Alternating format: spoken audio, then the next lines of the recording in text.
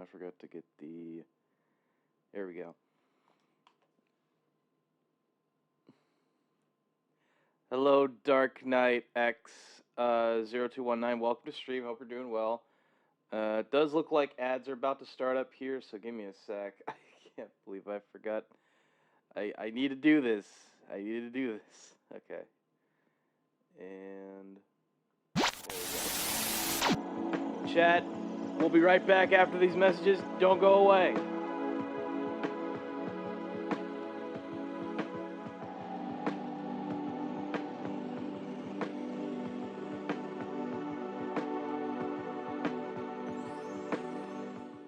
Time to celebrate is quickly coming to an end.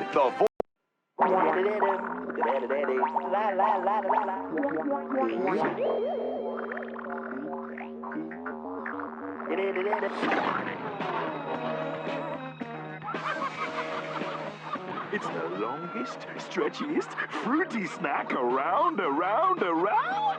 New orange fruit winders from Kellogg's. In 3 fruity flavors. New Kellogg's Real Fruit Winders. Unwind the fruity fun forever. Monkey, you know I always say there's no other tea to beat PG. Yes? Well, if you're lying.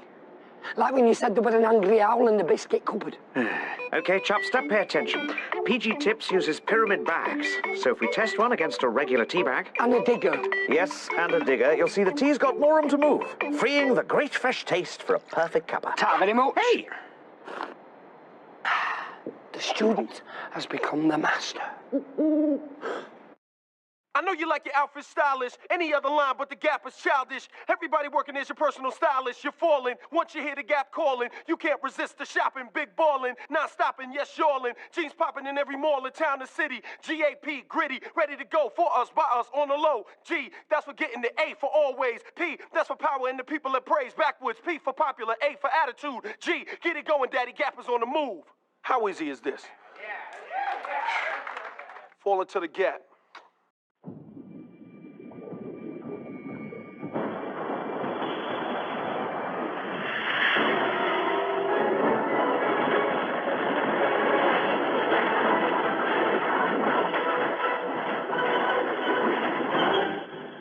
믿을 수 없다. 디지털 영상, 디지털 음향의 전율, 디지털 홈시네마, 삼성 DVD 플레이어. 황제유의 짱깨빵! 황제유의 짱깨빵! 황제유의 짱깨빵! 짱깨빵!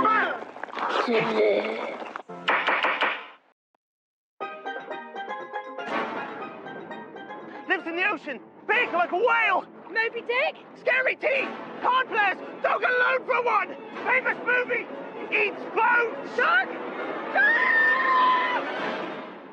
Articulate, the fast-talking description game. Welcome back for the ad breaks, chat. Sorry about that.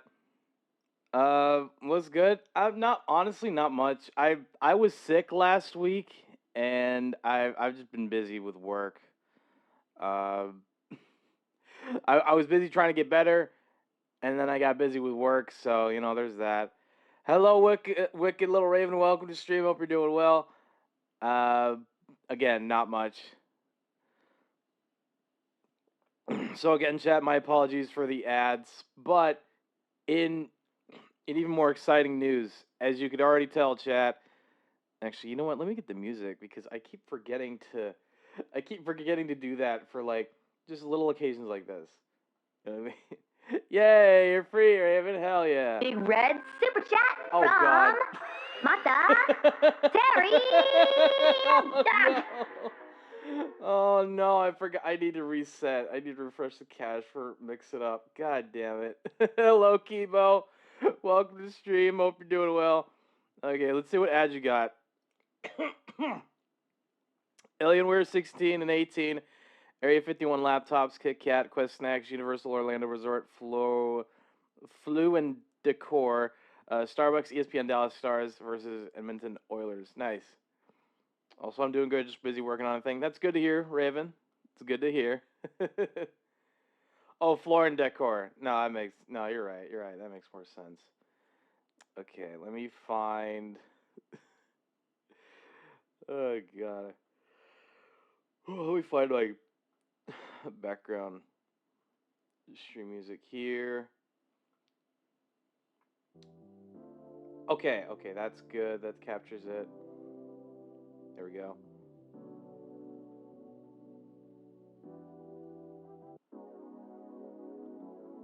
There we go. That worked.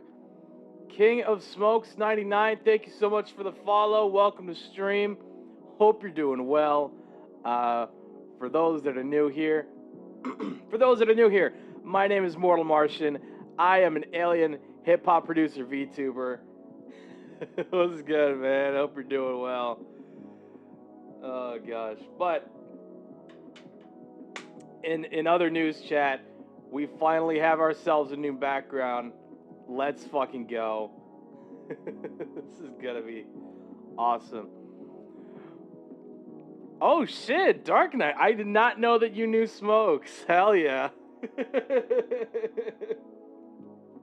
That is awesome. Okay. Let me try to showcase my new background real quick. Let me take this down and then I'm gonna move. I'm gonna get out of my chair real quick. Okay. So on the left-hand side here, we got a bunch of emojis. We got anarchy symbol, raccoon. That's in reference to a friend of mine. And then we got wolf and avocado. That's in reference to Cam, the editor who made the channel trailer for this Twitch channel. We also have crown and a black power symbol. That one's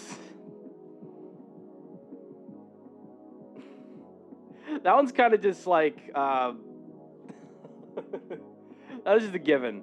You know what I mean? I just felt like that needed to be there. You know what I mean? That's all there is to it. We also got a trans flag, music notes. Again, felt like that needed to be there. And then we got black heart emoji and a film reel. This is this is in reference to a friend of mine, Dark Knight X0219. Thank you so much for the follow. Welcome to the stream. Oh wait, you've already been here for a while. but again, thank you so much for the follow. It is genuinely appreciated, man. Seriously. Okay, so the black heart and the film reel, that is in reference to Dr. Memento, who I collaborated with. Once. We're just chatting, watching some videos and stuff like that. A lot of fun. God, I should collab with him again sometime. Okay. Next up, over here by the record player, we have a fighter jet and a lizard. This is in reference to another friend of mine, DJ Afterburns, who I have yet to collab with again. So yeah, I should absolutely collab with him at some point on some music. I'm hoping. Okay. Going upward from here, we have a goat horn. Come. Oh god. Oh no. Okay, so this is already. I'm gonna need to move this up above that. Okay. My bad, Kibo. Okay, so moving up from here, we've got a goat horn with the name Cucky on it. And if you don't know what that's in reference to, this is in reference to the time in Stardew Valley where I bought a goat from Marlene, right? Just as a pet to have in the barn. And the goat's name, it was already named Cucky. What's even funnier is that it was a female goat. So I basically bought a female goat that was named Cucky. I even made fun of the situation by basically saying like, did I just buy Sneeko? It's just even funnier if you know. If you know, you know. So above that, we have my graphic design degree made by Kibo Arizora here in the chat, which I'm just so genuinely grateful by the fact that he even made it, because this is actually based on a real life instance where I waited so long for me to okay. So I graduated college, right? I have all the points that basically says that, I passed with an associate's degree, but I never actually got the diploma itself. So Kibo decided to make that instead, which was just so awesome of him. Another VTuber made a similar thing, but which was great. It was great for her to have made that. I just decided that was the one I was gonna have in the background. Then above that, we have a golden trident, which is in reference to Cab, who's another friend of mine. He has a trident on his shirt, like on the VTuber model of his shirt. So that is awesome.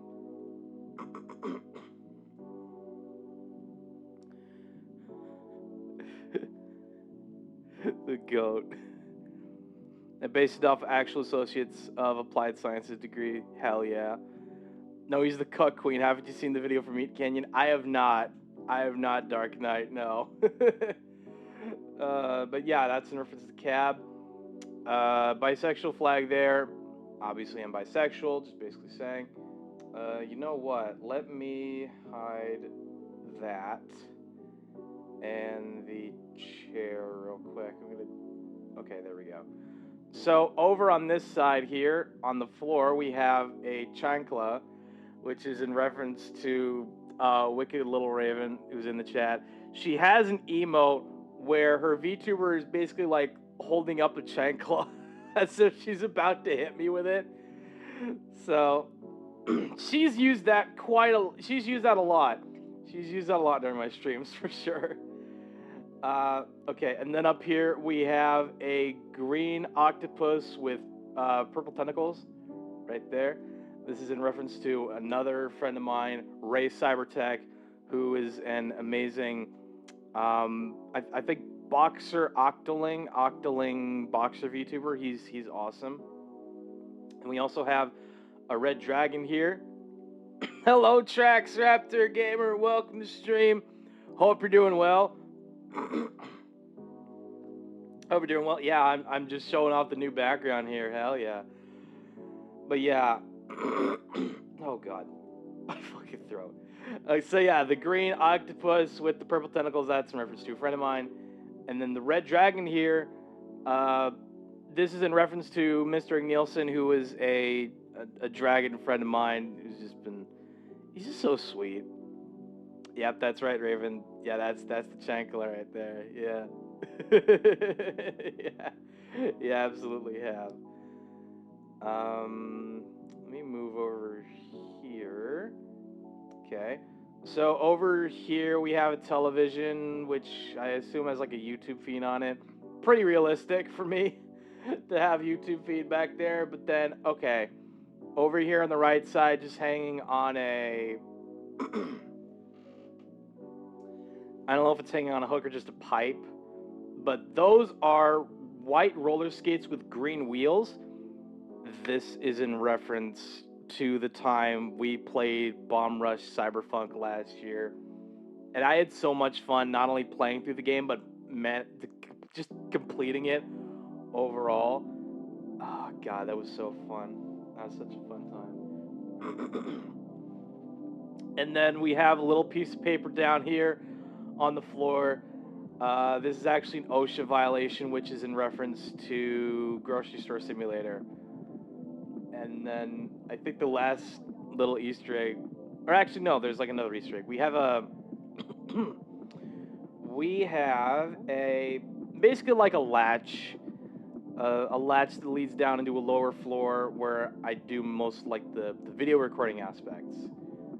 And then over here out into the hall is a Nova poster, which unfortunately you guys aren't gonna know what that is in reference to right now, considering the fact that like obviously the lore is in progress and shit like that. So I apologize. I apologize for not making any reference to that currently. But yeah, chat, seriously. I'm so fucking happy that we were able to No, you know what? No, not we. I'm genuinely happy with the background, the new background that I have now. Oh, of course you did the OSHA violation. Yeah, exactly. I played around with a forklift. What did you expect me to do?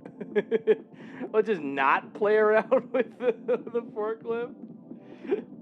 Oh my god. Okay. Actually no. Let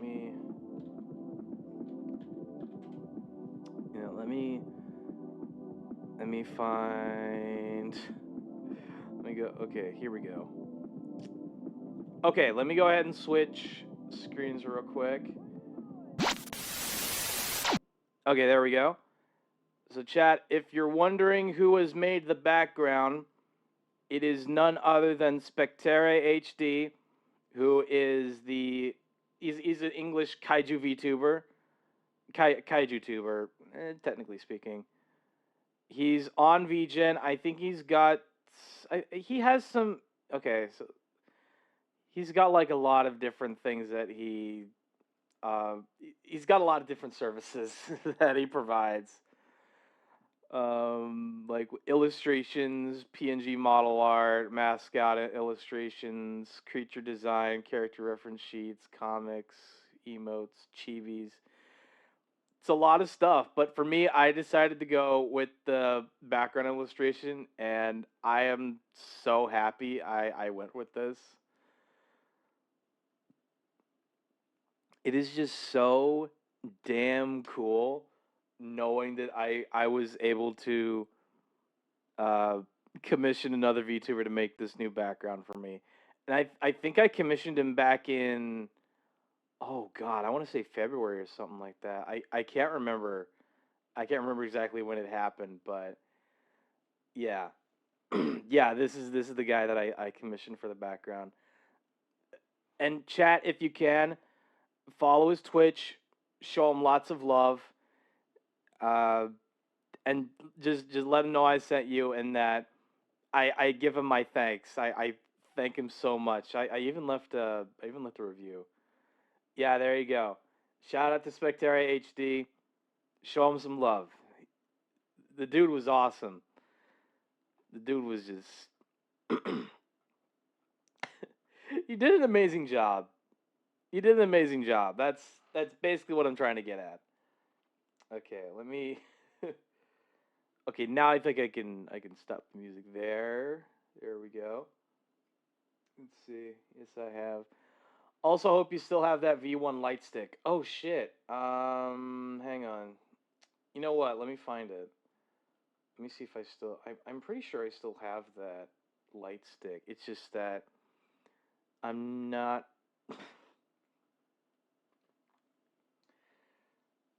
I'm just not under. Oh god. Wait. Do I even? Oh no.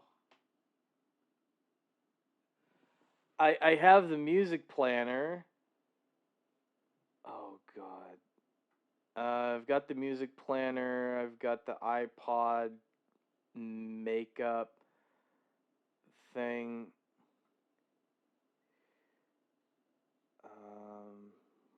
Shit. I don't think I have it. Oh no. Okay, I'm gonna need to look for this. I'm gonna need to look for this. It sticks.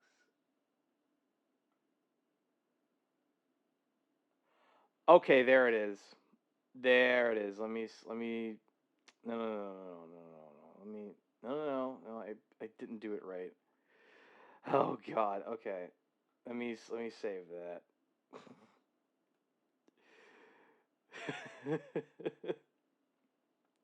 God damn it, me. How could you forget to save them? How could you forget to save these?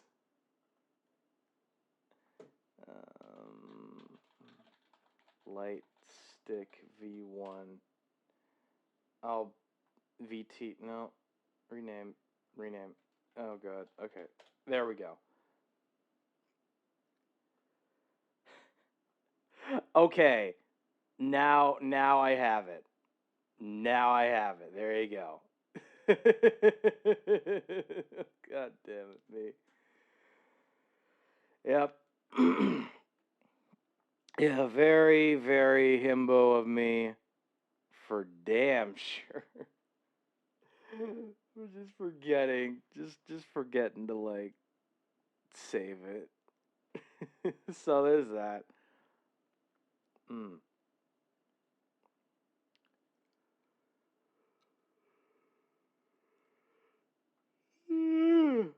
Whew.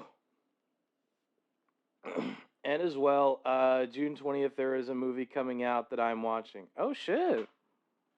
Which one might that be? I'm curious.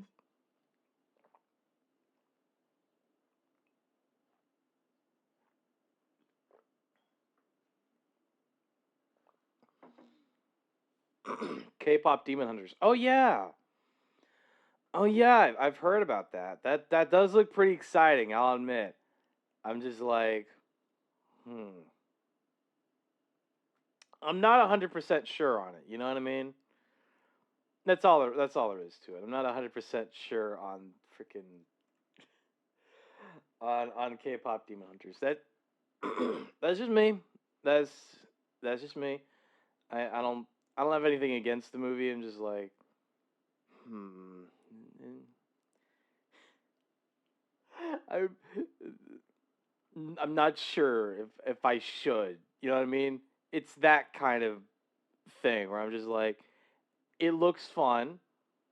It looks like a fun time of a movie, but at the same time, I'm just like, I can't afford this right now. As hard as it is for me to have to say that, I'm just like, yeah, I can't afford this. I can't afford this at the moment. I wish I could, but I can't. You know? It is what it is. I need to get some water because my. Oh, wait, I got water right here. Mm.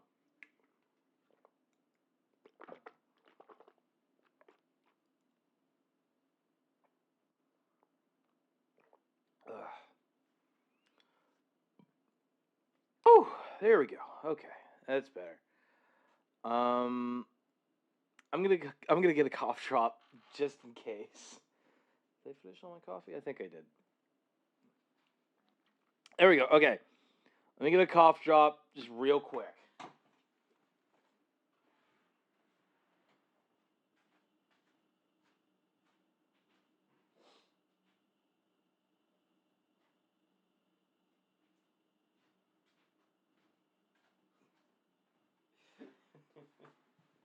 All right, it's not the whole bag. I don't have a whole bag of cough drops, but I have enough cough drops to help me out. So, so it's fine. I'll be okay. Um, by the way, oh wait. Plus, there are funny moments in the trailer, like, yeah, this plane's trashed, before they go and aggressively slurp down cup ramen and then look satiated. By the way, movie's gonna be on Netflix. Oh, okay. That's good to know. That's really good to know.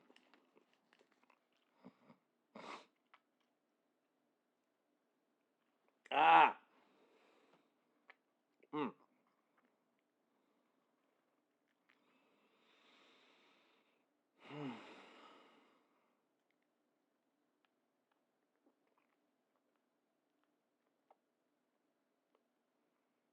Mm.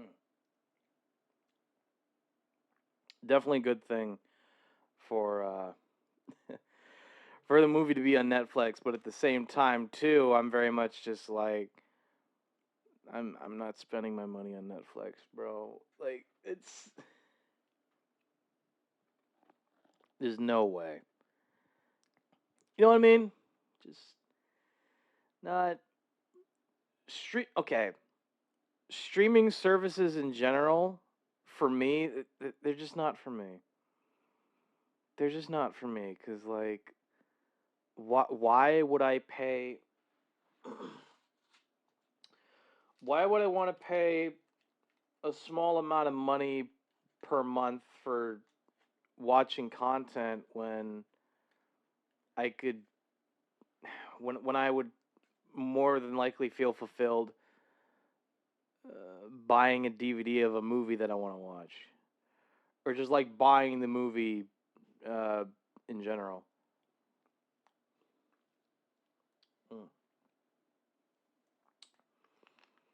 Another funny moment is when Zoe, one of the hunters, gets hit by a button from one of the demons in human disguise, shirt popping off from his muscles, and then their eyes erupt popcorn.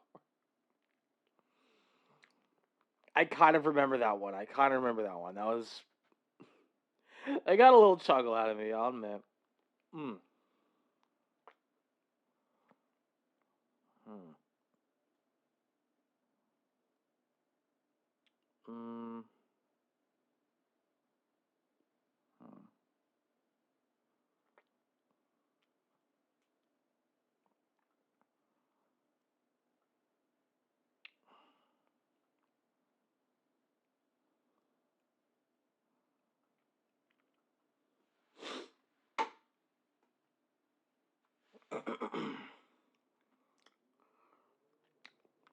Yeah, I'm gonna check. I'm gonna check our mixed messages, Kibo, to see if I can find. Oh God, what was the last?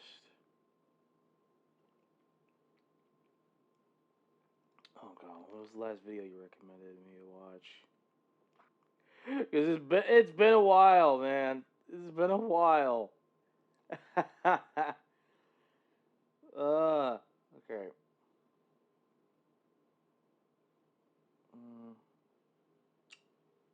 Come on now.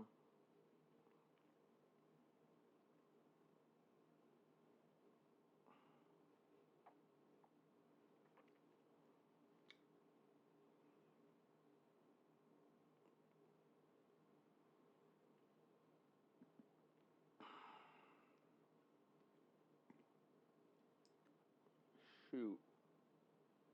Can't find it. I can't find the videos.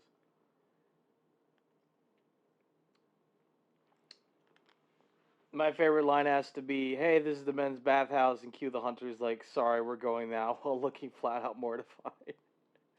That's pretty funny.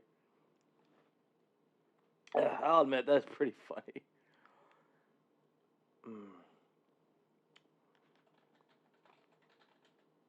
Let's see if Mori Kitchen has any new videos posted. I don't think they do.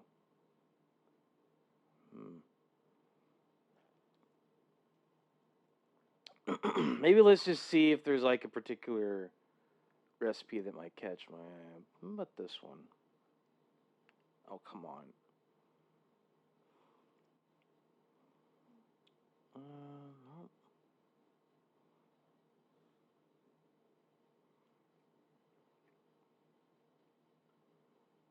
Okay, here we go.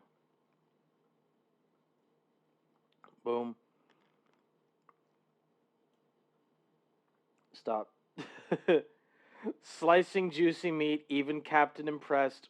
Ultimate delicious shawarma wrap IRL. Alright. Let's give this a try. Ooh.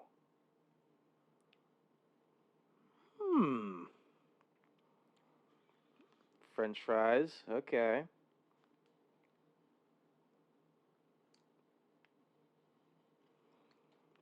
1,000 grams of chicken thighs. Boneless. Yep. Good to note that.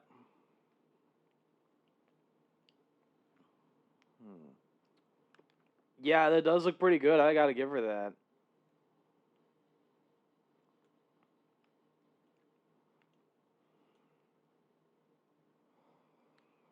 Shawarma spice mix. Alright.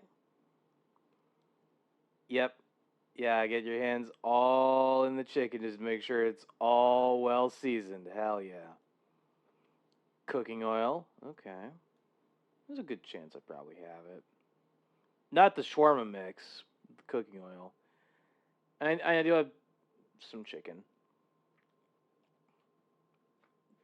Plastic wrap. Plastic wrap, man. It's always my arch nemesis. I'm just like, how is it so difficult to try to find the one part where you're just like, okay, I need to get You need to dig your rabbit before you tap. God damn it. Look, Kibo, you're not wrong, but dude, I hate plastic wrap, man. I know you need to like cover it in a dish if you're gonna put it in the fridge, but come on, man. Like, could could companies at least make it easier for me to take out the plastic wrap and to like cut it into the shape I want it to be? Cling wrap is his mortal enemy. Yeah, pretty much, Raven. Yeah, I hate cling wrap. I hate cling wrap because there's no indication for like where you need to, where like the start of the cling wrap starts. Like you gotta pick with your fingernail and thumbnail just to find an opening somewhere. It's so annoying. Cling wrap is just so annoying, man. Cling wrap, the devil's toilet paper. God damn. I hate cling wrap so much. It's just so inconvenient. It is so damn inconvenient, and it shouldn't need to be, man. Fuck. All right, potatoes, bamboo skewer. All right. Ooh.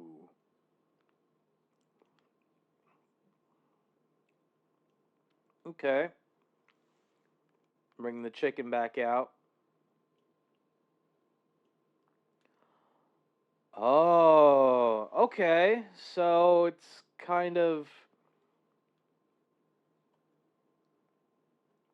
Oh, she's like stacking the cut and seasoned chicken into like it's like a canopy almost, or an awning, and the skewers are meant to like keep it all stacked on top of each other. That's a cool idea.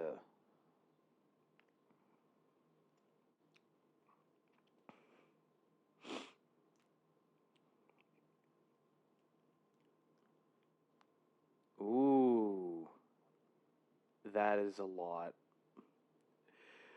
That is a lot of chicken to be stacked on top of like two halves of a potato. It's a lot. It's a lot, and there's a lot of sauce. Look at the amount of sauce that's on the aluminum foil. That's a lot. It's not like half of of the of the bacon pan, but it's a lot. It's a damn lot. A DIY shawarma spit. Ah, okay. I can see that.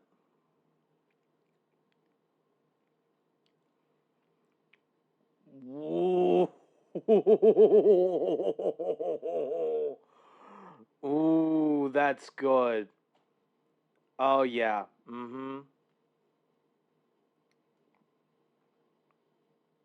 Ooh, yeah, there you go. Oh God, that is a lovely cut. That is a very lovely cut there. Yep. Nice. My weakness. I know. Cut a few tomato. Nice. Pickles. All right. Not a bad idea. A lemon. All right.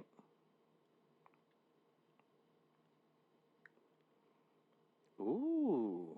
All right. Some Greek yogurt. Tiny clove of garlic. Black pepper to taste.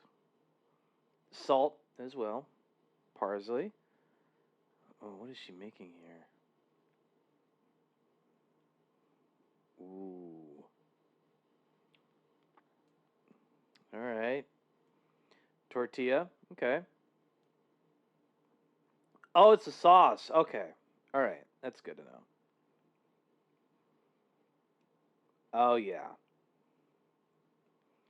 Oh, it's a yogurt sauce. All right. Nice.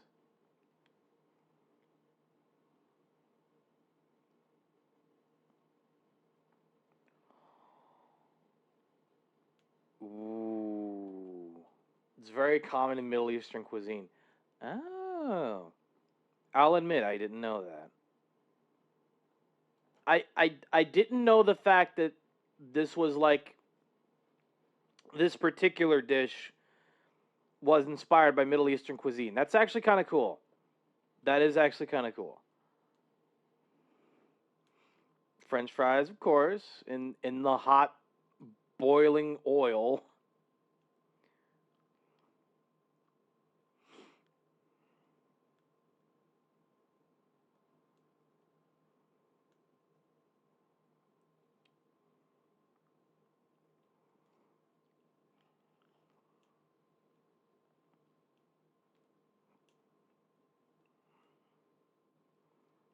Ooh.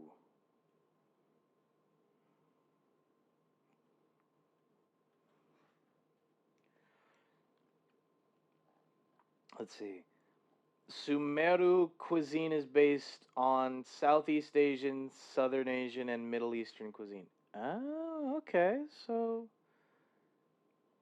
again, I did not know that, and this does look really good.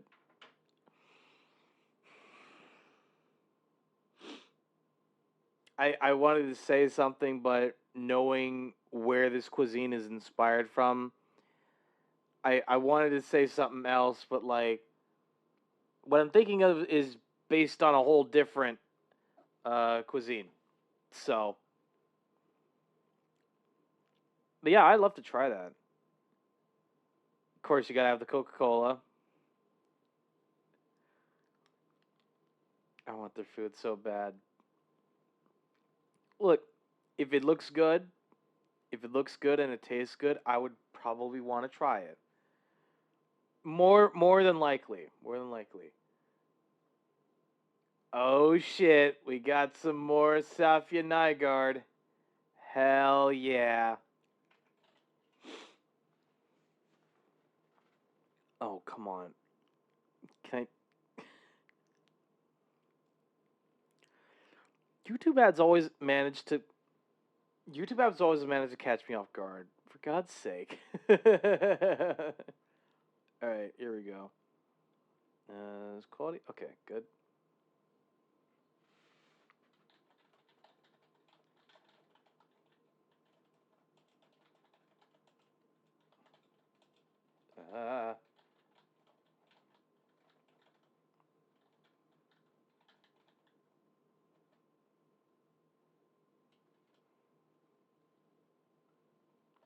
Here we go. I love the cooking channel though. Same here, Raven. Absolutely same. Okay. I could barely hear the video. Oh, okay. Yeah, I kind of fucked it. I really butchered the first video in regards to, okay. My bad. Let's see, how about now? Is that better? Does that sound any better, hopefully? Because I can't believe I had that muted in this channel. Oh my god.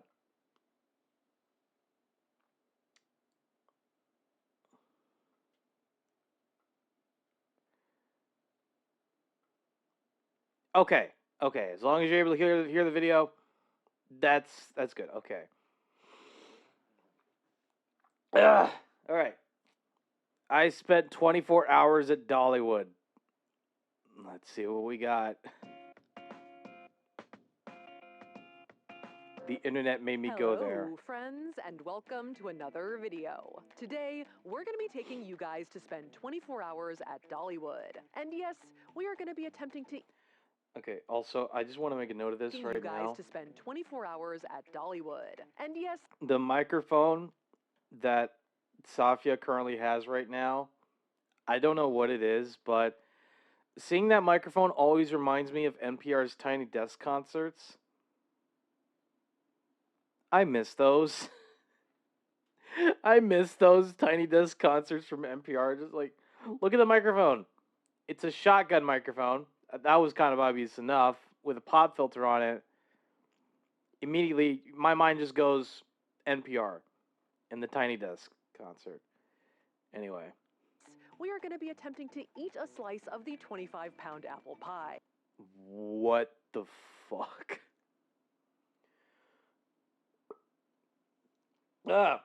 25-pound apple pie?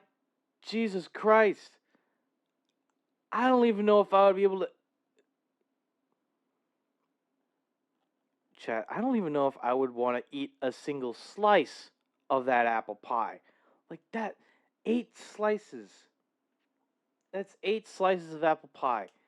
At best, each slice is about 3 pounds. 3 pounds each of apple pie.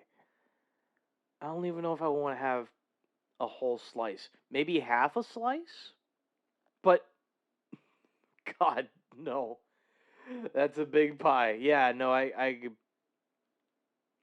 good God, man. That's too big of a pie.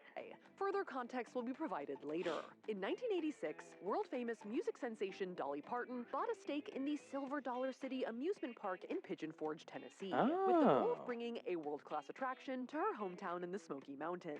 And the park was then reopened for the 1986 season and all following as Dollywood. Now, we all know Dolly Parton for having some serious beef with a redhead named Jolene, running the best little whorehouse in Texas, and being a musical genius, able to compose songs by just the beat of her acrylic nails, and I would say pretty much everyone loves Dolly Parton.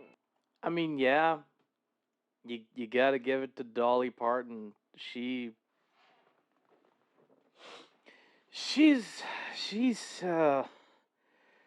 sounds like a fucking legend. That's for damn sure. That is for damn sure, man.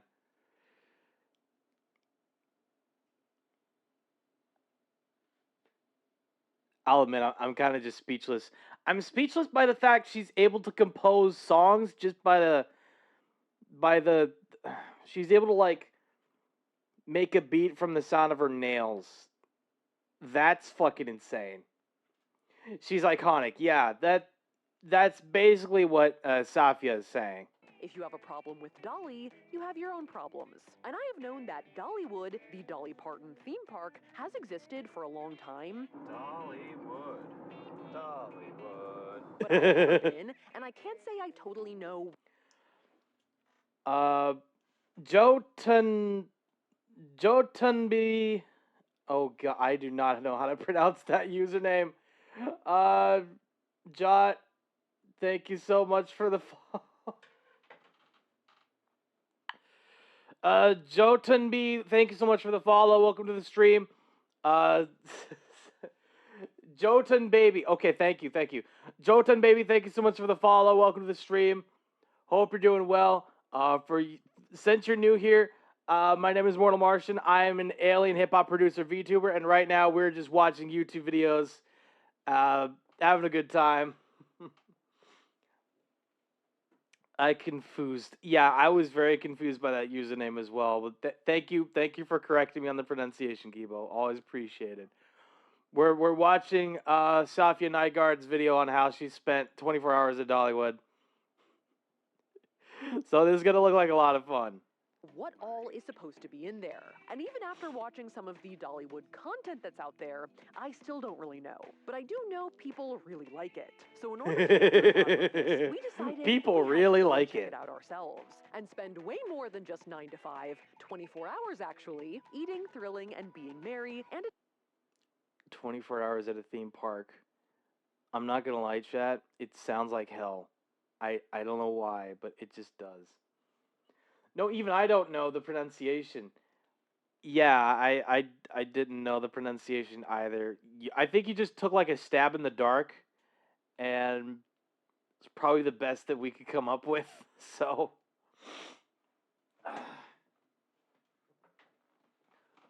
Jotun Baby, my apologies if I mispronounced your username. It was a shot at the dark. It was a shot in the dark there. All right, let's get back into it. Attempting to unravel for any equally curious Dolly Parton fans, what is it really like at Dollywood? Yeah. And yes, also try and tackle the giant apple pie. Oh my god. Even just the one slice, I'm just like, no. What? Why? Why would I subject myself to eating a 3-pound slice of apple pie? But before we stuff our face, I do want to give a quick shout out to the sponsor of this. Sponsored content. You know what that means? We gotta skip to. Oh wait, is this not the point where the ad starts, or is it just disclosing that it's sponsored? This video, Opera, the faster, safer. Yep. Okay, that's ad. Damn, we did just do a 9 to 5 line, didn't we? How about the grand ol' Opera-y browser? I'm just gonna skip. I'm just gonna skip that. About Roller there. coaster. So if you want to support our channel and check out Opera, it's totally free. Just use my link in the description below to download Opera today. So with that, thanks again to Opera, and now... Oh, come on, YouTube. Every time, man.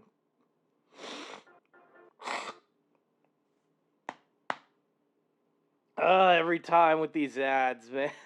Back to Dolly. So we There made we our go. way into the Smoky Mountains to follow our Dollywood dreams. And one thing I will say about Pigeon Forge, besides being surrounded by beautiful rolling hillside, is that it's kind of a scene up there.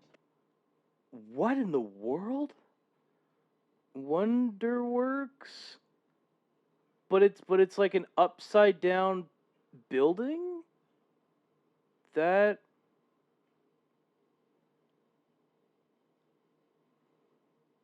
this really feels like a surrealist piece that you could actually go into. I'm not even gonna lie. I don't even know what to make of it. I don't even know what to make of this at all. As much as I wish I could. There's like a giant Titanic museum, a Hollywood wax museum complete with a giant King Kong at the entrance. Oh, there is a King Kong. Oh wow. That's a pretty big King Kong right there.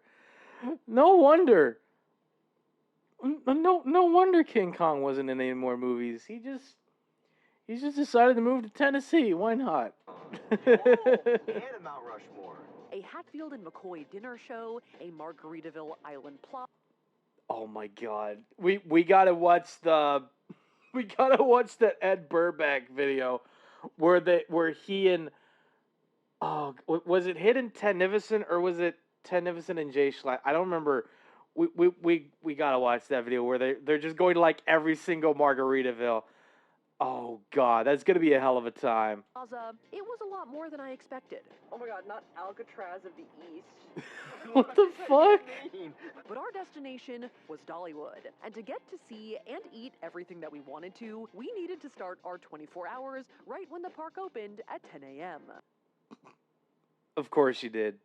Yeah, you gotta start the journey when the park opens. 10 a.m. sharp. Hell yeah. All right, so we're at Dollywood right now. They just opened the gates, so people are flooding in. And my first impression, honestly, was that I was pretty impressed. Part of me thought that it might be like a bigger version of one of Dolly's pirate musical dinner shows or something, but it's a pretty sizable theme park, with a lot of pretty big roller coasters you can see from different areas of the park, and 11 different fully themed areas. Whoa. 11 different themed areas? That's a lot of Dolly in one theme park. And, okay, the main reason why I said spending 24 hours at a theme park sounds like hell is simply because, like, even though you have a variety of activities to participate in, even though you're trying to ride all the roller coasters and eat all of the food, at some point, there's just a part of your brain that just goes, okay, I think I've had enough. I want to leave. I can't do this for 24 hours. It's just the part of your brain that is trying to bring you back down to reality and let you know, hey, you've been in this theme park for too long. Get us out of here. Please, I am begging you. We need to leave. Because that is the only logical reason that I could think of as to why most people go to a theme park and spend maybe, what, 2, 3, maybe even 4 hours at the theme park, and then they go. Because that's as much fun as they would need to have at a theme park. Granted, it varies from person to person, but still, like, 24 hours in a theme park. I don't know if I would be able to handle it. I really don't know. We are currently in Show Street, the land right at the entrance of the park, which is where the bakery that sells the giant apple pie is located. The pie. Oh we are my coming God. Back for. We're gonna come back around for the pie. Yeah, good idea. Come back around for the pie. Don't start with the pie. You never start with the pie. We can't end our day at 9 a.m.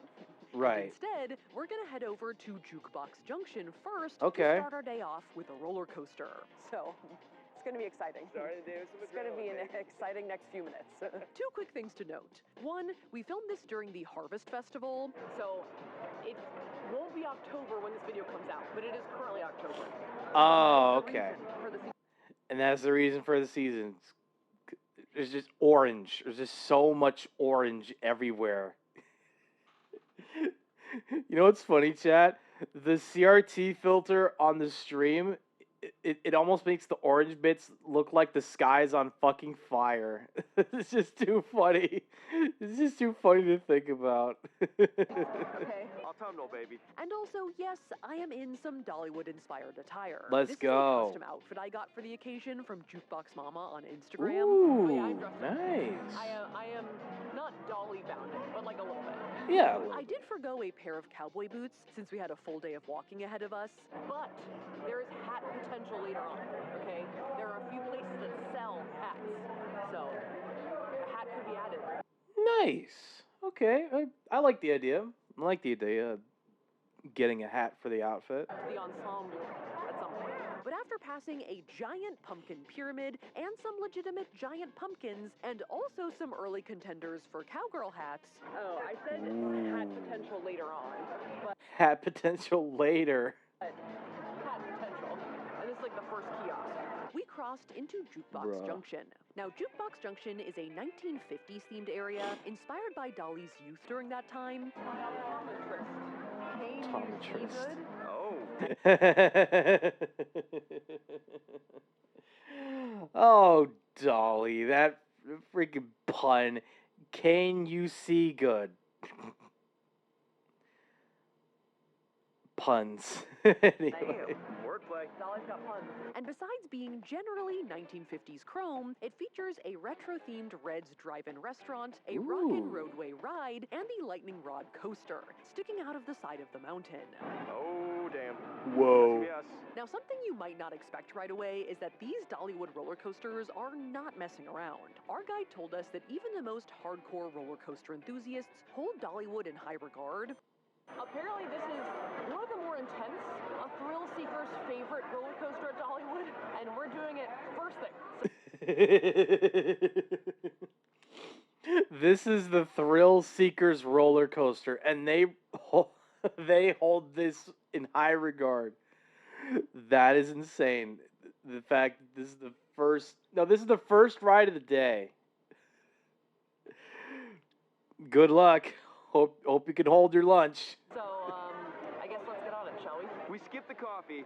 Now we're here. Themed after 1950s hot rods, the lightning rod races both refreshingly and exhilaratingly through the fresh mountain air at 73 miles per hour and features a nice 165-foot drop. Whoa.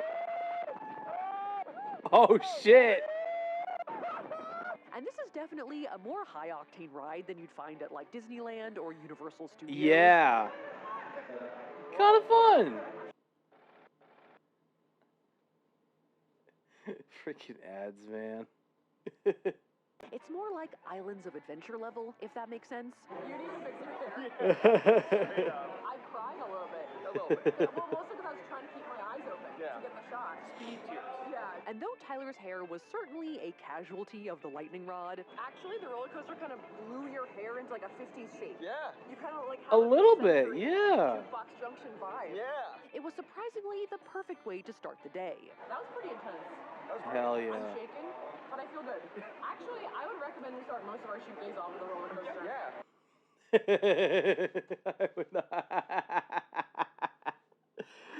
Oh, that is such a funny idea of just like going to a theme park and the first thing you do is go on the roller coaster. That's not a bad idea. It's not a bad idea. It definitely helps to waken you up for sure. It's not bad. It's not a bad idea. Kind of loosen up a little bit. Let's go check the coffee. But next up, we needed some breakfast. Yeah. We still had like 23 hours left to go. That's us. Looks great.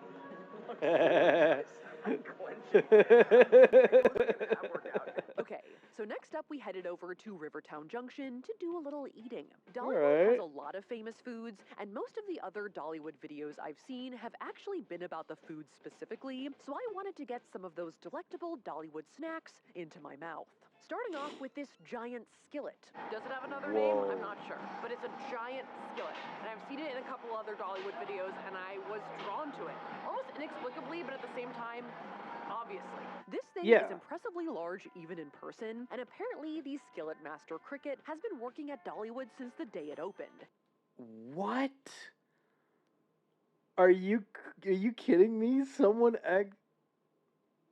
what, Cricket? Whoa.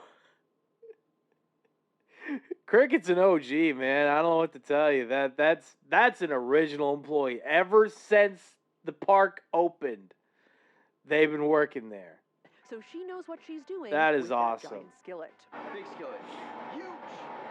And because it is Harvest Festival time, there is a special Harvest Succotash on the menu, which is packed full of Ooh. fall vegetables like butternut squash, Brussels sprouts, and lightly spiced sausage, all stir-fried, obviously. Very comforting. Kind of like simple, but like needed. Yeah. Yeah. Do you need some vegetables? Yeah, I kind of do. It is a pretty straightforward dish, and it doesn't taste super complex, but it is hearty and warm and lightly charred. A pretty good showing from the giant skillet. These are probably my favorite part, actually. These little onions. They're almost like popping boba. Small onions or popping boba?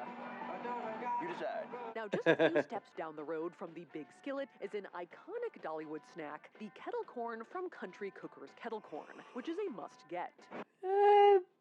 I'm not really a huge popcorn fan. Truthfully, just I don't know what it is. I don't know what it is about popcorn that I don't like.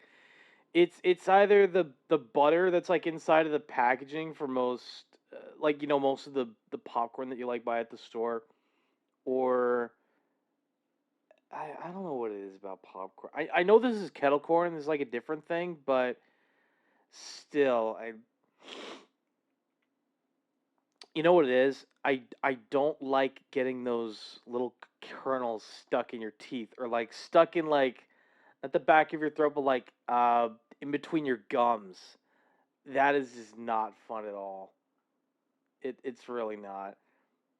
I make air pop, yeah. Pretty much. Yeah.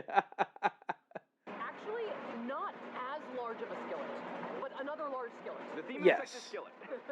The theme of the section is large iron pan. And though I wouldn't Large say iron I'm pan. the biggest kettle corn Yes. fan, I was an instant fan of kettle corn master Rick. Oh my god, the tactical gear, yes.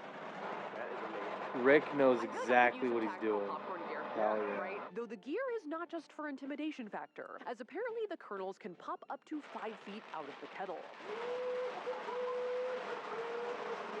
So it's more of a kettle corn battle than you would expect. Thank you so much. He ain't back a salt and pepper. Oh, wow, thank you. Oh shit! Rain. Let's go! They got And I'm not regular kettle corn and salted caramel. What a steal, man. trying to simp for Rick here, but this is potentially a notch above $9? other Peggy, kettle corn I've I'm going to tried. return the tank. Oh god. Kibo, thank you for the lurk. Always appreciate it. Thank you for letting me know about the ads coming up. Honestly, to me, kettle corn makes more sense fresh.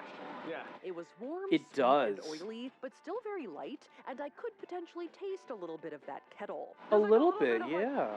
char, you know? Yeah. I feel like I never really put together the kettle component of the kettle corn. You forgot about the kettle. Yeah, I always sleep on the kettle. It's almost as important as the corn. But in order to avoid turning this video into 24 hours of kettle corn munching, Oh, yeah. All right, we're just munching right now. You want to show Yeah, me just the bag and then we munching, can keep going? munching on some kettle corn. Keep doing video. we had to move on to our next stop. Oh shit. Alright, looks like ads are about to show up here. Give me a sec. Chat, we'll be right back after these messages. Don't go away.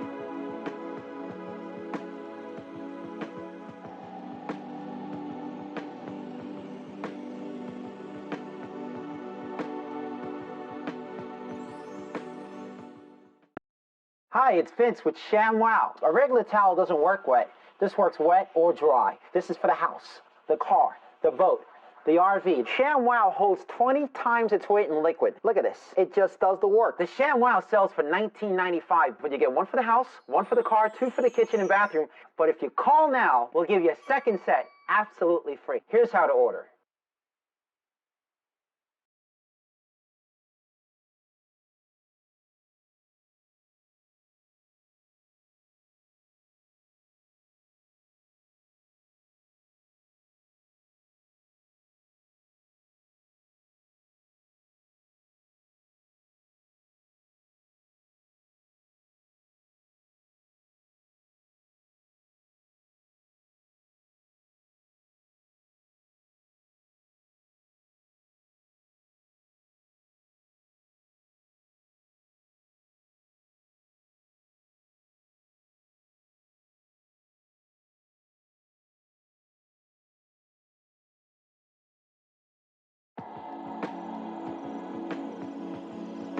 Sorry, I had to stop by the bathroom to throw up.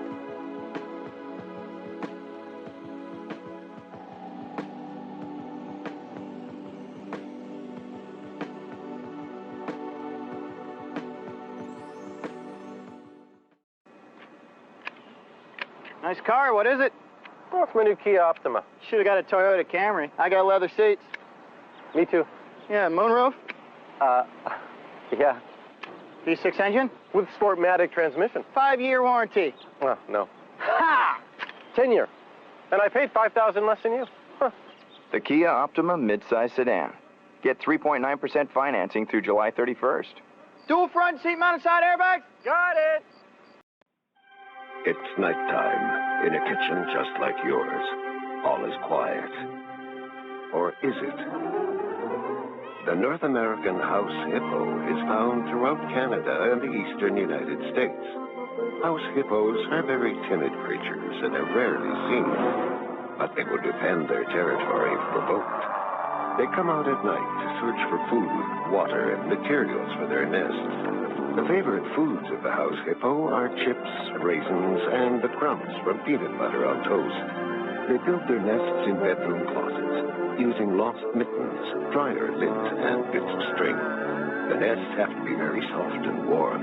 House hippos sleep about 16 hours a day. That looked really real, but you knew it couldn't be true, didn't you? That's why it's good to think about what you're watching on TV and ask questions, kind of like you just did. A message from Concerned Children's Advertisers. 山本山の特選焼き海苔、手巻き、海苔巻き、美味しさを優しく包む舌触り、海の幸をそのままパック。海苔はやっぱり山本山ですね。歌いでカラオケ。はい、歌詞が出るんです。もうちょっと歌ってください。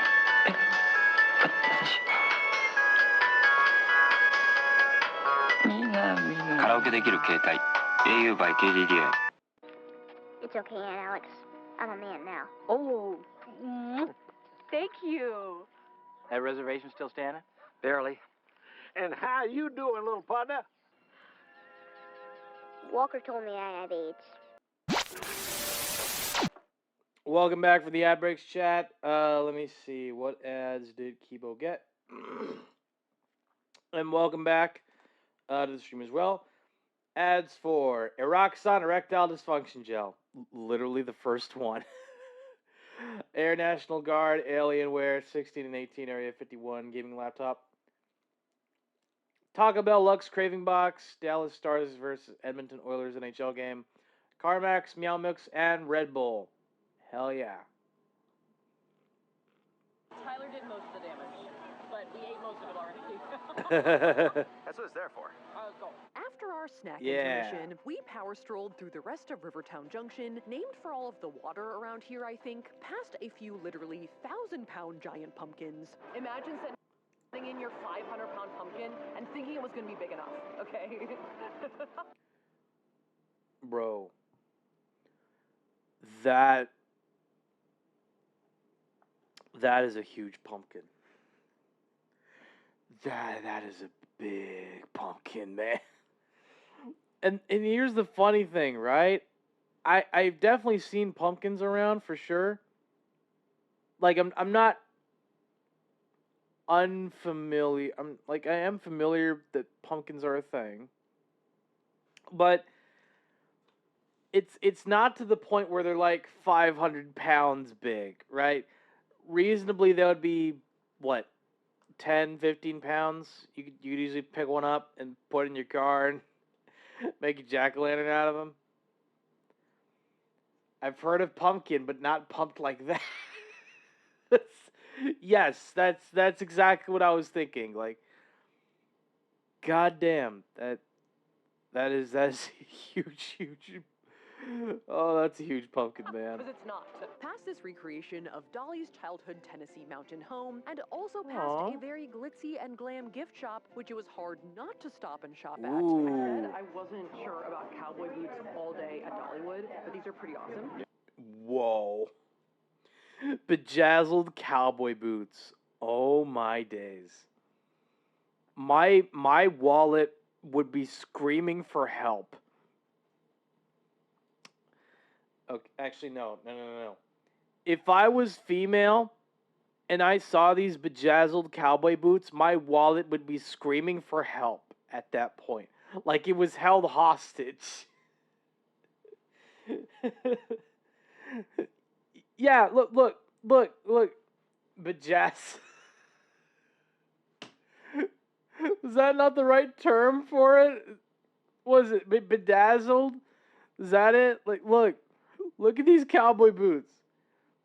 Yeah, no, you're right. Bedazzled. God damn it. Yeah. Wow.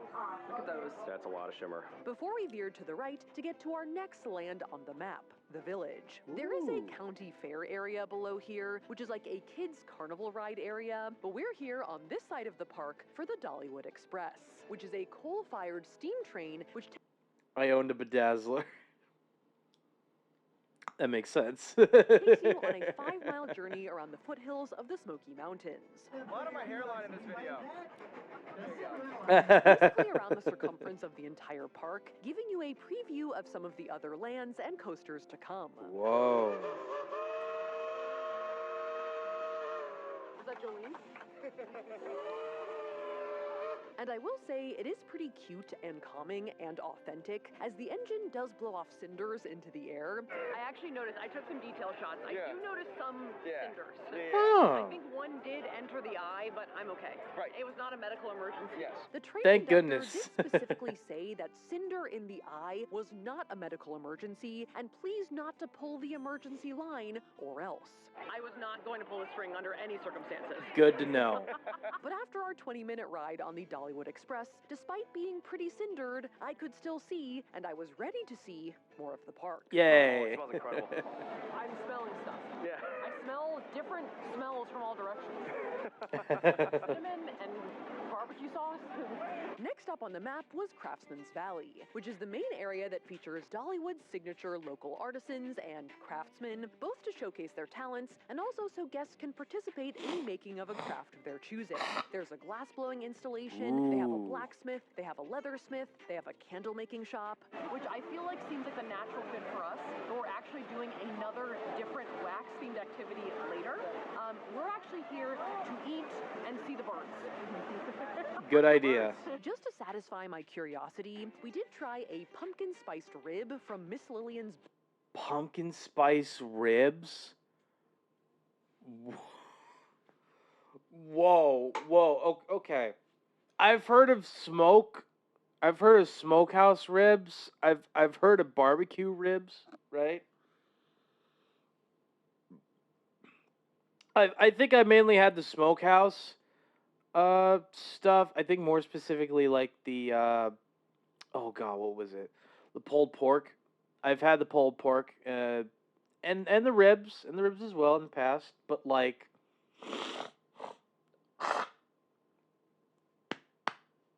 it was never pumpkin spice in the least. It was never like this, right? One of these days, mortal. Yeah, I imagine one of these days I'm gonna have to try one of these. Barbecue corner, which was nice. I'm dragging you to go eat good food. Oh, okay, Raven. Okay, I will take you on your word. All right, I'll take you on your word for that. Or I mean, you could alternatively like send me food if you really wanted to.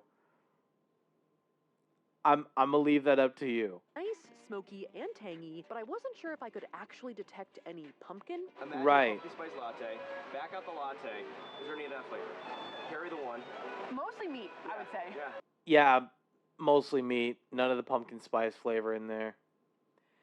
Can't send fish though. Yeah, no, I understand that. You don't need to send fish. You don't need to send me fish. It's just like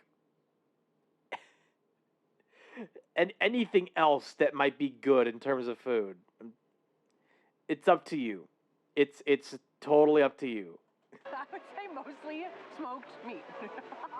But the must-try in Craftsman's Valley is the cinnamon bread, which is a Dollywood classic made fresh daily in this fully functional grist mill. Is it like a Roman aqueduct? Like, what's going on?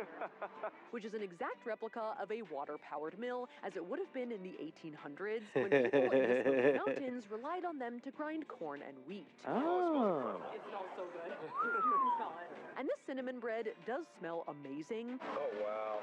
But once you're confronted with it head-on, it is a pretty formidable... I mean, yeah, that's... Those are some pretty big pieces of cinnamon bread. Hunk of marinated Pretty big. bread. Oh, and there's a pool of something at the bottom. Whoa. Could be drenched in butter. But I can confirm the flavor is great. Whoa. Nice. I do believe it's butter. I do believe that it is butter. I'm not saying that it's not butter. I'm just saying there is a strong chance that there is butter in this. That was very amazing, but also just butter. Yeah. Let me try the other side. Yeah, dig in deeper. Yeah, there you go. Fluffy, very sweet and sugared cinnamony. Oh, wow. The head pivot. Unbelievable. But I was glad that at the base, you could still taste that it was bread under there and not like cake or pastry. Right. So there was some grounding to the whole thing. It's like shades of the Cinnabon without the complete cream overload. Right. No frosting, bread. And though it is a very rich and decadent snack, that didn't stop me from going back in for a second piece. I think I'm starting to have a pretty good time at Dollywood. Hell yeah. That's the line you wanted to take? I swear it's a TikTok trend. That's the line you wanted to take. South goes, let me slide in, I want to take another line. And that's what she comes back with. Let me try another one. Okay, what's next?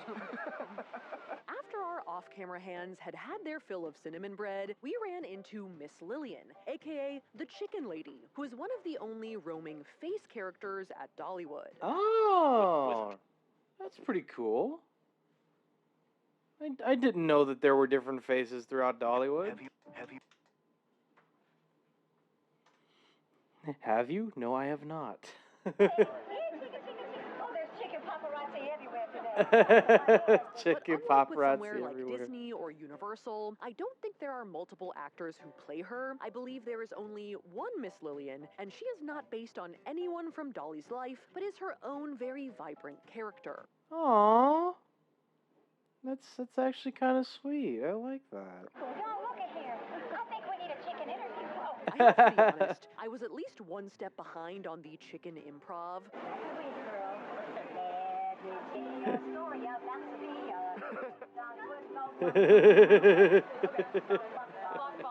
And my chicken dance did leave a bit to be desired. She's trying her best. But I will happily accept the title of chicken influencer, although it did seem like she was one step away from giving that title to Tyler instead. Fast roller coasters. Oh, that's true. It'll fluff you up real good. Though influenced by Miss Lillian, I did decide it was finally time to find a hat. Yes. Now we're gonna find ourselves a proper hat for that outfit. And picked one up at the Valley Hat Shop a little bit up the pathway. An option, right? An option. Though there were quite the variety of hats for sale here. It's giving Joe Exotic. Oh. Oh God. Oh God. It's giving Joe Exotic. Huh? I don't know if that's a good comparison. Exactly what I was hoping for. Exactly what I was I hoping decided for. to go with this one with the sort of winged up brim. Ooh. Big time brim. I like the exaggerated Yeah. side flip. Yeah. I feel like in its own way it's kind of witchy, which is what put it over the edge for me. Hell And at some yeah. point in the video, I will start wearing it for good. I have to decide. I will start wearing it for good. Oh, you gotta love it. Begin having full-on hat hair in this video. Yeah. So. Yeah. We'll see. We're we're having hat hair today, baby. The hat hair might start now. Now, our next stop is technically still in Craftsman's Valley, even though we are winding our way up the right edge of the park here. You can see the giant owl in the distance, right? Yeah. We're approaching the birds. The birds are coming. Yes, next up is Dollywood's Eagle Mountain Sanctuary, which is actually home to the country's largest collection of non-releasable American bald eagles, as well as a bunch of other birds. Look at them all sitting there. Whoa. That is... Okay. How do I put this exactly?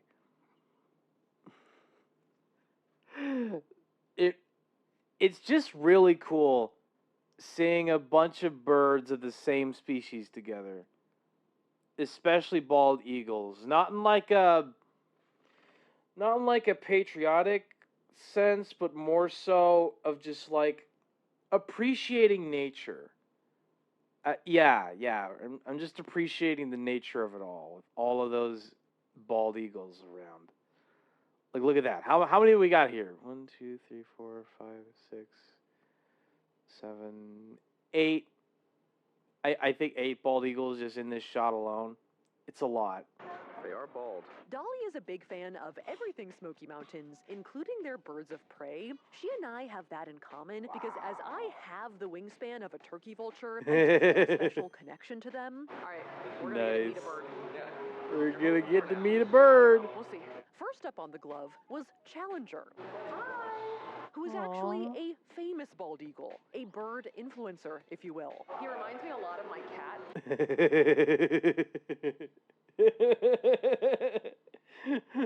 Finally, a bird that feels like your cat. So I'm having to really control the impulse, just be like, oh yeah, to pet. Yeah. Pet your back, and we don't want that. So. Don't want that. And as a lowly chicken influencer, I was They sound like a squishy toy. I'm sure they do. pretty in awe to be in his presence. Though at 35 years old, he is now retired. 35. all right, both 35. we have that in common. Over the years, he's flown in commercials, over NASCAR races, and even NFL games. Whoa. Yes, so he was the Philadelphia Eagles mascot there for a little Nice. He was the eagle. Yeah. He was the eagle. Yeah. He was the eagle. And I've been crossing my fingers all day that we might get to meet an owl, and then suddenly Buster appeared, who was amazing and extremely tiny and an Easter. Oh, look at the at the tippity owl. It's so cute. Oh god. Look at the owl. Screech owl. Oh. He's so cute. This one also looks like my That dad. is so cute. He lost his eye after being hit by a car, but with the one eye he had remaining, he was surveying us quite intensely. Oh. Oh, that's... Oh, the fact that this owl is even here, even after losing one eye, that is amazing, man. I love owls. Well, this is perfect. This is perfect for you, Raven. This is absolutely perfect. Actually, okay. Raven.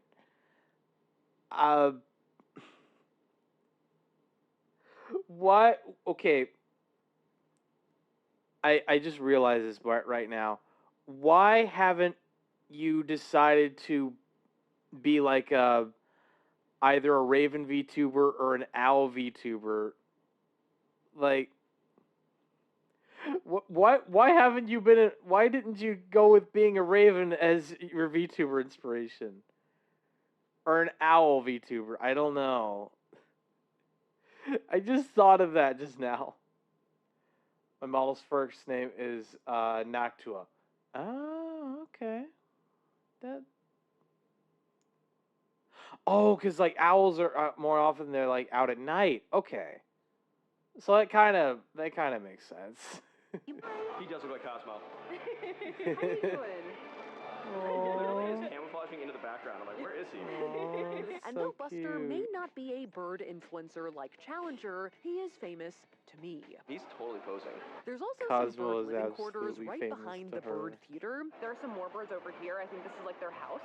Sadly, the Noctua is the Latin term for owl and also the name of a constellation. Oh, okay. So Noctua, that's the Latin term for owl. Okay. Thank you for correcting me on that one, Raven. That's my bad. turkey vulture, not in the building today, but there's another owl named Desi, and he's looking all sassy right now. I was very happy to see Desi, though I hope he was not so disgusted with us that he involuntarily vomited. I wouldn't be surprised if this owl suddenly just decided to perpetually vomit. Her last name is Corvus, same thing as the Latin term for crow or raven, and is also the name of a constellation. Oh, okay. Okay, that makes a bit more sense. Hence the actual name Noctua Corvus. You know what, Raven? You got me there. You absolutely got me there. Oh my god! Is he about to cough up a hairball or is he yawning? Oh my god, he's totally about to cough up a hairball. Hi! Oh, he definitely just swallowed it. Oh, he's so cat. He's such a cat. Which is another one of the 11 lands. We rounded the corner in the back of the park to enter our next land, Wilderness Pass. Ooh, spooky. Okay, Wilderness Pass. But at some point, the spooky lights come on. And on the horizon appeared a very intimidating sight. Look at that roller coaster. That's what we're doing. I know. Whoa. We're doing that one. I'm excited. The Wild Eagle roller coaster, which was Wild Eagle roller coaster. All right. Hell yeah. technically our next stop. He said, look at those claws. I know. Go birds. The Wild Eagle is America's first wing coaster, where you, the rider, are basically suspended from the end of this giant eagle's wing with your legs dangling in the air. That looks kind of terrifying. It is a little terrifying, I'll admit. She's named after my two favorite and less known constellation and two of my favorite animals. Not everything is in your face. Again, Raven, you really got me there. I doubted you for a sec, and then you proved me wrong. So there you go. That's gonna be us. We'll be fine, right? I'm not gonna read. We'll be okay. Am I? You might. And initially, I thought that I could embody the spirit of Challenger, upgrade myself to a birdfluencer, and fly like an eagle, but the whole feet dangling thing really freaked me out, actually.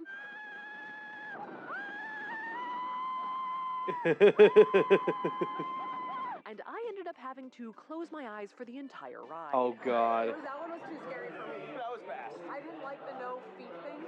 I couldn't keep my eyes open. That was fast. Apparently did keep his eyes open and pointed. Double pointed. At the camera. Double pointed. One's to the drop and one's to the loop. Okay, you're not Nice. showing them your hair enough. Tyler looks like the owl. Yeah. And in addition to wrecking Tyler's hair, this ride also produced one of the most unflattering images of me of all time.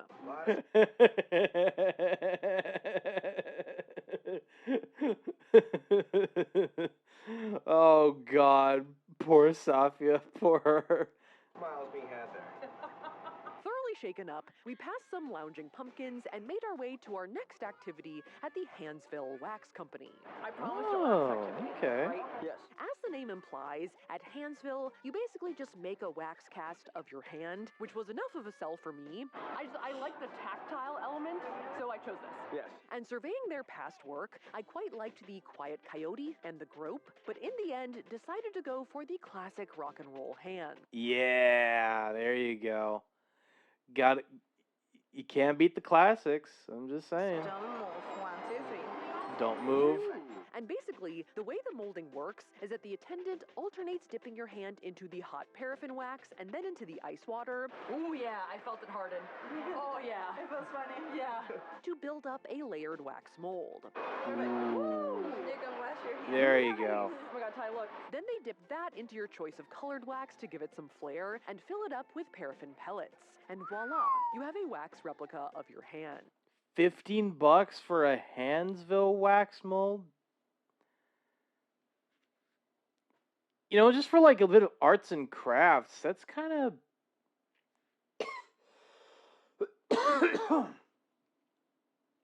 For doing a little bit of arts and crafts, $15 is kind of a steal. For just like dipping your hand into like some paraffin wax. It's kind of crazy to think about. That's pretty cool. I kind of love it, actually. It's my hand. Yeah. Cute. Two right hands, wait. Thing from the Addams Family vibes intense. Yeah, no, I could do that for $8. You know what, Raven? Fair enough. Fair enough. It's my disembodied hand. So with our hand in hand, we headed through the rest of Wilderness Pass, deep into the back part of the park. I feel like we've officially reached this point where I would say Dollywood's pretty big. Yeah. Right? Like, I feel like we've advanced. Like, this is a new extra area of the park. Yep. Dollywood is big. Why, I have the stuff in hand and need to get more color dye. Again, totally fair. Right? Keeps going. Totally fair. This land in the far back here is called Wildwood Grove and is the newest land in Dollywood, having opened in 2019. It's kind of a kid-oriented family fun area, but it is very pretty back here, and weaving around the whole land is the track of the Big Bear Mountain Coaster, which is the longest ride at Dollywood with over 3,900 feet of track. Okay, this is the roller coaster in question. Yes. We're doing this one. Yes. People are screaming, but it doesn't look as bad. Huh? No. There aren't a lot of drops or hills, but don't let the low altitude deceive you. Don't let the low It is altitude pretty fast deceive and you. exhilarating, and operates kind of like a Hot Wheels track, where there are like accelerators throughout that blast you through the nice evening mountain air. It was, however, unintimidating enough for me to finally also keep my eyes open and attempt to point at our cameraman on the ground. Yeah! Where is he? However, I would be surprised if I pointed in the right direction even once. Okay. That one was the best. Yeah, that was good. Mostly fun. That is not very scary. awesome. No. Not Scary Farms. Only Dollywood. Wholesome fun. Now, to complete our loop, we headed back through Wildwood Grove and down Timber Canyon, which is sort of like the back alley that will take you back to the front of the park. There are a few coasters and a pretty big drop ride back here, but we were pretty singularly focused on seeing all the pumpkins, because this is also where the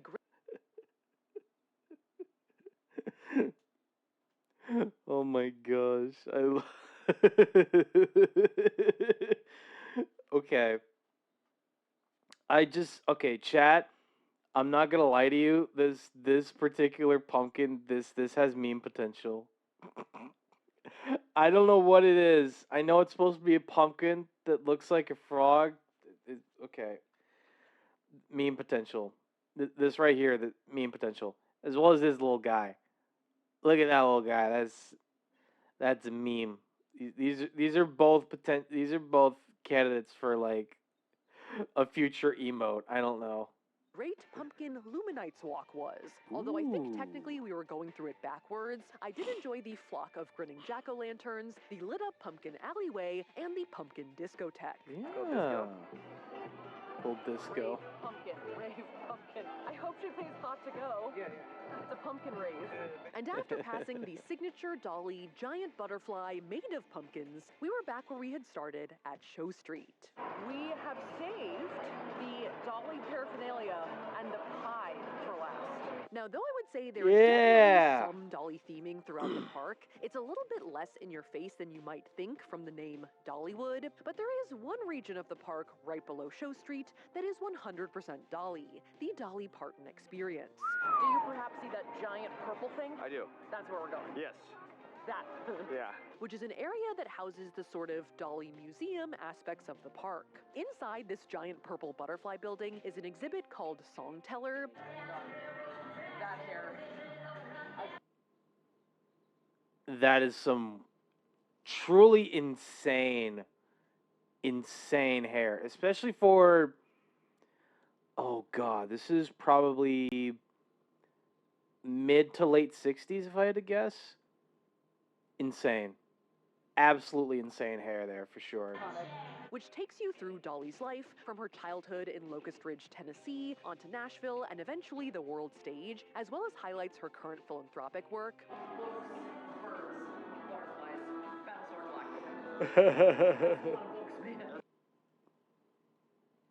Wait, she's gifted 254,521,097 books. Fucking hell, man. Dolly's got a heart of gold. That is amazing. That is actually kind of amazing. Look, credit where credit is due, okay? That is some awesome philanthropic work right there. That's a lot of books. Wow, yeah. There's also another exhibit called Behind the Seams, which houses many iconic Dolly outfits and wigs. I like how you can tell Dolly is short and stacked. Short and stacked. Of Dolly's tour bus, as it would have been when she was traveling the country on tour. And after soaking it all in, I did feel pretty ready to head back to our hotel, but we promised everyone some pie. So we swung by these. We promised our audience pie, and damn it, we're gonna get that apple pie. Spotlight Bakery in Show Street near the entrance, which sells the famous 25-pound apple pie, baked to perfection in a cast iron skillet. Now, we had absolutely no delusions of being able to eat 25 pounds of apple pie. Okay, hang on. I need to check the price. $229 for a 25-pound pie? No, thank you. I'm sorry, but no thank you. That is too much money for one whole apple pie.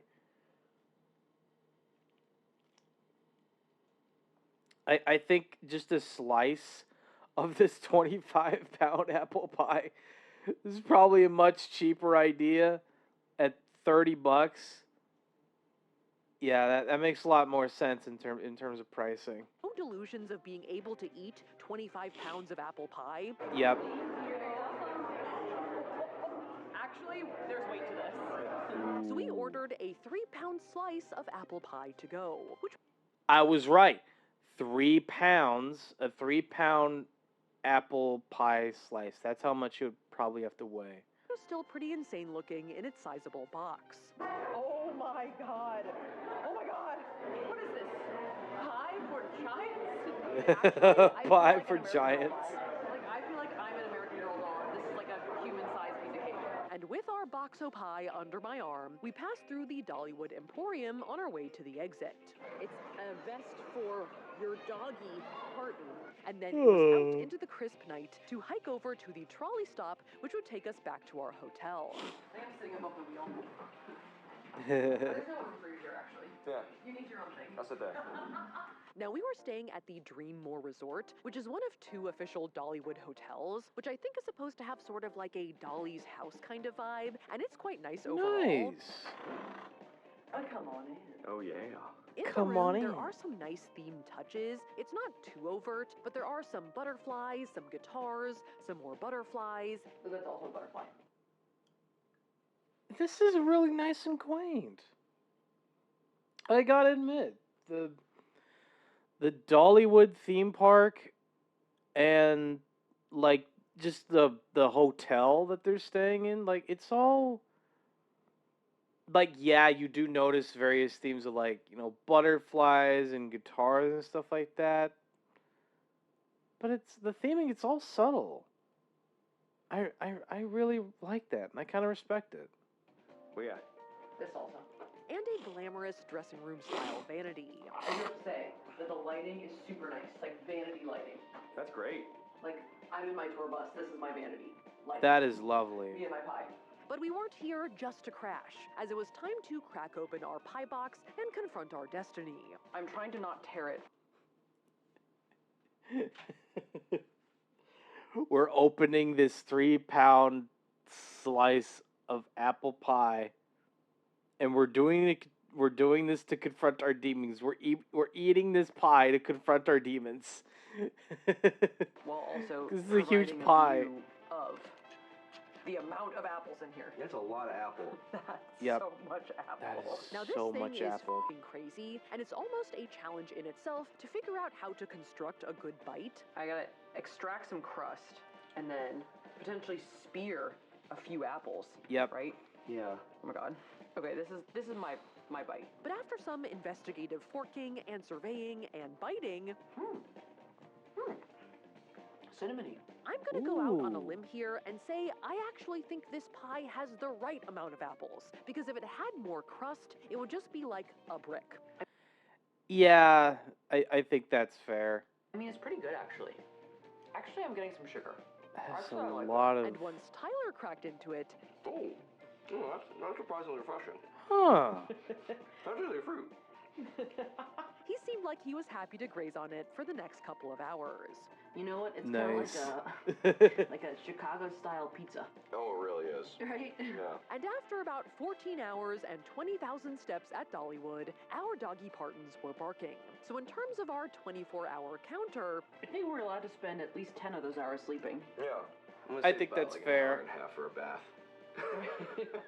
So I guess to answer my question from the beginning of the video of what is Dollywood, it actually turned out to be much more of an amusement park than a Dolly-themed park. Because as Tyler's hair can attest to, there is a pretty serious arsenal of high-octane roller coasters and other rides and food and crafts. So if you are the only person in the world who doesn't like Dolly Parton, you'd probably still have a good time. I would Huh. That's actually kind of cool. The fact that, even if you weren't the biggest fan of Dolly Parton as a music artist, like, you would still have a pretty good time at Dollywood. Like, don't let the name intimidate you. Huh. That's actually kind of cool. specifically recommend the Big Bear Mountain Coaster, the Kettle Corn, especially if it's freshly popped by Rick, and the birds, specifically Buster, the Eastern Screech Owl. But as for me, it's about time to head back down the mountain. Yep. 24 hours later, came here with a dream, and I'm leaving with a hat. Subscribe for I came to Dollywood with a dream, and now I'm leaving with a hat. Hell yeah. more owl content. And I'm being serious about that this time.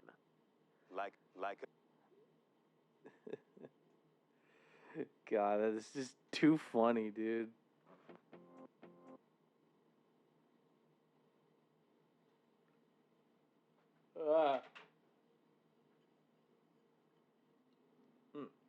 Shit. Okay, there we go.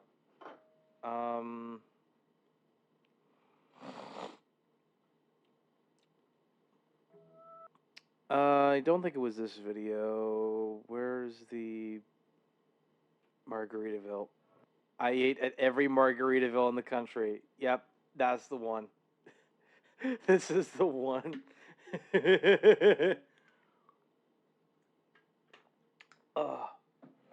This is the one that is absolutely gonna just break our spirits, and I don't mind that at all.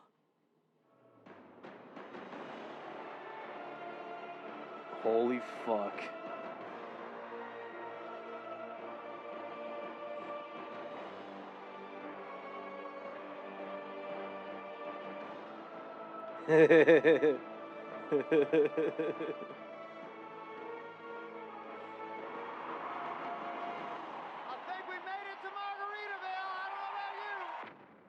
I ate at every Margaritaville in the country. So, you clicked on the video thinking, is this guy really gonna go to every Margaritaville in the country? Well, technically, that title is a lie. Because I'm going to every Margaritaville in the country and Canada. Wait, what? What? There's a Margaritaville in Canada, technically speaking? What the fuck do you mean by that, man? What are you doing?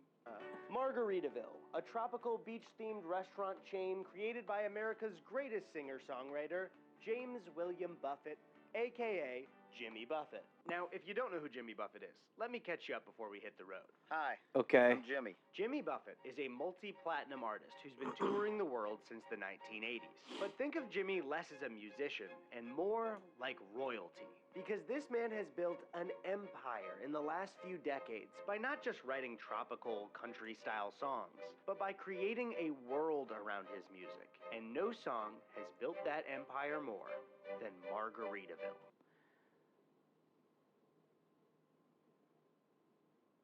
How in the world have you been able to leave behind a legacy based off of one song?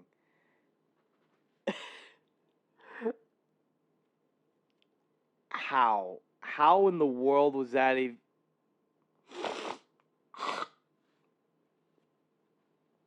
Like, how is it even possible, man? Holy shit. Don't worry about it. You know what, Raven? You're right. Oh, God. This is going to drive us insane. Here we go. Margaritaville is a simple tune created by Jimmy in the late 70s that then inspired the creation of his restaurant, Jimmy Buffett's Margaritaville. As the business started to thrive, they made Margaritaville shirts, shot glasses, keychains, and other merch until they expanded to Margaritaville hotels and resorts across the globe. Wait, they also have hotels and Bruh. Jimmy Buffett died a fucking multimillionaire. Based off of one song. And basing that song and being inspired enough to make it into a restaurant and then resorts and hotels. What the fuck? But the restaurant that started it all is the official Jimmy Buffett's Margaritaville. There are 22 locations in the United States and Canada, with one in development in Boston, Massachusetts. And we will be hitting every single one. Last year, Ted Nivison and I went to every single rainforest cafe in the country. There were 18 total locations, and it took us 3 weeks to do it. The trip also nearly drove me insane.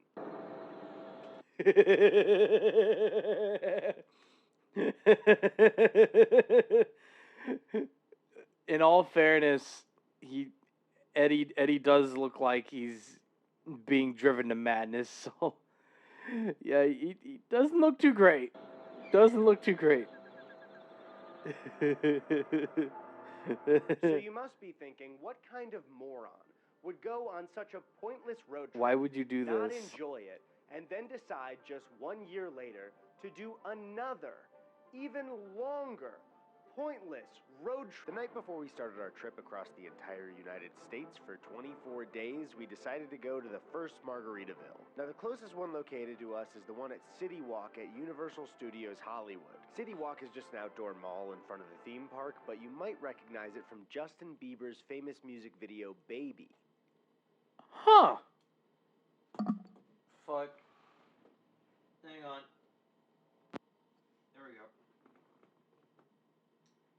But yeah, I had no idea. Okay. Huh. City Walk was in a Justin Bieber music video. Not just any Justin Bieber music video, like the first ever one that made him famous or rather infamous, depending on how you look at it. And I can't tell you what kind of honor it was to start this journey where Ludacris himself told us that when he was 13, he had his first love. As we headed toward the restaurant, I was getting increasingly nervous, because this trip is even longer. So I was about to find out what I was dedicating a 12th of my year to. After finally arriving, we were greeted almost immediately by the Margaritaville sign. Holy shit. And I could not have guessed what was inside. Jimmy Buffett's likeness plastered across the entire restaurant. 5 o'clock somewhere bar. What? Huh? Jimmy's music was playing on the speakers. There was Jimmy-themed food, Jimmy drinks. There was a giant Jimmy Buffett's margarita blender. What the fuck? How? There is so much booze in that blender. It's damn near at the top. There were even screens playing Jimmy video at the table. It began to dawn on me that this restaurant wasn't named after just one song, Margaritaville, that Jimmy Buffett made. This entire restaurant was a cult dedicated to everything Jimmy Buffett.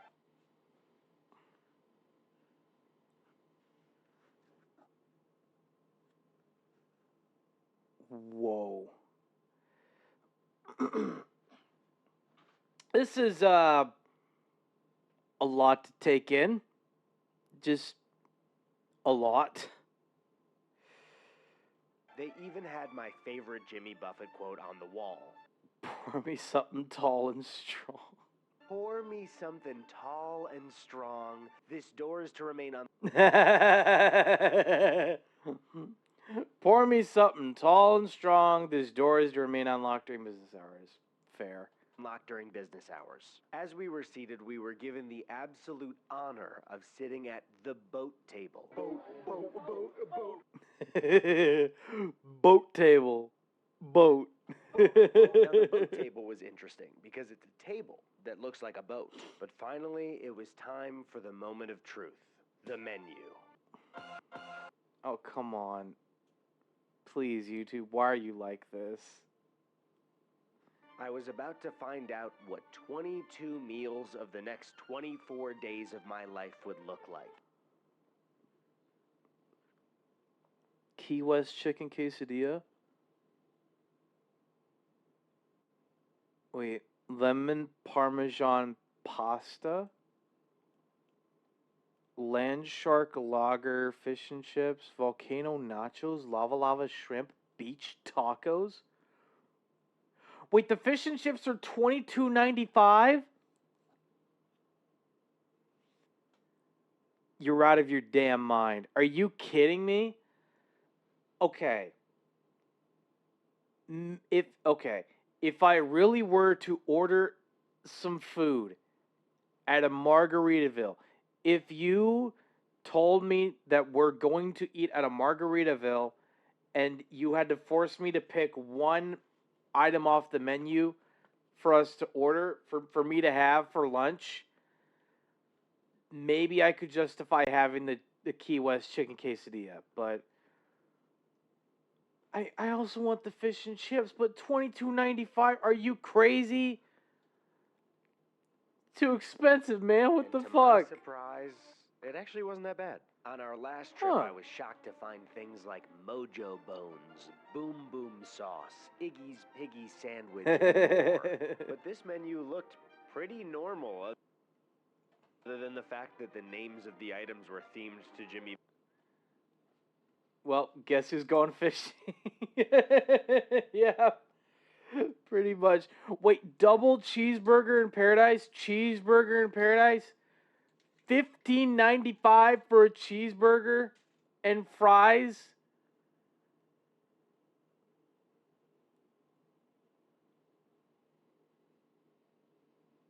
Oh, God. No.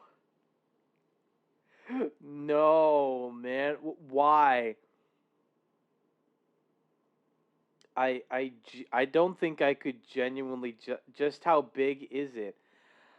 I don't know. I want to find out, but I don't think he orders it in this video. I'm not sure. We'll see. Buffett songs that I... Because that better be a half a pound of meat. Raven, I love the fact that we're on the same wavelength with this. This had better be a damn big cheeseburger if this is what he's going to order. No. For my drink, I ordered the perfect margarita, and as somebody who loves margaritas, I feel like that name is a little too confident. Fair. And after tasting it, I was correct. Perfect margarita? Jimmy, I might want to call this the just okay margarita. Yeah. Now that's a Buffett burn. The group got some onion rings as an appetizer, and as we waited for our entrees, we were just having a good time. I did notice that there was a stage in this restaurant. It looks like it's fully prepared for live music, but it was completely empty for us, so I'm kind of wondering what that's all about. For my entree, I decided to start my Margaritaville marathon with a cheeseburger in paradise.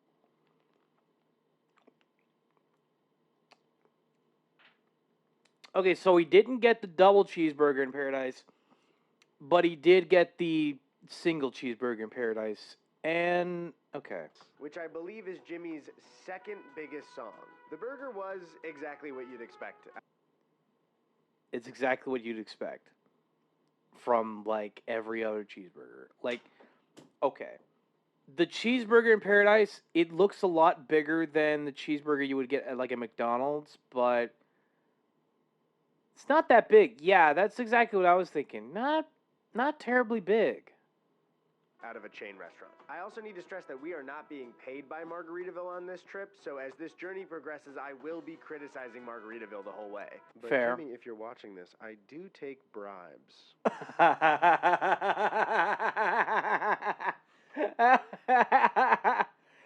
Jimmy, if you're watching this, I do take bribes.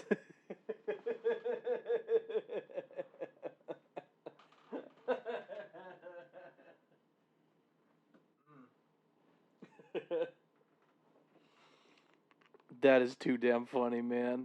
That is just way too funny. So our first dinner experience was exactly what you'd expect out of a chain restaurant. The food and drinks were just okay, but it was a dinner with a bunch of friends where we were just having drinks and hanging out. So Yeah. I had a blast. But that fun was cut short because it was time to say goodbye. Ted and I officially sealed our fate with a handshake because tomorrow we begin one of the most pointless journeys of our entire lives. Oh boy. Oh boy, this is gonna get wild, isn't it?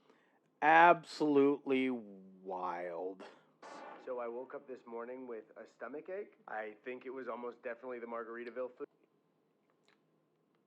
food because I had nothing but a breakfast sandwich that morning and then the cheeseburger in paradise and 2 perfect margaritas. Completing this Margaritaville trip will mean that I've done 2 tours and I've already experienced my first casualty, my tummy.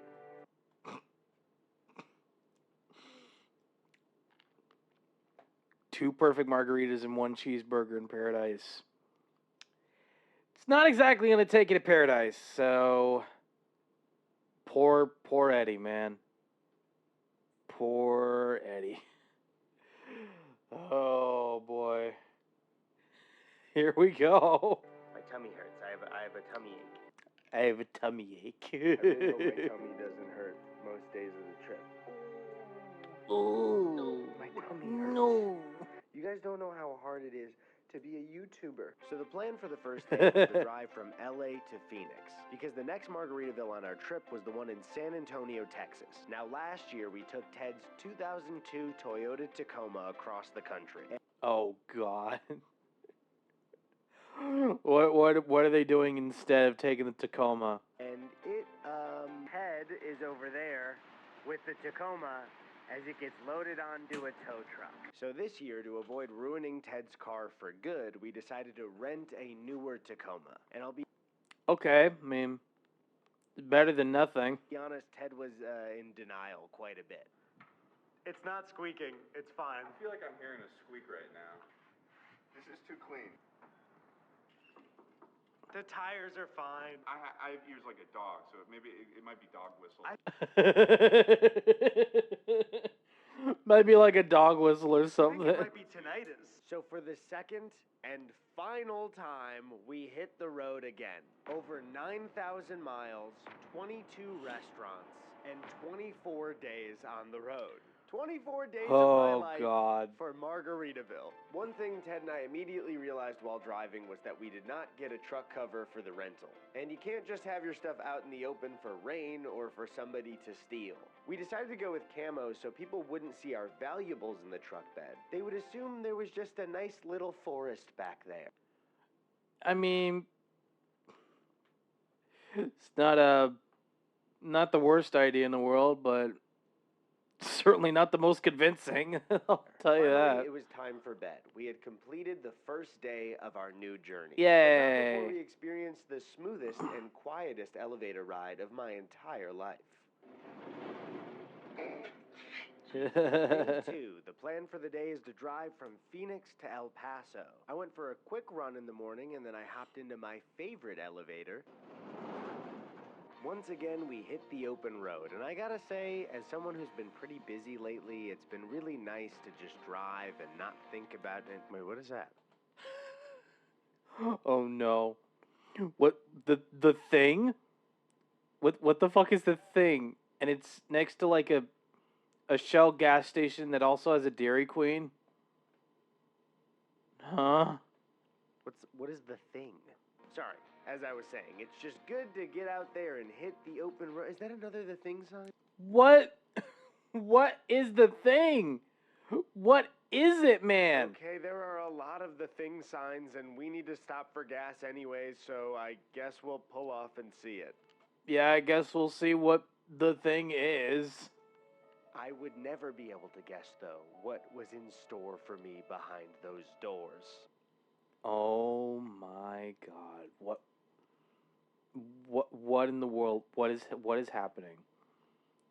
What the fuck is happening? In front of us was an entire museum dedicated to the what if scenario of if aliens had come to Earth while dinosaurs were here.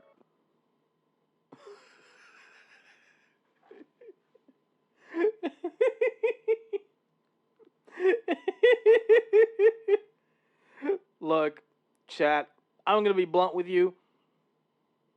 I don't really foresee myself making the kind of money other Twitch streamers do in the near future. Like right now, I can't see it for myself right now, but if somehow in the future I have enough money to travel through the country, I want to see what this is. I want to see this exhibit. This is insane. Like this went from a road trip kind of video to just full on. I can't even describe it. This is how wild of a turn this is taken. Now, I didn't know you could make an entire museum off of a hypothetical scenario, but apparently the aliens had come to teach the dinosaurs technology, and they... Whoa. Ass. Extraterrestrial ass.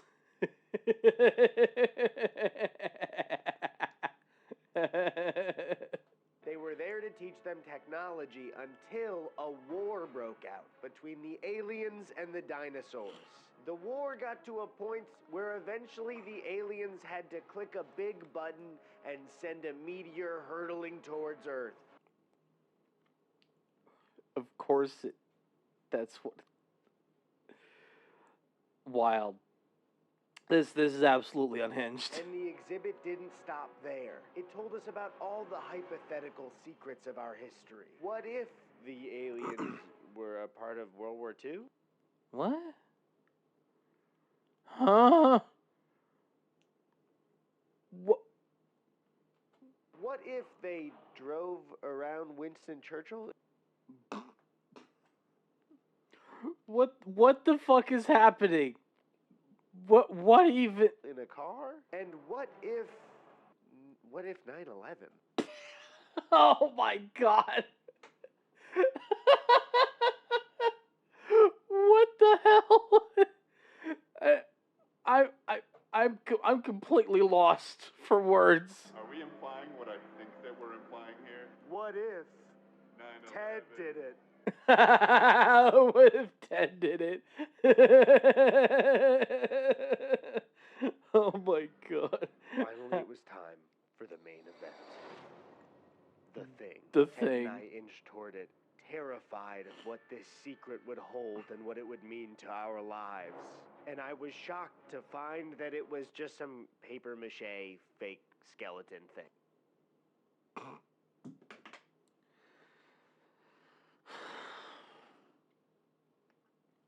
Well, that killed all the excitement. That killed all the excitement. It was just a paper mache mummy looking fucking thing. Like, seriously? I could have done a much better job when I was in the 2nd grade. No, 6th grade, honestly. I could have done way better in in middle school. Jesus Christ. Okay. Chat, we'll be right back after these messages. Don't go away.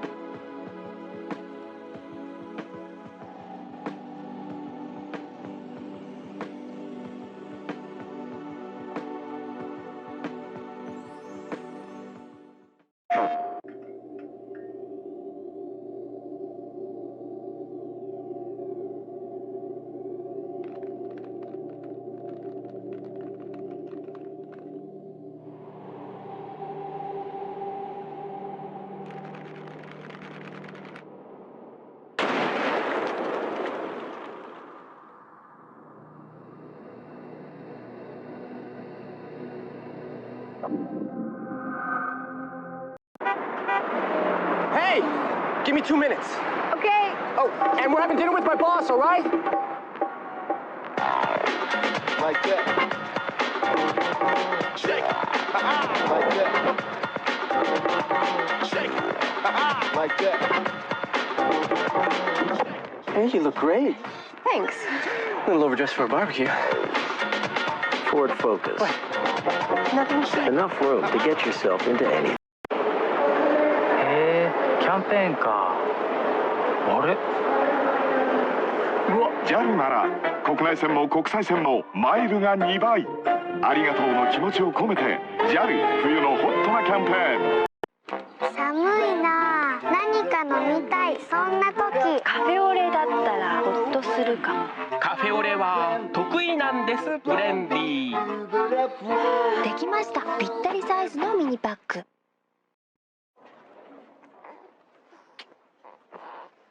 So, what are we going to call her? Fanny. I want to call her Fanny.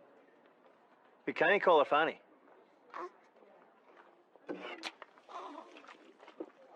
Fanny?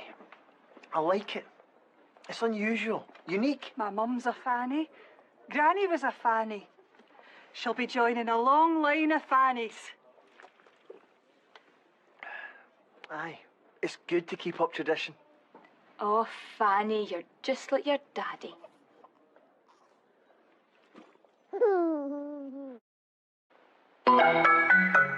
いつものお醤油がまろやかになりました。昆布だし入りだからまろやか。キッコーマン芳醇まろやか醤油。比べればわかる。一杯のお茶は太陽と大地の贈り物。自然が育てたオーガニック煎茶。体に優しいディカフェ煎茶。2種類揃って新発売。山本山のティーバッグ。Because you have all the grace of a reversing dump truck without any tyres on. I don't get it. Well, you wouldn't, let's be honest. There's nobody in there, love. So, Jane, take your money and get off my property.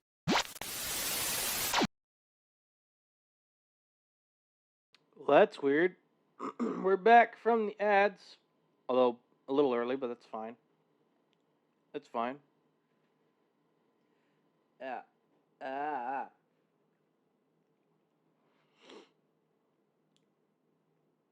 Give it a minute.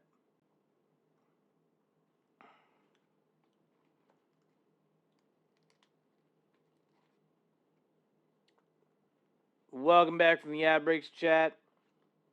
Hope you're doing good. Let's continue. But yeah, I seriously would have made a much better version of this at freaking in middle school, probably. And not only that, the guy who said he found the thing's name was Binkley. Binkley? Huh? Number one rule in life, I'm not listening to anyone named Binkley. Day 3, and it's time for Margaritaville number 2. Ted and I spent most of our day crossing about halfway through Texas until we finally arrived at the San Antonio Riverwalk. We actually came here last year, and I just like this spot a lot. It's a very beautiful place in the city. Yeah. So we finally located That's our lovely. second Margaritaville and met up with our friend Schlatt, who would be joining us for this. Yeah, let's go. They got the big guy. Hell yeah. We got the big guy. We got big guy over here. We got the big guy. Freaking Chad selfie looking ass. This meal. Now, this being my second Margaritaville ever, I was actually surprised that it looked somewhat similar to the one in City Walk, but it also had like a Texas twist to all of the theming. Huh. Bit of a Texas twang to its theming. Huh. I mean, that's not a terrible idea. Immediately when we sat down, I spotted this quote on the wall, and I had to know where it was from. Turns out it's from one of Jimmy's songs called Who's the Blonde Stranger, where the main character of the song vacations in Texas with his wife, then proceeds to cheat on her with a blonde stranger while she's getting over a sunburn, but when he wakes up hungover, he finds that she's also cheating on him with a different blonde stranger named Dan. What the fuck? What the actual fuck is happening?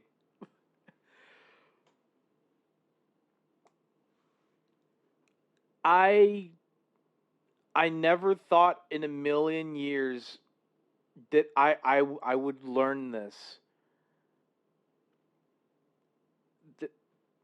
There is a Jimmy Buffett song out there.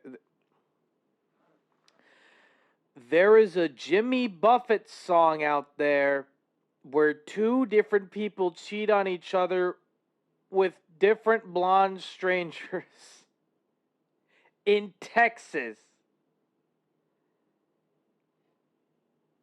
What the fuck? Just what the fuck, man? Is this important to the overall trip?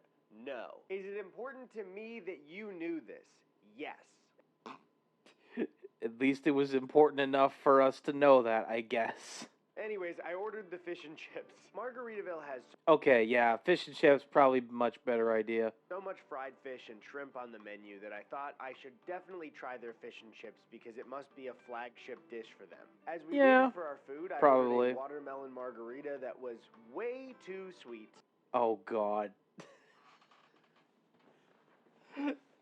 Oh, no. Out of all the things that a restaurant could get wrong, how are the margaritas the one thing that Margaritaville can't seem to nail down? I don't know what it is, man. Margaritaville. How in the world can you not get your margaritas to taste just right? Like, most of us don't even have Jimmy Buffett's taste buds for all we know. How, man? I also mentioned a stage at the last Margaritaville. Oh, where it yeah. looked like live music could be played. Right. That was happening here, which was kind of nice to hear. Huh. There's actual live music playing at this location. I'll be darned. Just somebody play live music in a chain restaurant. Finally, my fish and chips arrived. Yay. These look like frozen fish fillets to you. I mean, they do. They do. You're not wrong. Right? Hey, Eddie, I cooked those up in my microwave the other day. Okay, and we had a fun time just chatting and drinking over dinner. We seemed to be in the most Texas corner of the entire restaurant. It had the two things that Texas is famous for: cattle and a big old puddle next to your table. Two of the biggest things that Texas is known for: cattle and a big old puddle and a big old puddle next to the table. God, that is too funny. That is too unnecessarily funny, man. When you see a big old puddle, you know you're in Texas. After finishing dinner, we decided to stroll around the even bigger puddle, the San Antonio River, but not before Ted gracefully took a seat in this big Margaritaville chair. And honestly, after it was just a really nice time strolling around this area. I remember liking this last year, but for some reason I associate it with something negative. And I can't quite put my finger on what it was, but honestly, I'm having such a good time that it doesn't even matter anymore.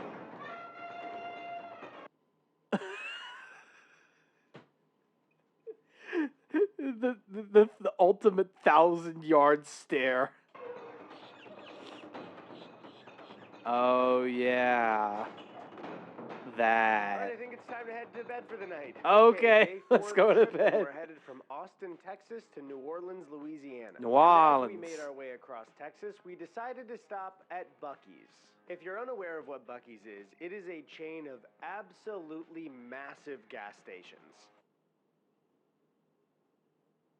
The gas stations that I have here are not this big. They're never this big at all.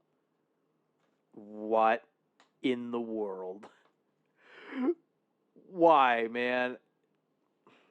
It is chaotic in there, but people love it. Yep. They make their own food inside. They have their own merch. People lose their mind for Buc-ee, but to be honest, he kind of creeps me out a little bit. And some of these Buc-ees are so I mean, I big, can kind of busy, see it. and frantic that as a child, you could easily get lost. Oh, yeah, absolutely. Buc-ee's nuts. Buc-ee's nuts. Did I say child? Because I meant adult. I have... Oh, I'm sorry. I meant adult. Welcome to Buc-ee's. Would you like to sample a tail or pack my dam?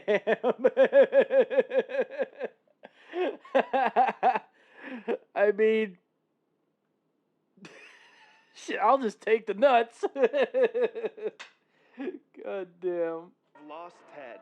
I am not freaking And out. he lost Ted. That's fun. And Buc-ee doesn't scare me, but yeah, where is Ted? I can't find Ted. All I can find is Where's everything. Ted? I can't find Ted. Buc-ee's nuts, Buc-ee's pillows, Buc-ee's blankets, Buc-ee's onesies. This place is so big, I'm never gonna find him. I'm gonna be stuck in this Buc-ee's forever. I'm gonna have to move in with Buc-ee's. Oh, God. Where is Ted? Oh, he's... Oh, there he is. He's just at the cash out. He's at the checkout. Buc-ee's is also known for their restrooms. I'm sure there are, man. I'm sure they are, man. He was just at the checkout the whole time. He's just at the checkout aisle. Whew. Crisis averted. We also ran into this dude, Braden, who had met us last year while we were on the trip for the Rainforest Cafe. Oh, shit. He watches our videos.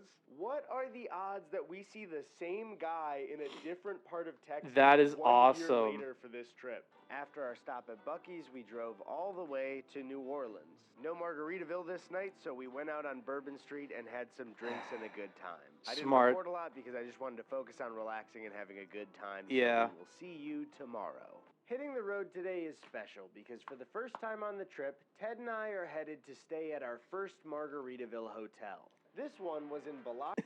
Very clever indeed, yeah. I'm just here for the nuts, people. That's all there is to it. I just want the nuts. Mississippi, and we were shocked pulling into the parking lot. Before us was a massive building right on the water of the Gulf of Mexico. But Ted needed the room to get some work done, so I decided to explore and see what this whole place was all about. And as I headed up the escalator in the main part of the building, I was met with one of the largest arcades I'd ever seen in my life. They had everything. Oh, come on! YouTube, don't ruin the moment! Oh my God. Rock climbing, zip lines, bowling, and even the globally known and incredibly popular game, Stinky Feet. What? I mean, I've never heard of it.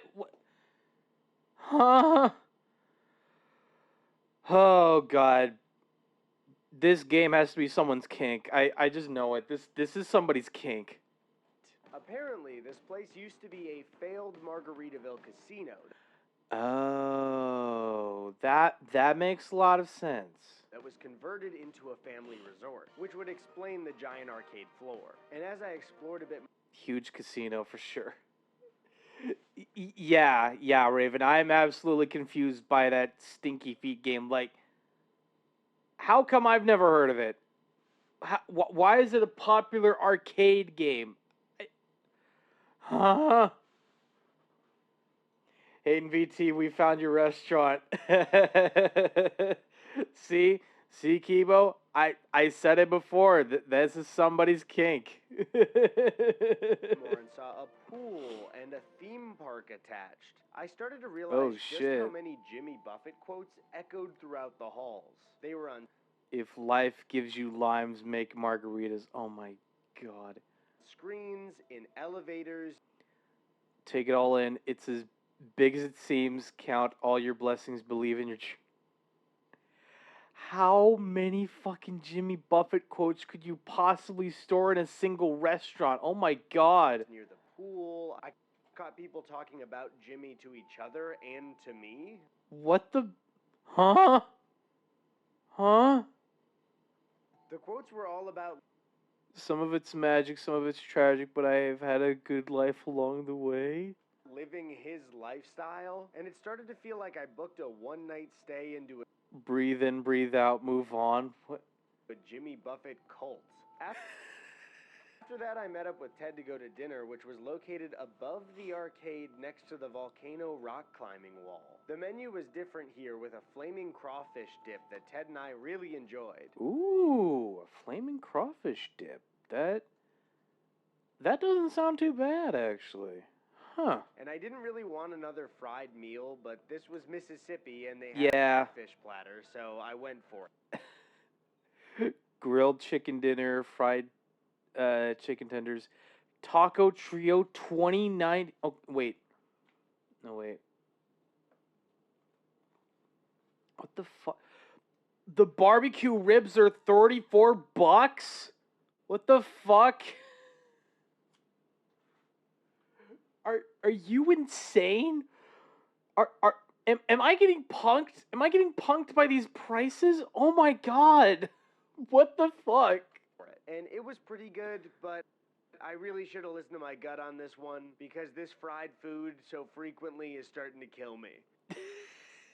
Yeah, no shit. You shouldn't have eaten all this stuff, man. Then suddenly, an alarm went off. The room turned red and the volcano began to smoke. Like that time Justin Bieber used a smoke machine on his fans. It continued on for a while until the smoke stopped and this happened.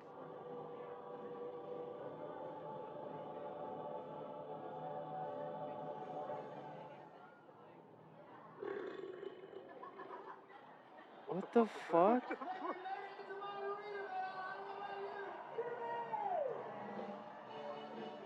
Then after our meal, we hit the arcade.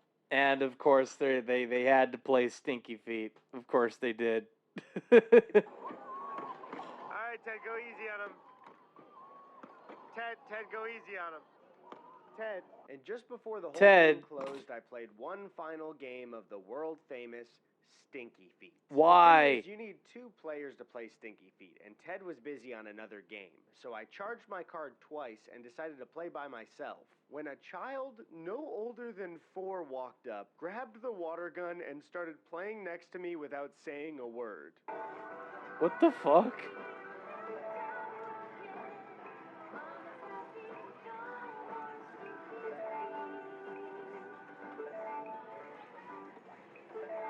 And after a fierce battle, I won. I beat the child. Of course he would beat a child at Stinky Feet. a 4-year-old. What in the world is even happening, man? I am the king of Stinky Feet. Today started with a lunch at the Margaritaville in Destin, Florida. Now this Margaritaville was directly on the water. Unlike, say, the one at Universal City Walk, this one was not themed to be on a beach. It just actually was on a beach. Huh. That's actually kind of cool. And a little refreshing. For sure. Our lunch here was going to be my first of 2 Margaritaville meals in the day. I got an Uptown margarita, even though I'm getting pretty tired of having... Yeah, I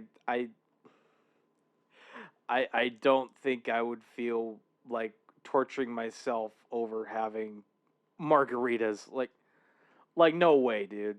Seriously. Why would you do this to yourself? Sweet cocktails so often, and also got the jerk salmon. The drink was fine, and the salmon was actually pretty good. Huh. That's good. Especially after a bunch of days of fried and road trip food. Yeah. The view of our meal also featured a bunch of weird boats. That was just really fun for me to see a lot of boats that look like they're not supposed to be on the water. We then paid the check and got ready to drive just an hour and a half before we had another Margaritaville Oh no, there's another Margaritaville meal in Panama City Beach.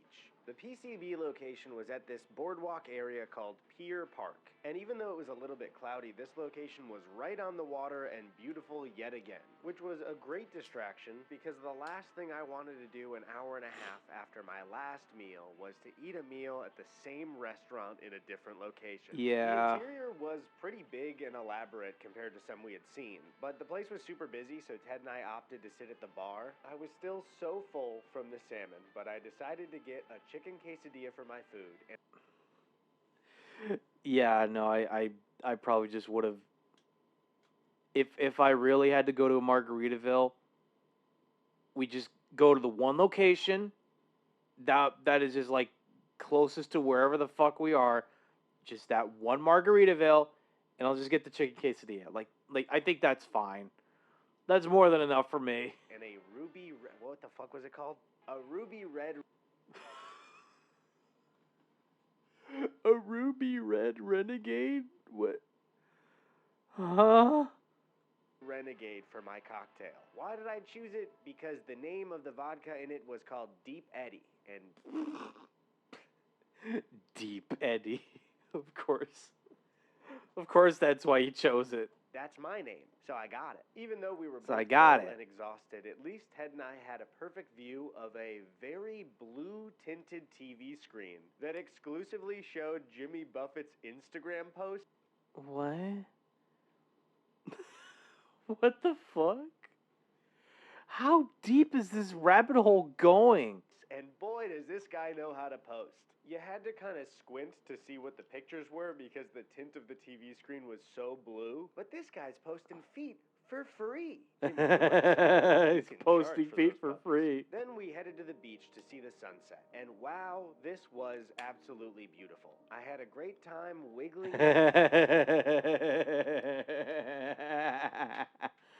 Nice one, Eddie. Nice censoring of the feet there. Toes in the sand and staring at the sunset. But you don't get to see my toes because you didn't pay me. In the last 6 days, we had driven over 35 hours and over 2,000 miles. And my stomach was absolutely full of 2 Margaritaville meals. Yep. But either way, I couldn't deny that this trip had brought me to such a beautiful spot. Ted and I were even lucky enough to see dolphins out there swimming in the water. I don't think the dolphins saw us, but if they did and are watching this, you saw my toes for free and you owe me money. Dolphins, you saw my toes for free. Oh, if only. Drive today was a big one, going from Panama City Beach to Hollywood Beach, Florida. And I'll be honest, it was pretty taxing. Not only was it a 9-hour drive, but we had multiple stretches of heavy rain. Holy shit. That is a lot of rain. Thanks, YouTube. It's not like we were watching anything.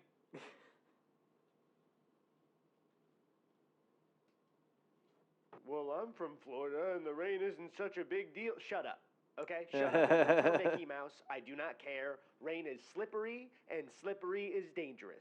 We got to the Margaritaville Hotel completely exhausted. This was another massive building. It featured a chandelier of margarita. A chandelier of margarita glasses. I mean, I gotta give them points for creativity, that's for sure, but like, why? why would you do this? Like, that is a lot of money being burned on just a decoration like this. That is why. You know what I mean? You get me? You get me? Margaritas and what seemed to be a Jimmy Buffett museum lining the hallway. The restaurant was attached to the hotel, so we sat down exhausted and starving. Now this menu was a bit classier than other locations. We ordered a shrimp ceviche and poke nachos. Both were pretty good, unlike my ginger margarita, which was not great. Again, Margaritaville. How in the world do you keep getting these margaritas wrong? It's like the flavor profile is not the best. Oh, God. But my entree, the lemon tahini bowl, made this the best meal we had so far. Ooh. Turns out the best meal you can have at Margaritaville is when you have food that isn't from the standard Margaritaville menu. I guess after so. An exhausting day, having some decent food and drinks was exactly what I needed. They also had a live band playing, and for the first time at Margaritaville, I was feeling it. I had Jimmy fever. Jimmy's I had Jimmy fever. playing on screen, and it was a comforting presence after a hard day. After dinner, Ted let me know that he had to last minute record something for his channel, so he got a separate room and I got ours all to myself. Yay. For me, I was kept company because Jimmy was on the hotel TV. Hi, it's me, Jimmy. Thank you for escaping to Margaritaville. For many years, Margaritaville was only a song about a mythical place. Now, Margaritaville is real. What? Now Margaritaville is real. Yeah. All 22 locations. Good God. Watching the hotel TV made me realize just how strikingly handsome and charming. Oh God, Eddie is losing himself on the sauce, I think. Charming Jimmy was. So now enjoy Margaritaville and remember, fins up. Fins up, Jimmy. Waking up on day 8, we had 2 Margaritavilles on the schedule. The first on the list was in Miami. As we headed into the city, we spotted the coolest guy that's ever lived. Nice. What's he doing? Oh, he's flying like a plane. And then we pulled up to the Miami Margaritaville, which was right on the water. At this point, I am about to give up on trying one cocktail at every Margaritaville. Yeah. Honestly, dude, not probably the best idea to just skip out on the cocktails at this point. Not worth it. We just drank last night, and it's not even just about the alcohol, it's the sugar when you're having cocktail after cocktail. Yeah. But for now, I got the last mango in Paris, and good for me, this is one of the best cocktails I've had so far. Huh. Last mango in Paris. How is that the one cocktail that he likes? I don't get it, man. But a little hungover and exhausted, I spotted a familiar face. I looked up and saw Jimmy once again on the screen, as if to say, "You're all good, pal. Have a good time." You're all good, pal. Have a good time. I ordered the grilled fish tacos, which for Margaritaville were pretty damn good. Now, if this were at a good taco stand somewhere, they would be mediocre to kind of bad. Yeah. But for now, they're hitting the spot. Then it was time to book it to Key West, Florida. We got lucky on the drive and just How many Margaritavilles are there just in Florida? What the fuck? Wait, okay, you had Miami location, you had the PCB location. Barely avoided what this the storm, fuck? But I gotta say, once we actually hit the highway to Key West, this drive was absolutely beautiful. If you're unaware, the Florida Keys are a collection of islands off the mainland of Florida. In American culture, these islands are pretty famous. I'm sure you've heard the Beach Boys talk about it, or our boy Jimmy Buffett himself, whose entire culture around his songs is really based in Key West, Florida. We made our way through the Keys, and I was excited because Key West was the location of the original Margaritaville. But before we arrived, just a quick word from our sponsor. Hey. Another sponsor. I'm going to try to skip it.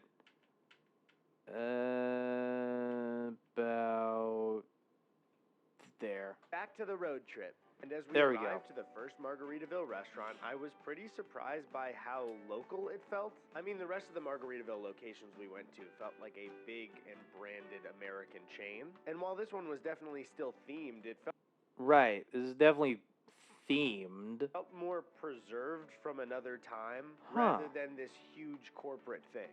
We were feeling pretty good, so Ted and I decided to order some drinks. I got a Who's to Blame because it's from the lyrics of the Margaritaville song. I decided to get a cheeseburger in Paradise because it just felt right to get at this location. Yeah, that's fair. Was it even any good though? Compared to like the last time you had the cheeseburger in Paradise? I don't know. Everything was just going really well. My Yeah. burger tasted a little bit more like a local burger than a chain burger. And in such Huh. a tropical location, I mean, how can you not enjoy yourself? After That's being done with lovely. dinner, we headed to the hotel. Yet again, I am happy we had a sponsor for this thing because, oh my god, I would not be paying for this shit by myself. Oh god, they gotta. Oh The boy. location was right on the beach, so after checking in, we decided to go relax and see the sunset. Last year, when we did our Rainforest Cafe road trip, it was fun, but also incredibly taxing. But the last few days on the beach were just too beautiful to stress about this entire road trip. Yeah. And that's when it finally happened. Staring out at the water, I felt my stress melt and wash away with the tides. Even though we'd driven over 40 hours in 8 days, and even though my last 5 meals in a row were all Margaritaville, I got it. I understood. Jimmy Buffett wasn't just some guy who turned one hit song into a corporate empire. I mean, he kind of did though. I think both of those things could be true at the same time. Like, yeah, he turned that one song into a corporate empire, but at the same time, like, once you understand the vibe that Margaritaville is going for and the right setting, like, it could all click. I don't know, man. He's the king of being chill and enjoying yourself. Right where my toes wiggle in the sand is where Jimmy started this whole thing. I can't do this trip like Eddie would. I have to do it like Jimmy. Because no matter how stressed I have get to do it like Jimmy. mentally, I have to be just like Jimmy Buffett. You come to a place like this, and you can forget about wars, famine, class disparity.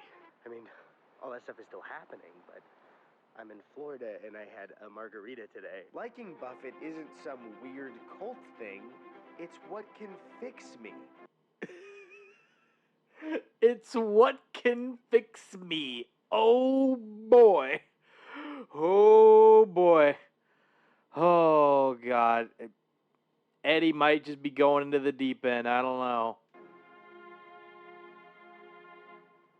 The next morning, I woke up feeling better than I ever have in my entire life. As I was going through my bag, I mysteriously found an article of clothing that I had never packed. Huh. This shirt not only looked great on me, but also had put itself on my merch website, yikeshop.com, and you can get it by It's on his shop.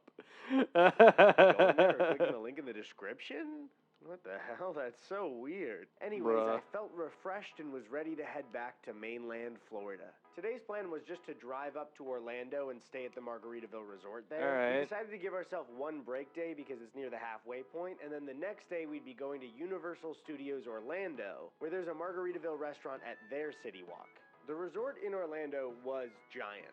Now, Ted was a little bit late to the bookings of the resort, but luckily, even though they ran out of rooms at the hotel, they had these cottages for him to stay in. I What the instantly fuck? just felt relaxed, surrounded by my favorite quotes from my favorite guy. Oh, and also, it was nice to be with my lovely girlfriend, Chrissy. Oh god. Oh god. I paused at the right time. Oh god, this looks uncomfortable. This looks so uncomfortable. I don't know what it is, but Margaritaville! Chrissy actually wrote a song last year about wanting to live her life at Margaritaville, but unfortunately for her, that's my life now. So that's my a good life thing. now. The two of us had a bit of a date night and had a fun night walking around Disney Springs, enjoying the sights, and just having a nice time. Oh, God. Don't worry about it. Don't worry about it. You're going to Margaritaville, not Rainforest Cafe.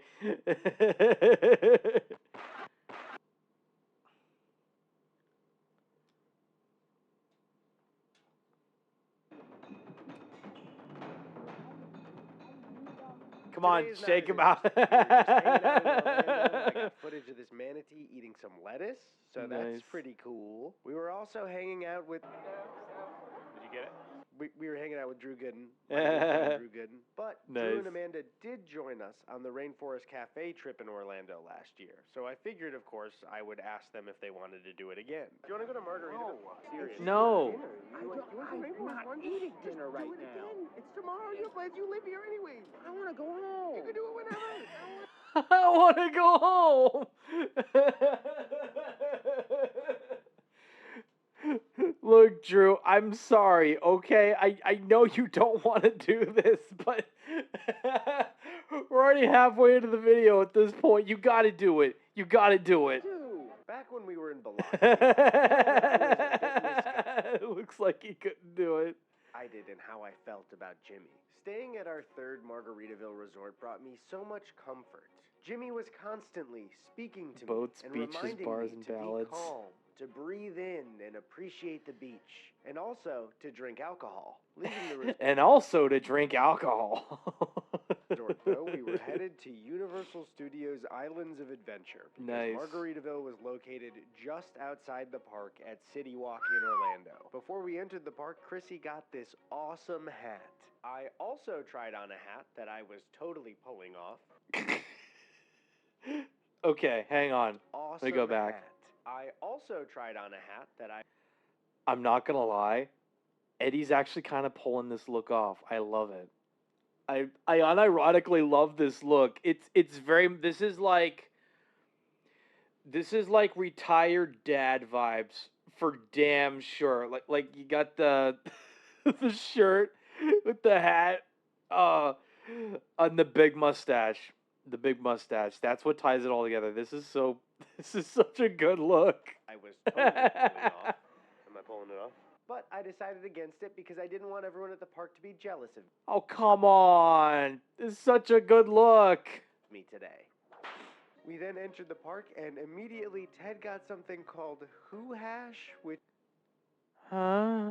is, a Dr. Seuss themed food that looks like it's served out of a dog food can.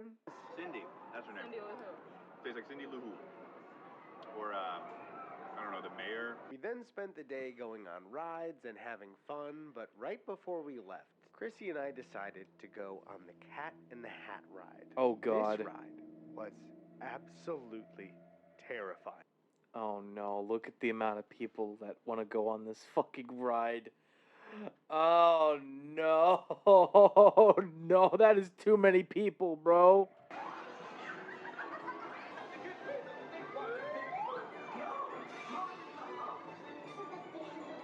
What the hell is this? Is this supposed to be for children? Because this would absolutely terrify me as a kid. It terrified me right now.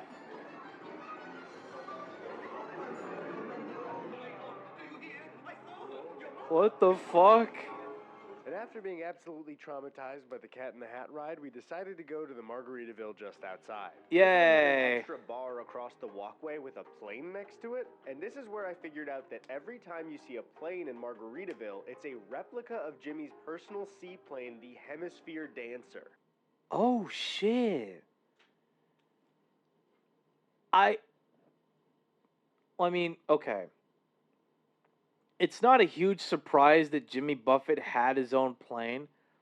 I'm more surprised about the fact that, like, you're able to find a replica at a Margaritaville. You're able to find, like, a replica of his own plane at a Margaritaville. Like, I genuinely would not... I wouldn't have expected this. I really wouldn't have. Wait a minute, quick clarification here. This is the actual fucking plane. What the fuck? What? Wait, that is this actual plane? It's just right here. It's just right there. Holy fuck. They retired Jimmy's plane, and it is decoration at the Margaritaville in Orlando. Jimmy's plane is decoration for a Margaritaville in Orlando, Florida.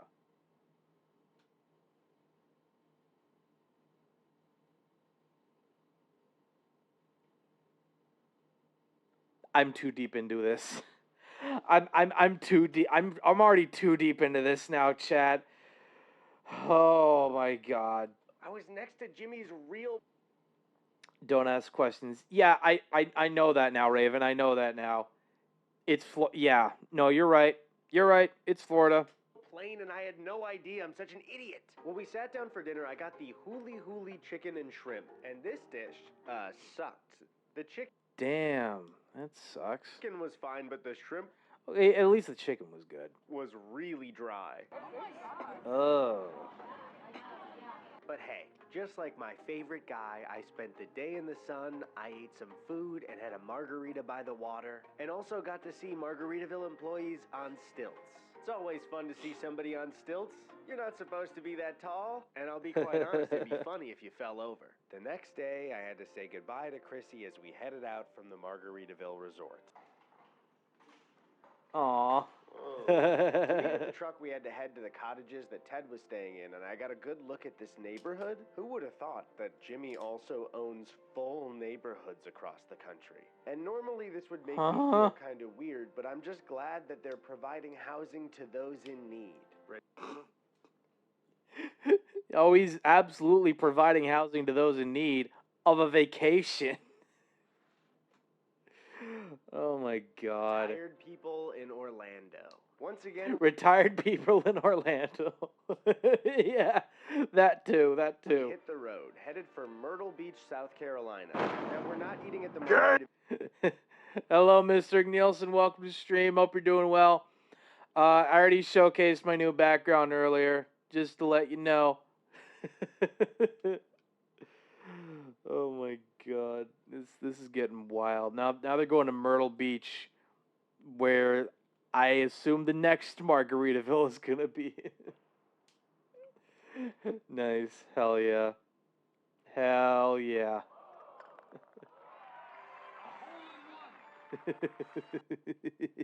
There tonight. We're actually doing it tomorrow afternoon, which is passing by, and you guys are getting crunk. I mean, technically kind of, but I've already had like a couple of cough drops, so maybe not as crunk as these guys are. Although Eddie kind of already gave up trying every single margarita in Margaritaville, which, you know, I understand that. It's great because my stomach is on fire. But I've learned from Jimmy, you know, all of it is worth it at the end of the day when you're rewarded with a tropical location. And looking at the rest of the trip, I can't wait to explore the other tropical locations this nation has to offer. Margaritaville's in places like Atlanta, Georgia, Syracuse, New York. What the fuck? Syracuse, New York? What in the world? Yeah, that's pretty much what we've been doing. 2 pools. Look at that beach, bro. Look at the beach and the water that's oh my. And look at those, bro. How many umbrellas are there out there? That's a lot of umbrellas. Or Cleveland, Ohio. So yeah, I might be speaking soon, but I'm pretty confident that I totally won't get tired of Margarita. Also, that's New York too. Okay, this is. It's not like New York City, New York. It's like a different part of New York. Like it's Syracuse, New York. It's like a different. Oh, good God, Ohio. Cleveland, Ohio.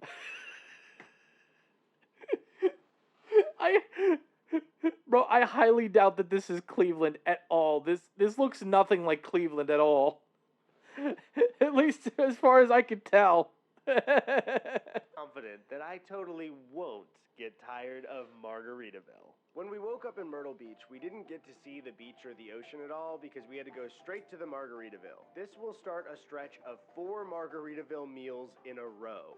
Oh, God. It looks like somewhere in Chile. Yeah, that's what I was thinking too.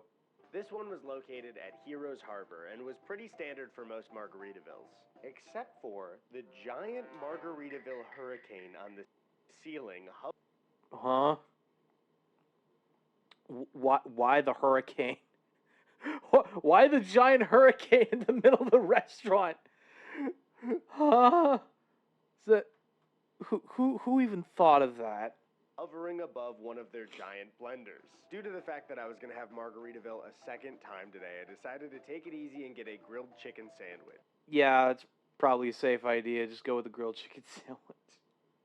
What in the EU regulation? Yeah, that's what I'm thinking too. The sandwich was wet. Oh no, it's wet and undercooked. What in the fuck is that tornado? Exactly. Like, why? Why would you have that up there? It didn't seem like this was butter or anything. It tasted like water. Oh, God. This morning I am out of energy and my chicken sandwich is super bland. Normal Eddie would be bummed. And the less questions you ask, the easier it is to understand. I mean, I guess. But it was like I could almost feel Jimmy's large, warm hands on my shoulder as I took in a breath and pictured myself on the beach. Pixelated toes wiggling. Pixelated toes, because you don't get to see his feet for free, all right? And he already played a game in, oh God, which location was it? Freaking PCB? Around there, called Sticky Feet in an arcade. Oh God, what? Ray would love that game. Ray would absolutely love that game. Suddenly, I was okay again. I thought about myself back at the beach, and then suddenly I was okay again. Yeah. My thoughts exactly, dude. My thoughts exactly. Just like, Immediately after Heroes Harbor, we had to book it to Atlanta, Georgia. Our schedule was very tight, so we had to get to Atlanta before we went to bed that night, because the next day we had a very long drive and 2 Margaritavilles to hit. But on our drive, traffic completely stopped. Oh no. Oh no, they're in the middle of traffic. This is why I will only go to one of these once, just to say I went. Yeah, that's pretty much what I was thinking too.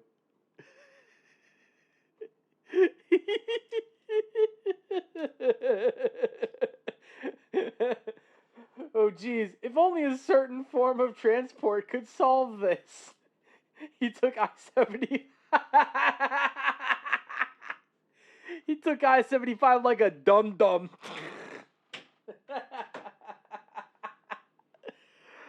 Oh my God. Just Matt, chat, I want you to visualize something. If you were ever a driver in one of these vehicles and you just saw a man with long hair, glasses, and a mustache just standing out in the middle of traffic, you'd just be like, what the fuck? Why is he standing out in the middle of the road? That's all you would ask yourself. Meanwhile, Brightline, bish, we out here. You take the I-85 on the way up to ATL. Okay. I got to keep that in mind. Interstate 85. Got it. Got it. Meanwhile, with me, along I-5, we're just chugging along. Stuck on the highway. I have to pee. I grew up in Georgia. Fair. The delay was so long that we ended up calling the Margaritaville and asking when they closed because our ETA was 10 p.m. Luckily, they said the kitchen was open until 11, so we were fine if we got there an hour early. Whew. But when we arrived, we found the doors were locked. And when we asked one of the employees, they said they closed the kitchen early. This would completely ruin the next week of planning for us. Oh, no. The Margaritaville is closed. Ah, that's rough. But Ted threw a Hail Mary and told them that we were going to every Margaritaville in the country and that we absolutely needed to eat here tonight, but we didn't want to bother them. So if there was any way, they could even give us like a bowl of chips to eat. That would be enough. And the manager said, I got you. So Yeah. Hell yeah. Shout out to the manager just for opening up the restaurant for them. they had us sit down, and the bar That was is open, sick. but the kitchen was absolutely closed. They got us margaritas and then brought out a piping hot plate of ribs, fries, and spinach and artichoke dip. That is cool. That is fucking awesome. Just a piping hot bowl of fries, ribs, and dip. Hell yeah. It's not much, but that's fine with me. That is cool. That is such an awesome...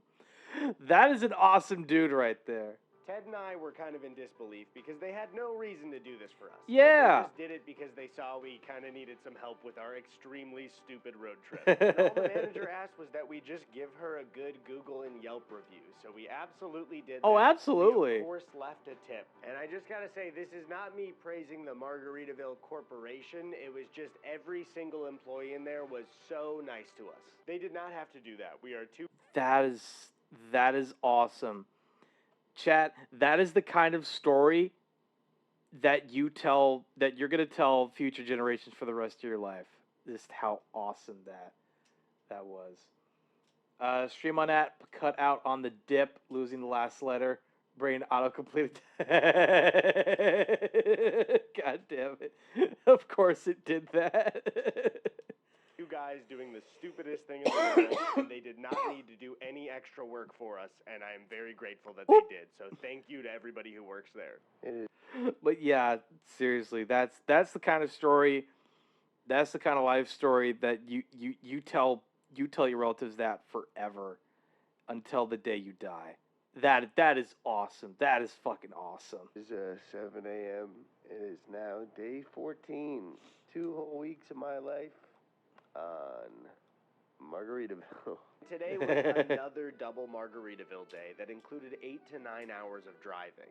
Ted caught up on some sleep as I drove, both of us mentally exhausted. And as we got to downtown Nashville to have lunch, we walked our way to the Margaritaville. This one was pretty standard. You know, it had live music, a tiki room, and a plane on the ceiling. Yeah, it's not bad. It's just a standard Margaritaville restaurant, nothing fancy. Did I want to be in another standard Margaritaville? Why are you suffering yourself?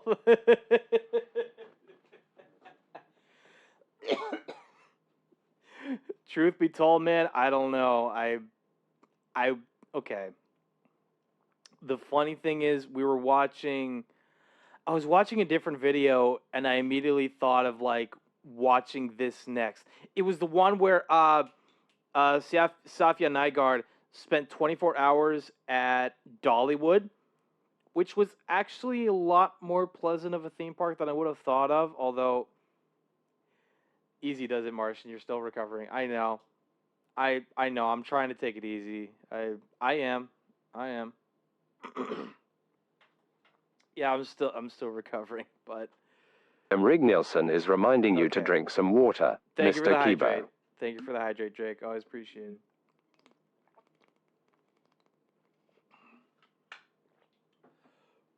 Let me slow down for a bit.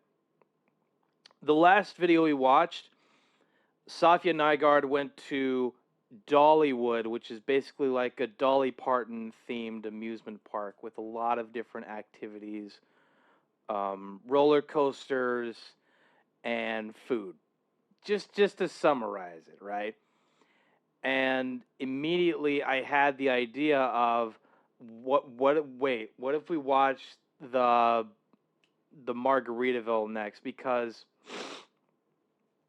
I very much assumed that being in a theme park for 24 hours would probably be a living hell, just because of the amount of food you would have to eat, the amount of things you would have to do within the theme park, and just the amount of stuff that you'd have to do in that theme park overall, right?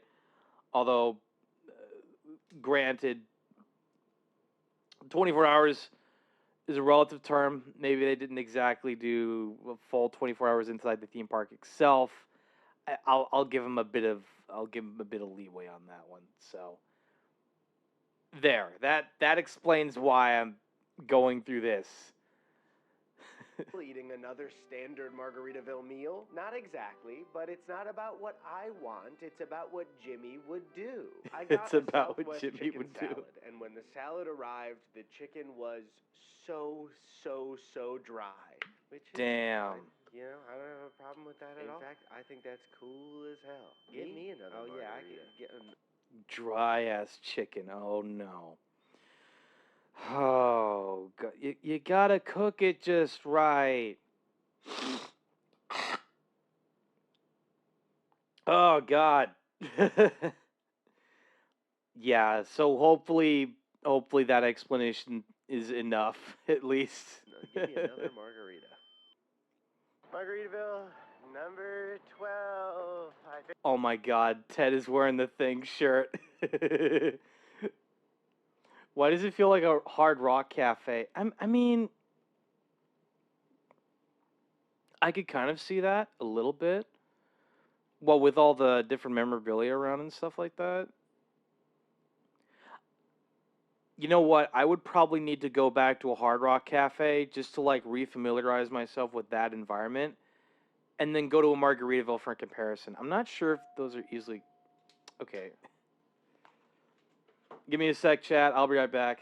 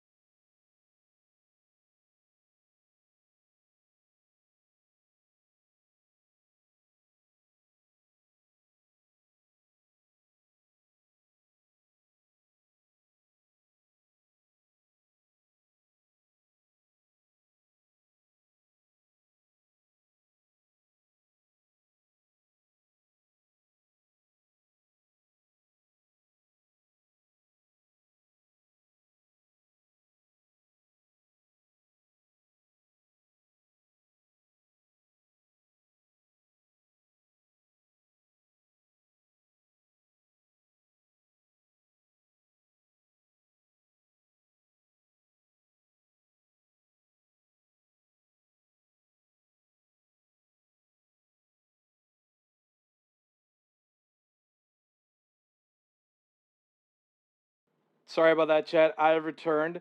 My mother came by with groceries, and we have a seasoned rotisserie chicken, and we've also got ourselves some chips and a guacamole dip. It's organic, so at least that's good. Oh yeah. Chips and guac. How about that? App. Now's not the time to lag out. I have perfect connection. Streams over on YouTube are smooth. Make sure to have tea at the ready. Yay, foods. Okay. You know what? I'm going to boil some water real quick on the kettle. Just to have that. Just to have it on the ready. Have that on the ready as well. I don't want to have it go for too... I don't want to have to wait for it to like cool down too much, so... Yeah, I'll have the tea at the ready. I just don't want to... Oh my god. I don't want to stress myself out too much. Okay.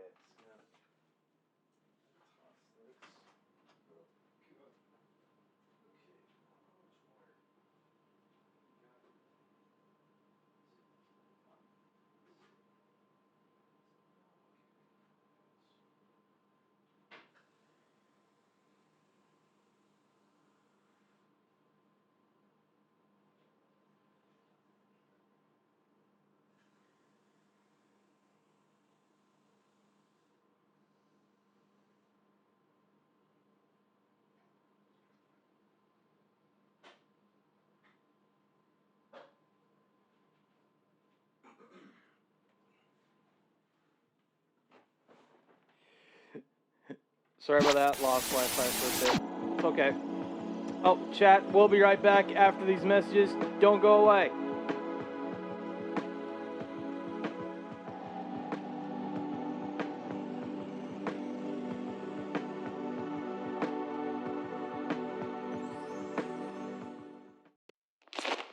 Bacon? Gotta get that bacon! Yummy, crunchy bacon, bacon, bacon! There in that bag! Who wants a bacon strip? Me, I get it myself, but I don't have thumbs! Yum, yum, yum, it's bacon! I love you. Bacon strips. There's no time like bacon time. Here's an incredible deal and a great holiday gift. This popular scooter free with the purchase of any mattress set. John V. Schultz features the all-new no-flip Beauty Rest mattress. Hands down the world's most comfortable mattress. In fact, we're sure you'll love the comfort and support of Simmons Beauty Rest. If not, we'll give you your money back. Free delivery, free setup, and for a limited time, this scooter free. What are you waiting for? John V. Schultz Furniture on West 8th Street.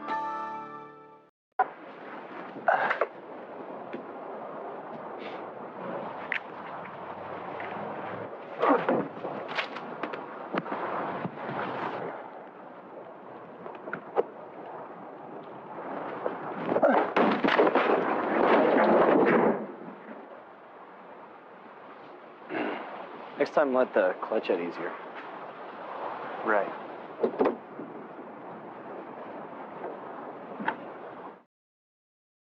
最近ママの料理が手抜きなんです。どうして？疲れちゃったんだって我が家に。わかった。というわけでこうしてみました。片付かないキッチンに電動水切りカウンター。楽々キッチンフィットアイ。我が家見直したいから。このお店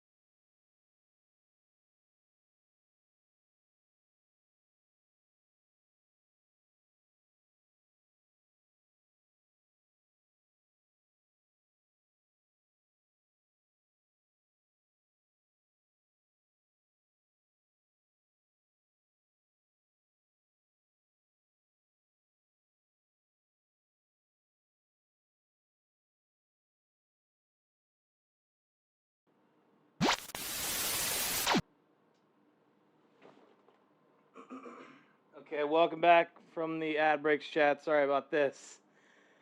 Oh God, what we got? Did you get the Golf GT up in the tree? Dukes of Hazzard failed to jump off a ramp. Yeah, the fact it got down in one piece, that is a miracle. Yeah, sorry about that. There is a couple of flies in my apartment. There's one in the bathroom right now. Unfortunately, I don't have a fly swatter, but I have a Swiffer. And I have no idea where the other fucker is. So, what the? Okay, yeah, no, there it is. There it is. It's just flying around. I can't keep up with the damn thing. Oh my God. Okay. Well, come on. No, stop that. Oh my God. Why is it in the closet? Get out of there. I can't find the damn thing. What? Do you have a blue light? An ultra? No, I don't. I don't have an ultraviolet light, unfortunately. Okay. Looks like that one's gone. Went into the kitchen. I'm gonna try to.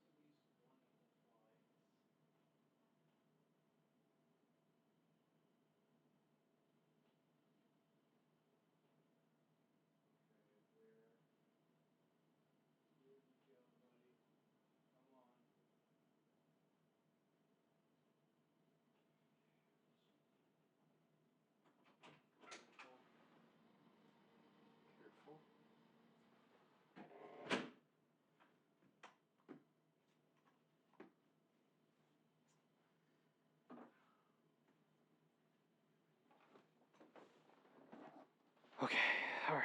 So, oh, come on. How are you there the whole time? Oh my God. What the? No, get. What the fuck? Where? Oh my God. Oh my. How did I not? How was I not able to see that? How was I not able to see that fly? Oh my God. Okay.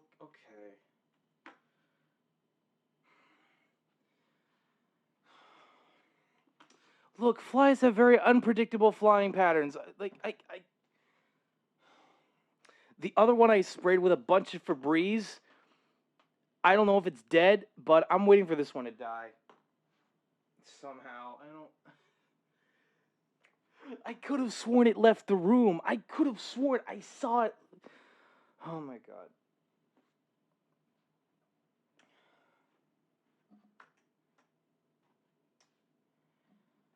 Okay. I'm going to keep the Swiffer here, just in case it somehow comes back. Oh my God. I'm seeing things. He's in the wall. He's in the goddamn wall! Yeah. No, that's, you know what? That's exactly how I feel right now. That fly is fucking everywhere. Oh my God. Okay. Okay, let's continue. Think. How you feeling, Ted? I'm fucking losing it. Then it was time to head for the 13th in Pigeon Forge, Tennessee. Now, Pigeon Forge is famous for its theme park, Dollywood. Now, Dollywood is a magical place created by country legend Dolly Parton. Nice. And to be honest, I would love to check this out, but we have no time to do anything on this trip but go to Margaritaville's. Heading into Pigeon Forge, their main street reminded me a lot of the Wisconsin Dells, where I went frequently as a kid. Both feel like Vegas strips for Midwest family tourists. The Pigeon Forge Margaritaville was a hotel and a restaurant, but I did not expect it to be in the middle of this huge entertainment center with a Ferris wheel. Whoa. Ted and I were splitting this very interesting room. It was covered in Margaritaville branding, and also License to chill. Oh god, that is a good one, man. That is a good one. also had a balcony that went out into the shopping center. We headed down for dinner, and this Margaritaville restaurant was pretty standard except for 2 giant jugs of margarita ingredients with piping that led to the restaurant's blender. At this point, I can say that we are officially burnt out. 13 meals at the same restaurant in 14 days. But in times like these, it's important to... Ego tune plays. Oh my god. Sail on, sailor. Why is the restaurant even like showcasing some of Jimmy Buffett's Instagram posts? I don't get it. I just feel seriously lost here at this point. Turn to faith. A higher power that can give you strength. I need to think WWJD. What would Jimmy do? If Jimmy didn't want a single bite of this food or a margarita, he'd kick off his sandals, throw his feet on the table, lean back, and order a cheeseburger in paradise and another margarita? I mean, if that's what Jimmy would do, I guess. I loved every single bite of it, and I was very glad that Jimmy was keeping a watchful eye on me the entire meal. The entire thing. I wasn't sick of this food or extremely full. I was cool as a... Where's Casa D?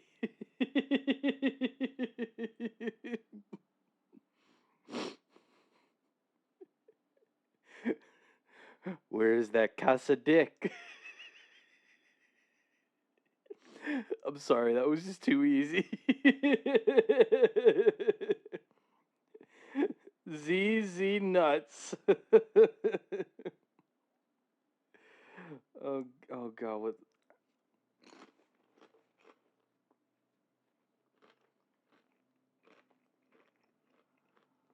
Hang on.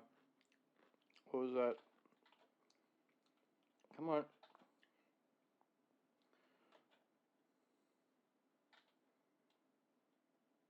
Or was it?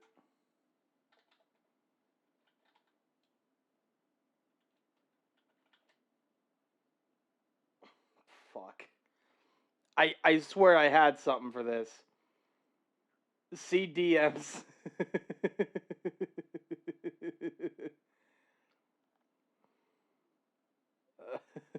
Okay. Oh, Cassidy is a remixer.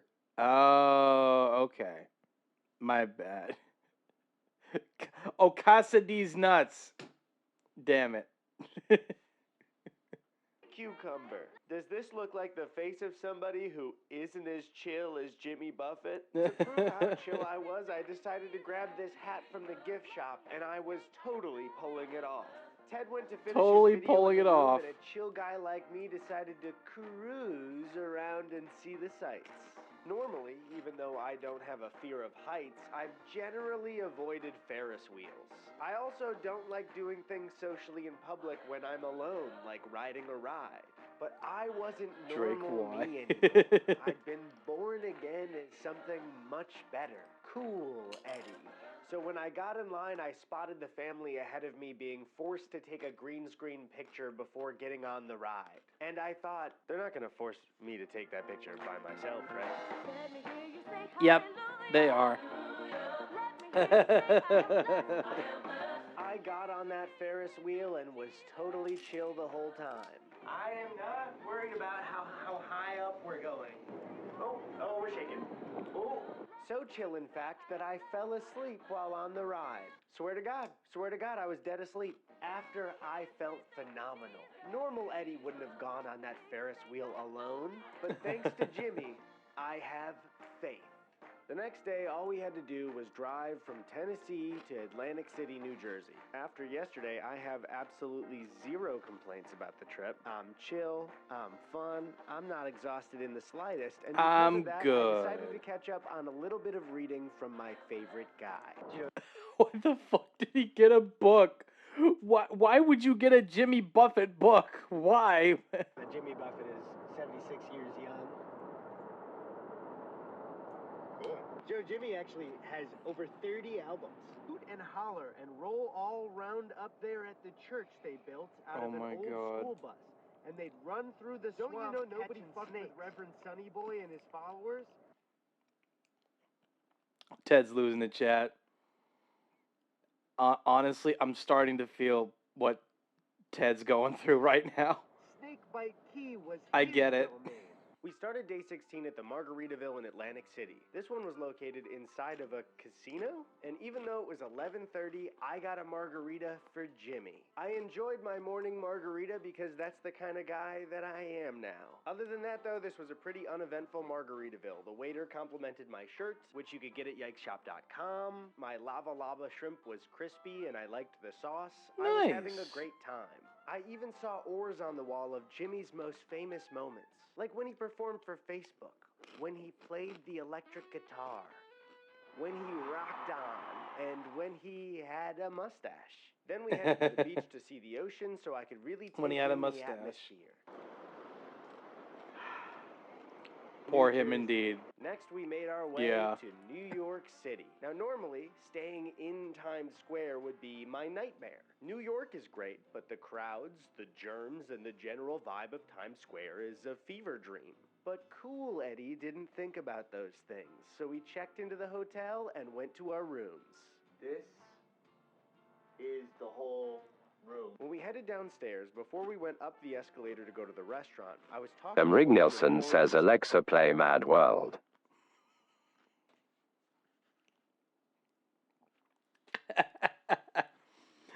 Oh, if only, man. If only. and they gave me a warning. They said, don't order the Jimmy's Jammin' Jambalaya. Oh, no. He's gonna order the Jammin' Jambalaya, isn't he? He's ordering the jambalaya. It's probably too spicy. Maybe that's it. I don't know. And I said, why? They replied with, it's bad.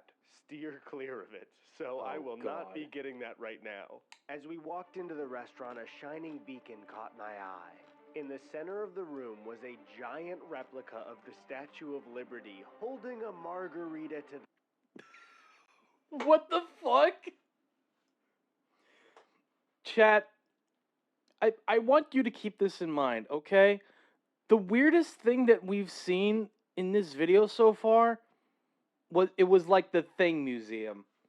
Although granted, the actual thing, I kind of made fun of it a fair bit, but this, a replica of the Statue of Liberty holding a margarita glass.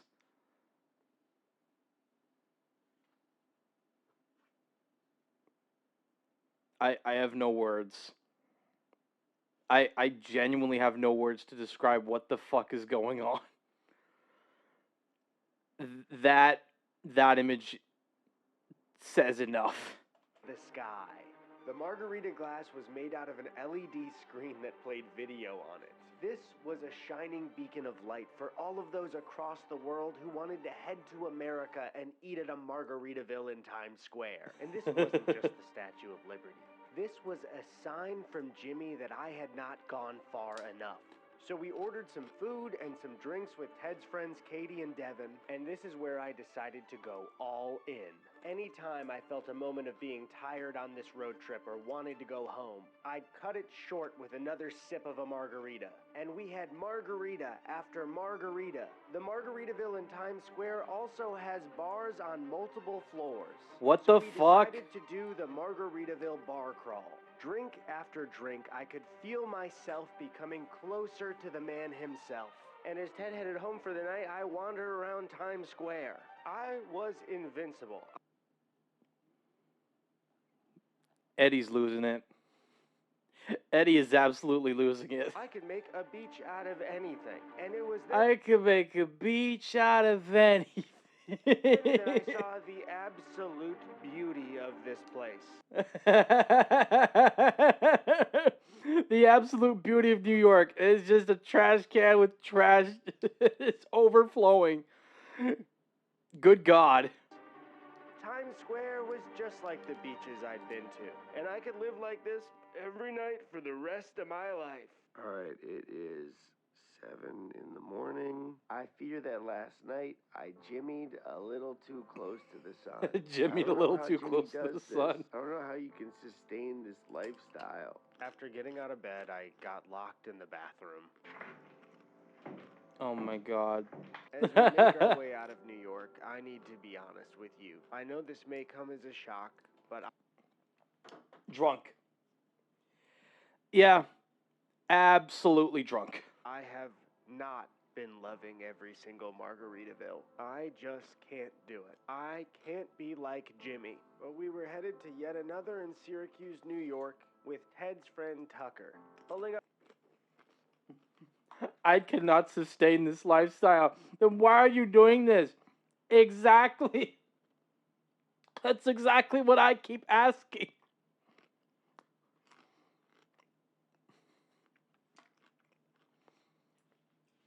No, like, that is genuinely what I keep wondering to myself. Why does he keep doing this? Why does Eddie keep doing this to himself, man? He doesn't need to do this. Up in Syracuse, it seemed to be a mall called Destiny USA. Not exactly a tropical beach somewhere. Definitely not a tropical beach. Well, it's not meant to be. Whoa, it's in a fucking mall. I parked in a different spot from everyone else. I can't do it anymore. To find them. So I went to this guy Spencer. Oh no. Chat, Eddie found Spencer's. Eddie found the Spencer's. Oh God. Oh God. What kind of degeneracy is he about to find in this store? I mean, I wouldn't have minded if he found, like, I don't know, a freaking My Chemical Romance shirt or a Has-Been Hotel shirt. Yep, Raven, he found the Spencers. He found the Spencers. Don't go to the back. Yeah, my thoughts exactly. For directions. Word of advice, do not go in there. Do not go in there. Yeah. Exactly. Arriving to this Margaritaville, it was clear that this one was probably the worst we'd ever seen. It was a lifeless Margaritaville in a mall, the food was below average, and if it wasn't for good conversation in the group, Just find the lava lamp. Yeah. Good advice. I would have really hated this lunch. Next up was Niagara Falls, so yet again, the boys were headed to Canada. Any plants or animals coming in? Yay! Tobacco? No. Any cannabis in your car? No. Any guns in your vehicle? No. Any currency at $10,000 or more? No. Once we were through the border, we decided to park and walk over to the Margaritaville. And the energy at the Niagara Falls Margaritaville was different. We were seated next to a massive Niagara Falls screen. And aside from the projector waterfall, the menu was different, and they had this pirate mascot guy. What's the pirate mascot doing there? What the pirate doing? He went to the back. Yep.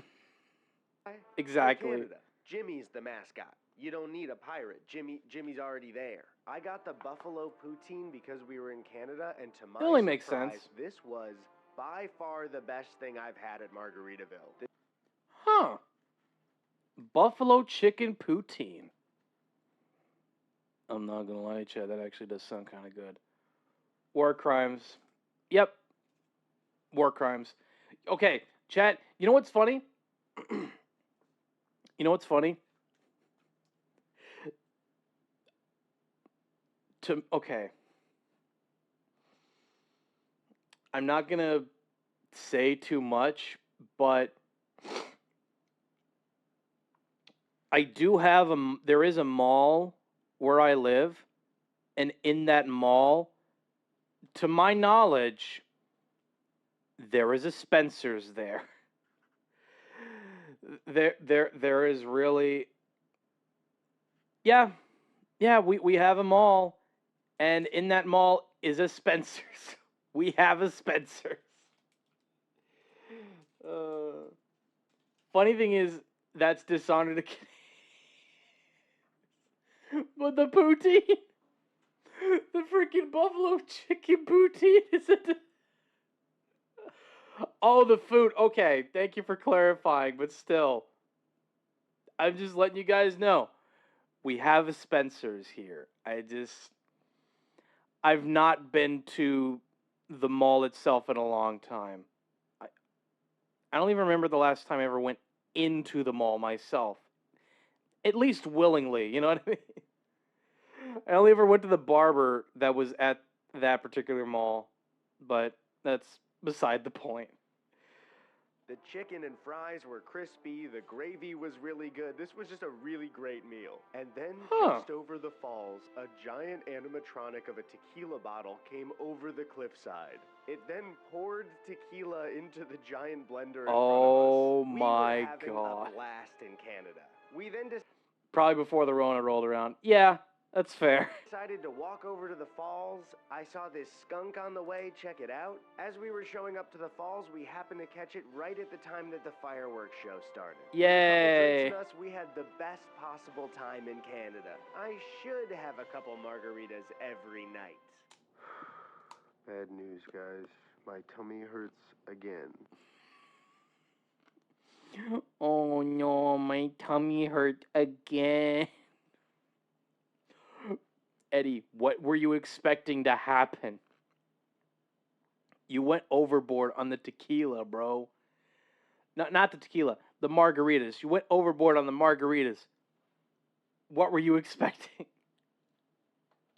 I don't care anymore. I'm over this whole thing. Today we went to Cleveland, the most tropical Margaritaville that exists.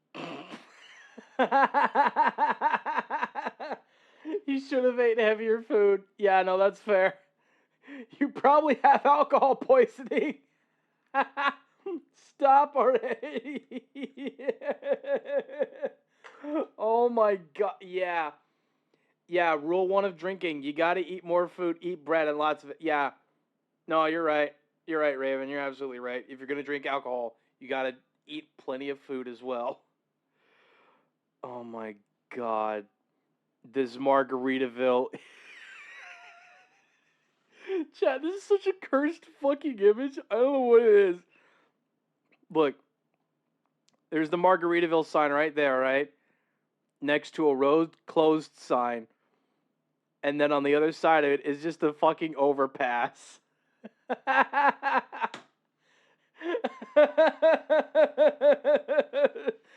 This is the least tropical Margaritaville location I've ever seen.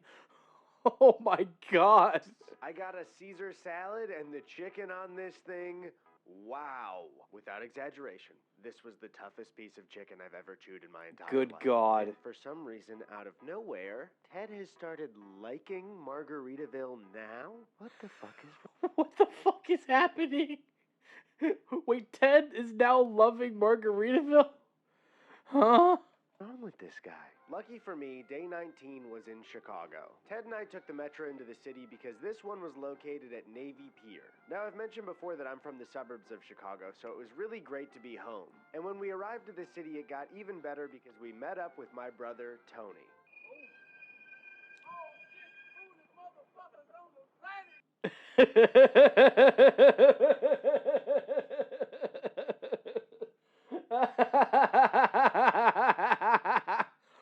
Whoever that was in the background, we salute you. That's the funniest part of this video so far.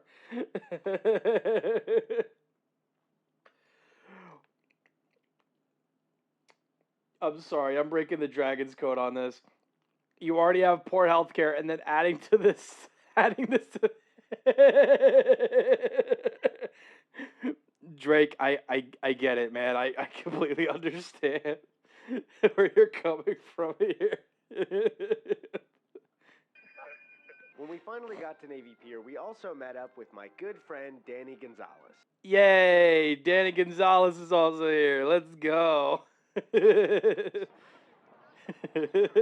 just a rotating hug. Heading into this Margaritaville, I was surprised to see that it looked more like a Chicago tavern than a regular Margaritaville. Yeah, that's... Huh.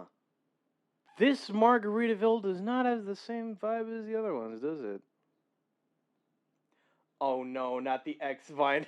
Yep, he's here too. Restaurant. Everyone in the group obviously wanted margaritas, and I didn't want to be a buzzkill, so I went for another one again. Why? Why are you going for another one? No. No. Stop. Eddie, you've had enough. No. He went for another margarita, Chad. Why would you do this? Oh my God. Noticed that the photos for the fish and chips made them look higher quality than we'd seen before, so out of curiosity I ordered them again. They looked almost exactly the same. Because he likes the pain at this point. Masochist. I mean...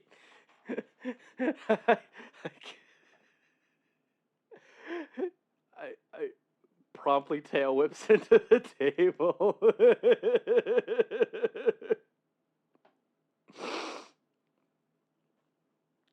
Oh my fucking God. And even though everyone except for me was excited to eat, after the meal, none of us felt good. Yeah. Drake, you want the chancla?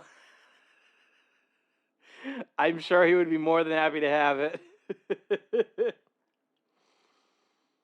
Yeah. No, that's kind of what I expected at this point. After this, nobody felt good. Nobody felt good about what they just ate. Okay, so we just got out of Margaritaville. Baseball bat!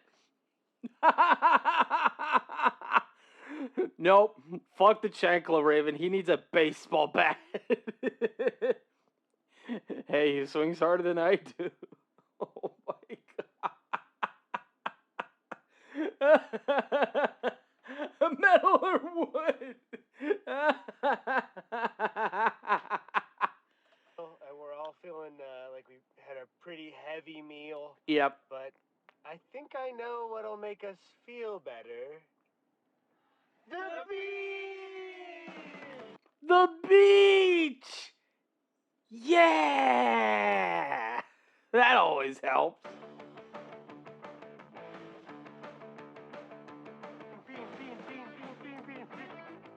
Oh, no, not the beach, the bean. Oh, yeah, the Chicago bean. That's right. Bean, bean, bean, bean, bean, bean, bean, bean.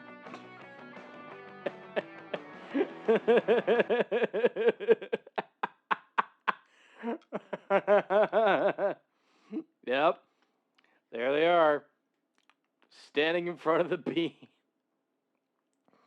What material was used in kitchen and vanity stuff for the bathroom? There's slabs and heavy.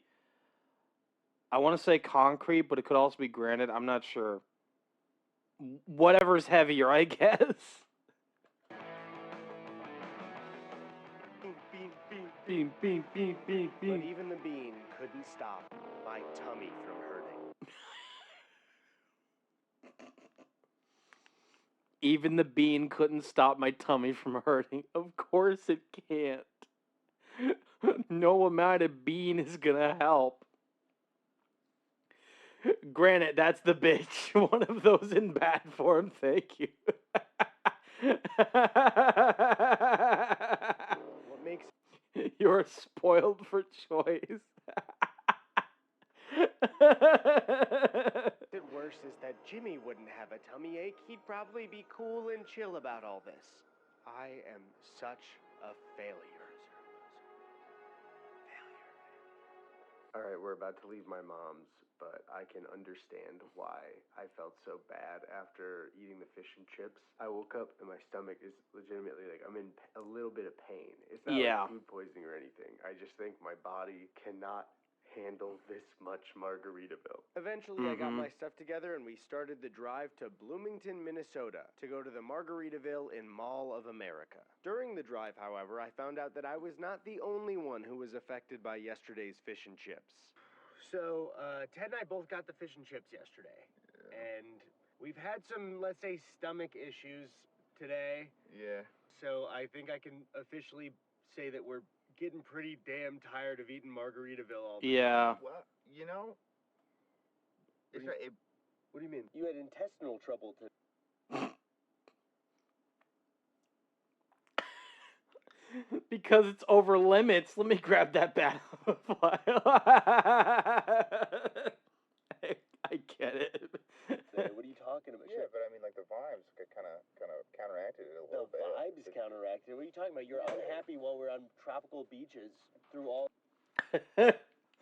Owen here, I thought you would want quartz since it got harder. Oh my god. Florida. I don't know. I think my I realized I had some self-reflection. I realized Quartz isn't one use, granite is. Oh my god. The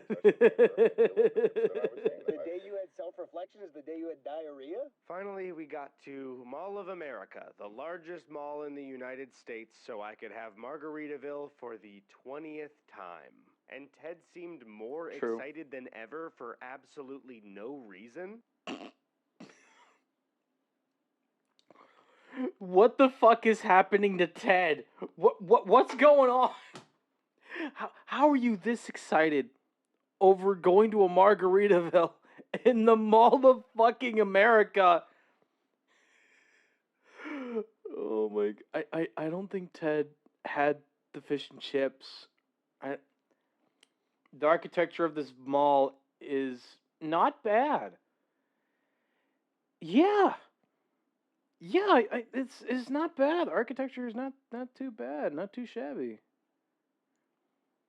Isn't that a Westfields? I have no clue. I have no clue if this is a Westfields. Not only are there more Margaritavilles than Rainforest Cafes, but this one is taking a toll on my body and I cannot wait to be done. It's a nice mall. Huh. As we entered the biggest mall that the U.S. has to offer, I felt a disturbing energy. Oh. Yeah. Of course. Of course, there's a Rainforest Cafe there next to a fucking crayon store. Whatever that is. Oh, God. I had somehow forgotten that this Margaritaville was directly across from the Rainforest Cafe. Yep. The two restaurants that have broken my soul and made me look like a fool, sharing a space right next to each other. Gotcha. That's bad. Yeah. Yep. Bad energy. Absolutely horrifying energy. Each other. We headed inside to get this one over with, and as I went to order a water, Ted ordered us 2 5 o'clock somewheres in a blender and an order of volcano nachos. Ted, what the fuck are you doing? No, look, just get the water. It's fine. You'll be just fine. What? Oh my god. Oh, look, his soul is shattered. The thought of drinking one of these drinks just 6 hours after trying to recover from yesterday's meal was sickening. Ted is on a mission. Yep, Ted is absolutely on a mission with this one. I don't know what the fuck he's thinking, but... Oh my god. Ted, why are you doing this? Why now? And before I knew it, a giant mound of nachos arrived at the table. But somehow, next to my misery, was Ted. Enjoying... Revenge, maybe? Calculating wind flow. Let me see how quick I can get there. looks like he's just enjoying himself. Himself to a weird degree for the first time at the 20th Margaritaville. Then it was time for our entrees, and I realized that in my attempt to order as much of the menu as possible, I had only a few chances left to get a dish that I had been avoiding. One that sent shivers down my spine just I'll hearing add golf the name, clubs to the mix. Jimmy's. Oh no. Oh no, no, no, no, no. Eddie's getting the jam and jambalaya, chat. Honestly, I don't even know if praying for his soul is gonna help. Get this man some milk. Get this man a carton of milk. At this point, he's gonna need it. Jammin' jambalaya. As I went for a bite, I clearly burned my mouth right here. I burned the shit out of my mouth. Yeah, he burned his mouth right there because of the heat. Temperature-wise. Ready, Raven? Pull. It doesn't look hot when you look at the plate, but when I picked it up on a fork, look at the steam, my God. Ooh. Jimmy's Jammin' Jambalaya was fine. But when you eat at a restaurant 20 times in 20 days, everything from them starts to taste the same. Launches the golf sack with weapons. And instead of joining me in my misery, Ted, yet again, was having a blast at... What the fuck is happening? Yeet hits. Oh my God. Welcome, tasting spices. The Mall of America. Look at the way he's eating when he's drives me up the fucking wall. I just can't fucking... Second trip in a row he's doing the exact same bullshit. I know. That's when, for the first time, the thought crossed my mind. I might kill Ted. For the first time, a thought finally crossed my mind. I might have to kill Ted.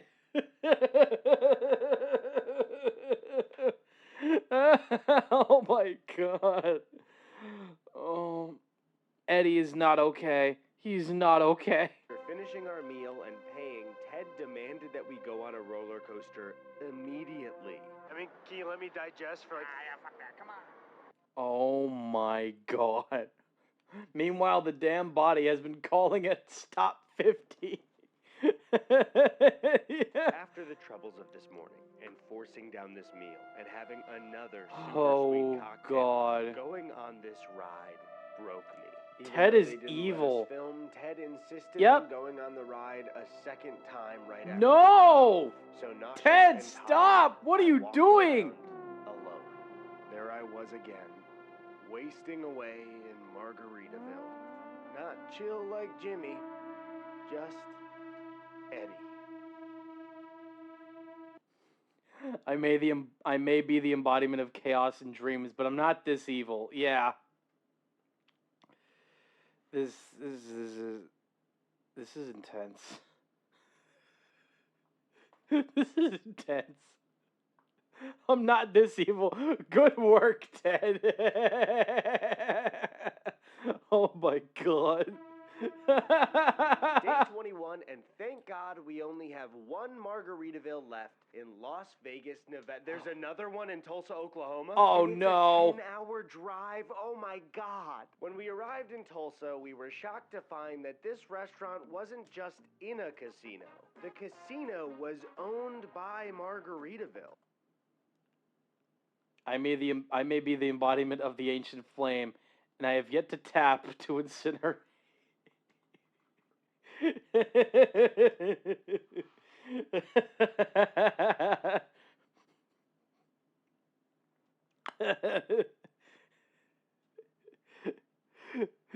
The embodiment of the ancient flame has yet to tap and ask to incinerate.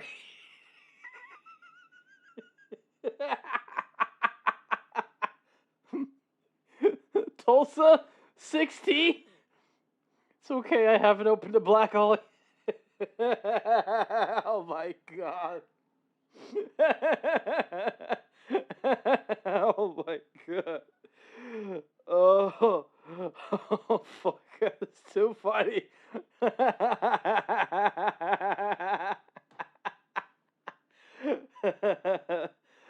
Oh, oh my God. Margaritaville is in a casino that they also own.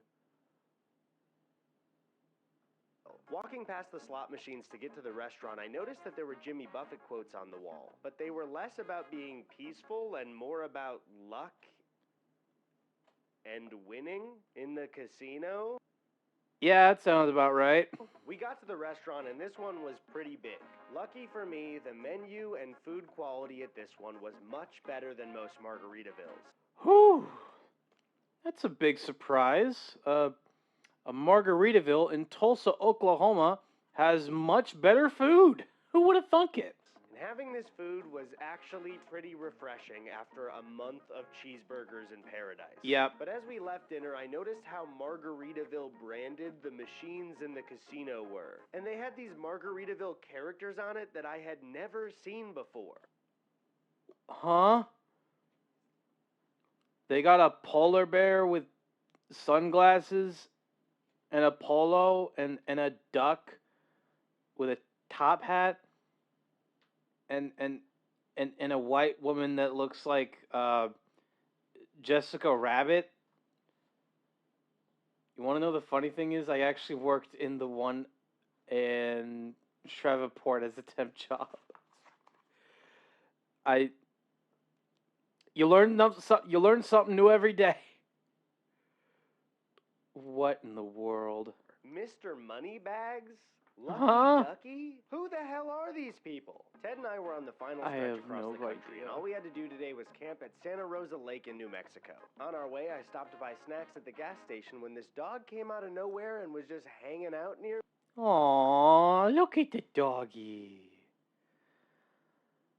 So Yogi Bear, Scrooge McDuck, Pauline. I could kind of see that. I was working in the coffee shop. Oh, okay, that makes sense. But, oh, look at the doggy. See, chat? Yeah, no. Savor the moment. Savor the moment with the dog. We need this right now. We absolutely need this. Hear me? Whose dog is this? I'm in a gas station. Anyways, I grabbed my snacks and then, hey. Oh, there he Said is. it was his dog. His name was Buddy, and he was very sweet. We got to our campsite, and it was beautiful. Ted made some steaks on the grill, and I made a little spread of meats and cheeses for us to snack on. Having a full Border day to collie, enjoy right, yeah. ourselves and nature got me thinking. As we near the end of this road trip, I realized that maybe I was trying a little too hard to be like Jimmy Buffett. And on our way to Vegas, I questioned why I had strived to be a beloved, rich, and famous musician that gets to vacation all the time. I mean, what was I thinking? I don't need to be Jimmy Buffett. I need to be myself. And to truly be myself, I need to face what I fear most. Something that has been haunting me for over a year of my life. Oh, and God. finally, I think I'm ready. Stand right there. Aw, hey, what you doing, buddy? Same. Ted has been asking to go all trip and has no idea that I'm going to suggest this. Oh my God. This is going to be wild. The dog's name is called... Yeah, the dog's name was Buddy. But man, chat, what the dog doing? Ted, we are headed to the final Margaritaville, but what do you say we make one pit stop first? Do you want to go to the Rainforest Cafe and get one drink? Yeah, I do. The Las Vegas Rainforest Cafe Of was course. just as I had remembered it. It had a Tracy tree, a cheetah, elephants, monkeys, and of course...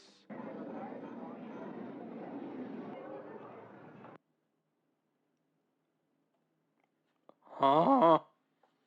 Yeah. Same, dude. What the fuck? Why does it even look like that in this lighting? You know what I mean? In any other lighting, it would look okay. But why this? Oh my God! Ted and I got 2 cheetah-ritas, and man, they were bad. They were to my bad. surprise, I liked being back. It was comforting in a way. Not like being home, but It wasn't like being home. I'm allowed to launch a dying star at this, right? It's sort of like when you pass your old high school and it feels familiar, but you'd never want to spend a full day there ever again. Yeah. After our quick pit No stop, way. Ted and I said goodbye to the cafe. Maybe. And we're ready to close this whole thing out. One more We walked just Margaritaville. 2 blocks down the strip and finally arrived at the final Las Margaritaville. Vegas This one was one of the Margaritaville. busiest and most decorated Margaritavilles of the entire trip. And for the first time, I truly felt it. We ordered 2 perfect margaritas and a key lime pie. Just a small one. Fair.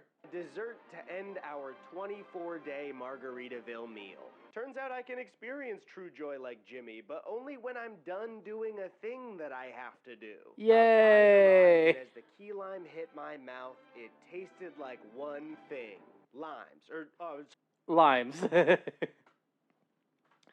Let's see. I have my book of aspects, so I could request Greek gods, but I don't have any good ones to stop this. Well, shoot, dude. Oh, man. I was going to suggest Poseidon, but they're in Las Vegas, so there's no water to be found. Shoot. Sorry, Victory. And that Victory, was there you it. go. We had eaten at every single Jimmy Buffett's Margaritaville in the U.S. and Canada.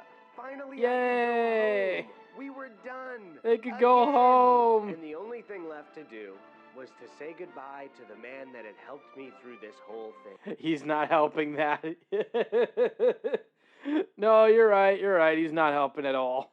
Goodbye, Jimmy. Goodbye, Jimmy. Goodbye, Jimmy. Goodbye, Jimmy's dog. Goodbye, Jimmy. I truly cannot believe that we did this a second time. And after celebrating our accomplishment that night in Vegas, Ted and I ended our journey looking out on the strip in the exact same spot. Poseidon and Dionysus are not on that list. Yeah. Dionysus is not going to help here. Oh, God. Which one was the god of thunder? I'm trying to remember. Shoot. Saturn? No, that's the Roman god. Corvus? No. Zeus. Yeah. Yeah, Zeus would probably help you out here. He's got thunderbolts and shit. He won't help either. We had just 1 year before. Our second and final road trip doing something like this was now over. And these 2 journeys have done so much for me. Considering it's Vegas, rain is scarce. True. This country. I've been able to make countless memories with people that I love and care about. As a person, I've been able to grow and learn more about myself. But these trips were about something so much more than all of those things. Hell yeah. What it's all about at the end of the day is giving 2 giant corporations a ton of my money. And knowing that I did that means that I wouldn't trade these trips for the world. Not even if my family was in danger and doing so would save them. So now, after just 45 days of our lives, Ted and I are the only 2 people on the planet that can say we've been to every rainforest cafe and Margaritaville in the US and Canada. It's actually not that impressive. Oh my God, was this a giant waste of time? 45 days, that doesn't even count when I planned both trips or when we were Excuse you? Yeah. editing our videos? Oh my Oh, God. God. Oh no. Oh, no. No shit. Sure. Yeah. Yeah, no, this was absolutely a waste of his time. Good God. Okay, when did this video come out here? July 20th, 2023. Let me see. I just want to look this up real quick. July 20th, 2023. Jimmy Buffett died September 1st, 2023.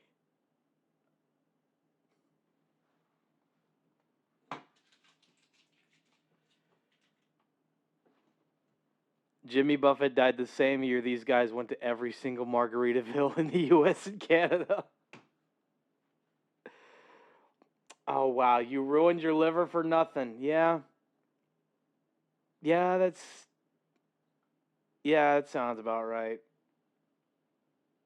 Good God, man. Oh, my God. Why would you do this to yourselves? Oh, fucking hell, man. Buffett. And successor. And successor. Oh, shit. That is too funny. Okay.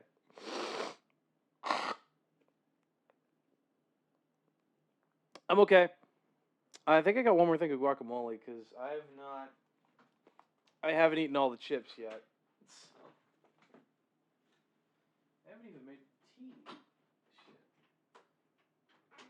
Can't believe I forgot. Rig Nielsen is reminding you to drink some water, Mr. Kibo.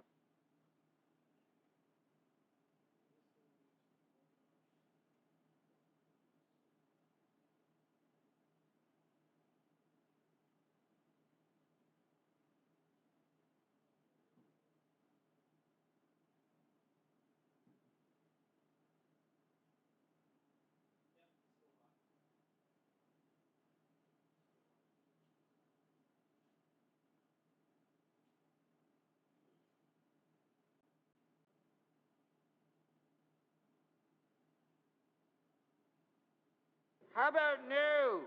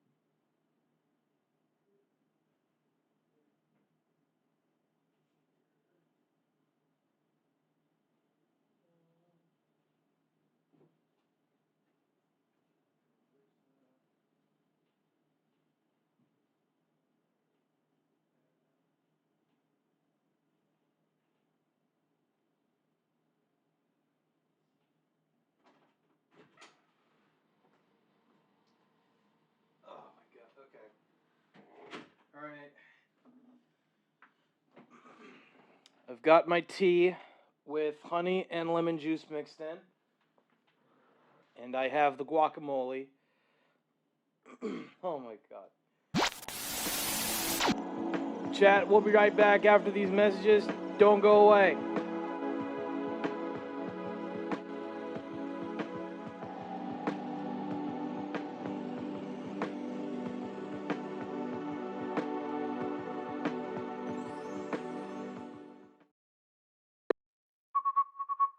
When you're looking for local quality tradesmen, it's important to find the right one.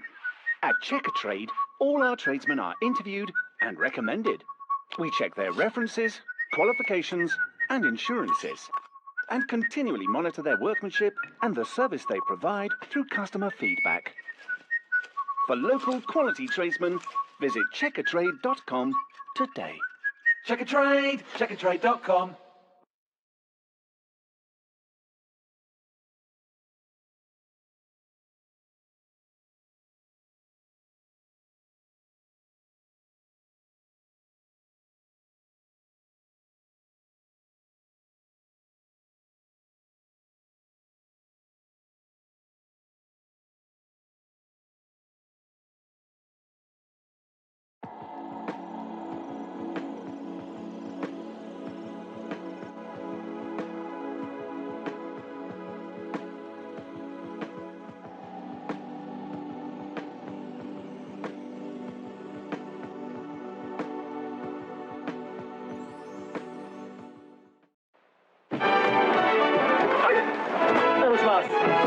黒猫ヤマトの引っ越しはあなたの暮らしをそのまんまそのまんまそのまんまそのまんま運びます。ありがとうございました。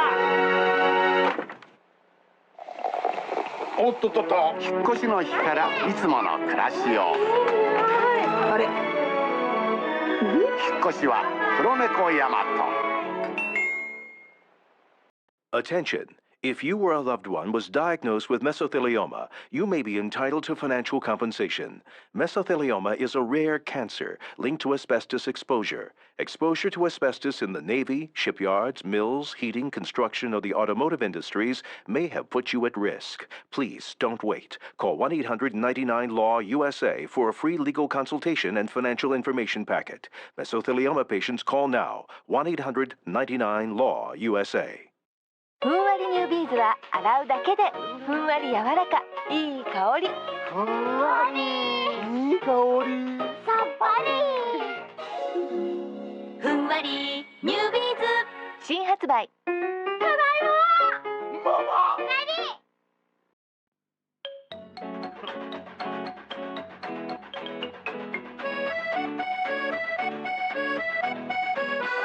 ？Some crusher, a little crusher. Milk keeps me fit and tastes so great. I want some crusher, a glass of crusher. It's tough enough to make milk shake. Add milk, or will crusher.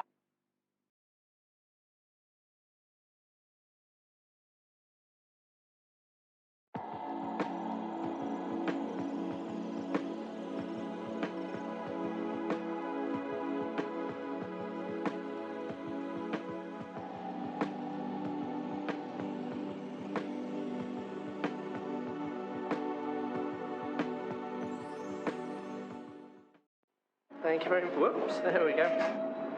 Thank you very much. Excuse me, sir, have you got a ticket? You what? Oh, how much to get in there, mate? It's £2, just down at the ticket office. Is that £2 a fish or all you can eat? No, you can't eat these, sir. They're endangered species. Too right they are, mate. I'll have that big fat one away for a start. Right, come on, out. Oh, easy, Squire. Mind the coat.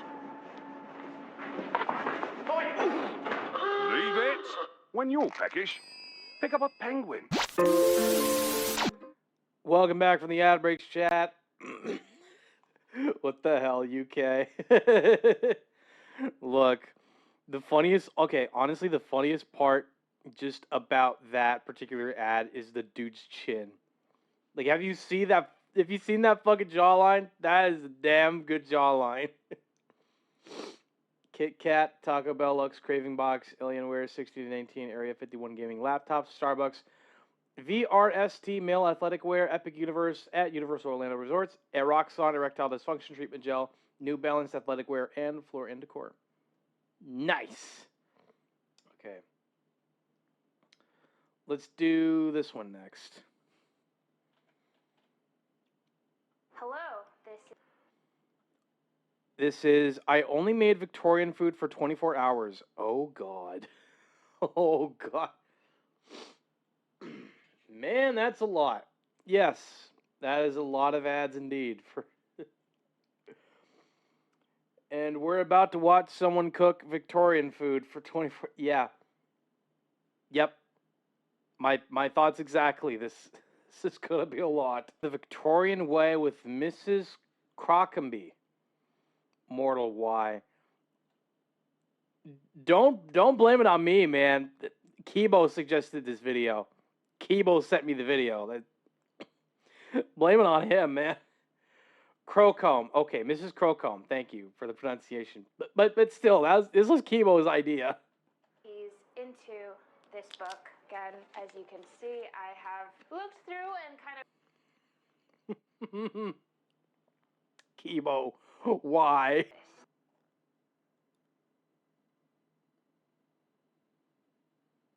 You have lunch at 4 p.m.? What the... What?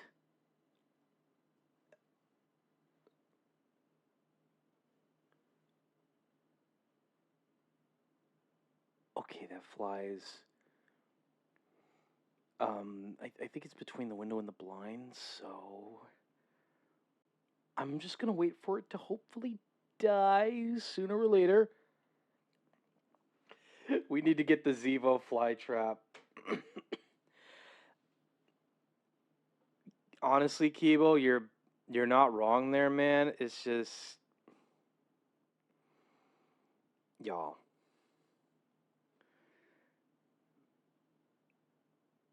No, you know what? No. This okay. Chat, I will tell you this. I'll be transparent with you on stream when I tell you this. I genuinely then again we use raid fly ribbons for my family. That's fair. It depends on preference and stuff like that. Or a cat. I would use a cat, but I'm not allowed pets in where I am. Okay, so this morning I messaged VTuber Research Club, VTube Research Club. They basically have like these screens on like a stand with wheels. They can like control them and roll them around convention floors and stuff like that.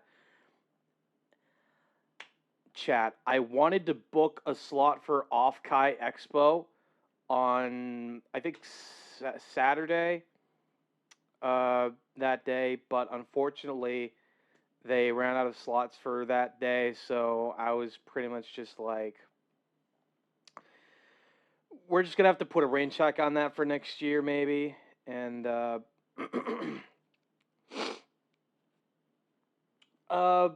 you know, they were very apologetic with me, basically saying, I'm sorry we couldn't get you a slot for Off Kai, and I was like, look, it's okay. Honestly, I don't really have. I'm not in the best financial position to do stuff like that. You know what I mean? Like, I genuinely wanted to do that. I genuinely wanted to book like an hour of time on one of those things, just to maybe meet new people that would be interested in me and stuff like that. But yeah, it sucks not being able to do cool shit like that, especially now. But I did recommend them a few conventions that I could potentially go to in the future, like Emerald City, Comic-Con International, maybe Anime Expo on top of that. So yeah, unfortunately, your boy's not making it to Off Kai with VTuber Research Club. Look, I tried my best, but I let him know. I even asked him, like, is it possible for me to pay you guys like in June, because I can't afford to do this right now because I have to pay my rent. You know what I mean? But they said that, like, I did say I think they answered my question by saying you could pay for like the first half before booking, and then you could pay the other half after, which I think is not a bad idea, but like, again, I can't afford it, and plus they're already booked. God, they're already booked. So yeah, I understand that it happens one day. I just want to do cool shit for you guys. I really do, and just not being in the position I want to be in order to make that happen financially. I'll be honest. It sucks. It sucks not being able to do cool stuff and being able to potentially meet new people, maybe even new viewers and stuff like that. It sucks, but like, you know, I don't have control over everything. You know, I don't have control over that kind of stuff. So I kind of just, you know, have to do the best that I can, and just maybe hope for the future. Just hope for the future and hope that everything will work out somehow. I have been posting consistently. I have been posting my older shorts consistently on TikTok, Instagram, and YouTube as of late. Haven't really been getting a lot of views, like on a consistent basis, but that's okay. We're trying to be consistent with our upload schedule and the like. So there is that.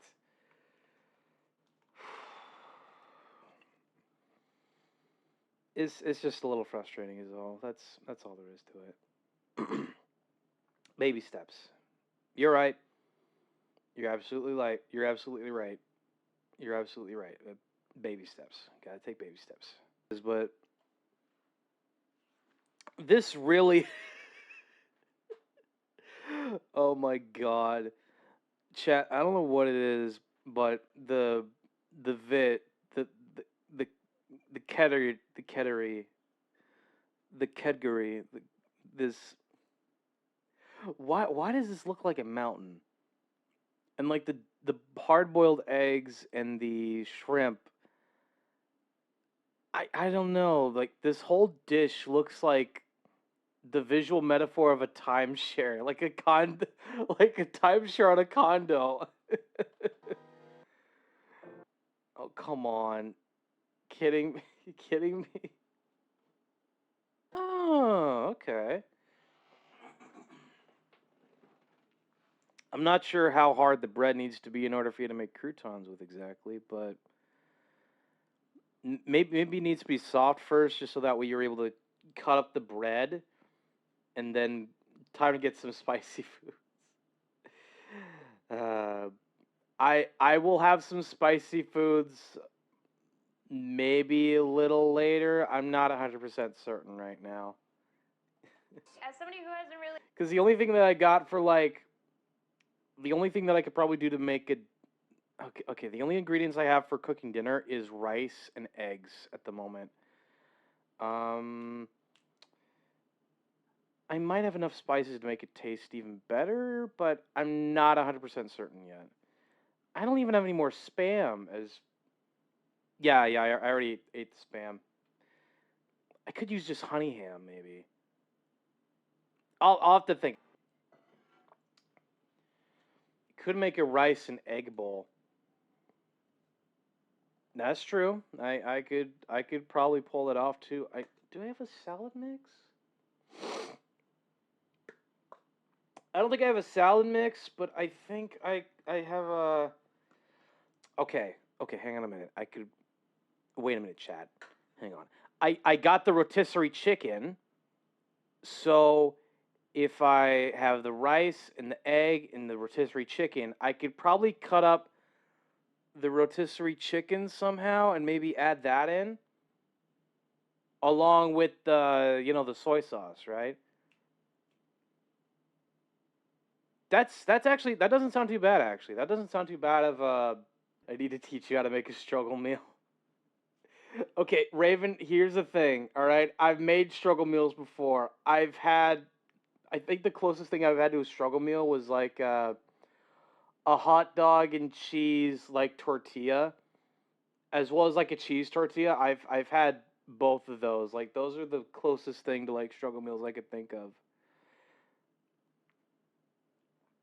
The closest, okay? They're the closest. I've also had peanut butter and jelly sandwiches sometimes, as well as ham and cheese. Honestly, ham and cheese sandwiches were probably like the one struggle meal that I've had for the longest period of time, right? Because it was probably easy to make. If I was lucky, I would have bread, Miracle Whip, ham, cheese, done. Like, that would be it. That would be it. So...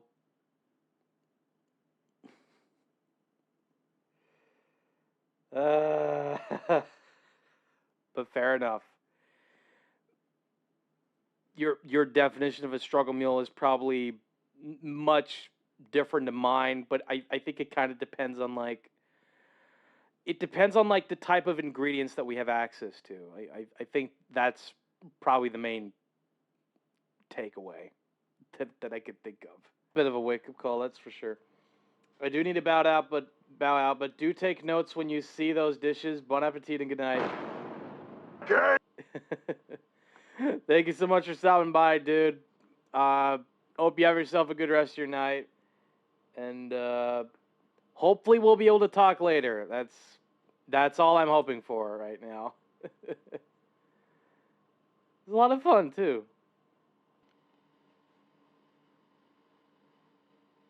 We know what you mean, but stop saying pipe your cream. Stop it. Stop. We know what you mean, but it sounds like something different. Stop saying that. It sounds like something else. You'll get it. You'll get it when you're older. That was a fun one there for sure. Oh my god, that was damn good. I'll be right back. Just give me a couple minutes. Let me do the thing here. Do not be alarmed. I repeat, do not be alarmed. Your program will return shortly.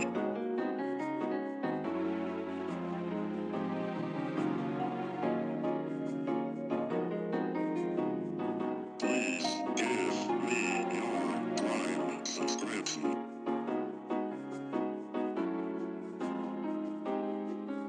Thank you for your support.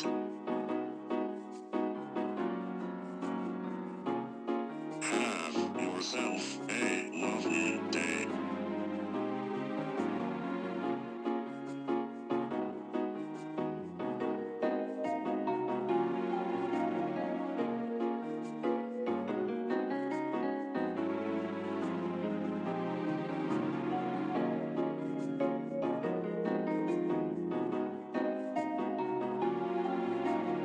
Do not be alarmed.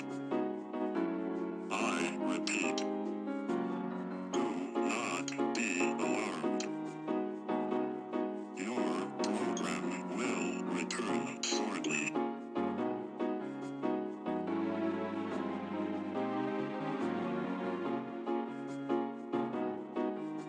Please give me your Prime subscription.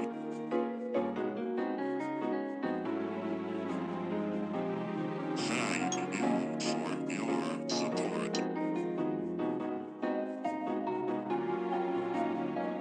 Have yourself a lovely day.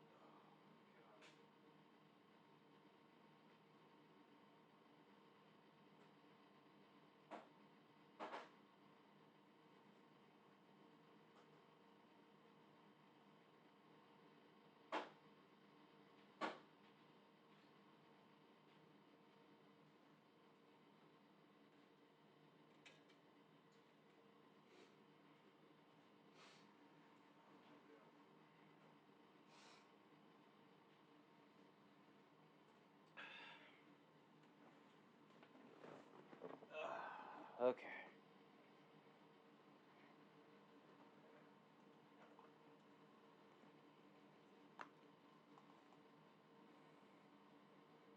Chat, I have come.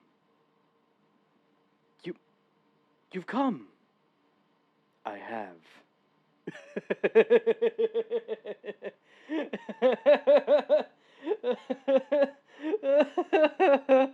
Oh my god. Oh, that is.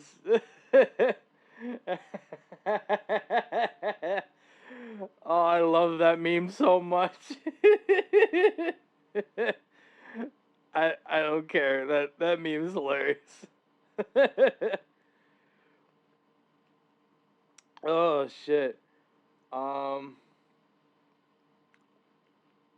Let's do another Safia Nygaard video because doing Eddie Burback, that's just gonna kill another hour.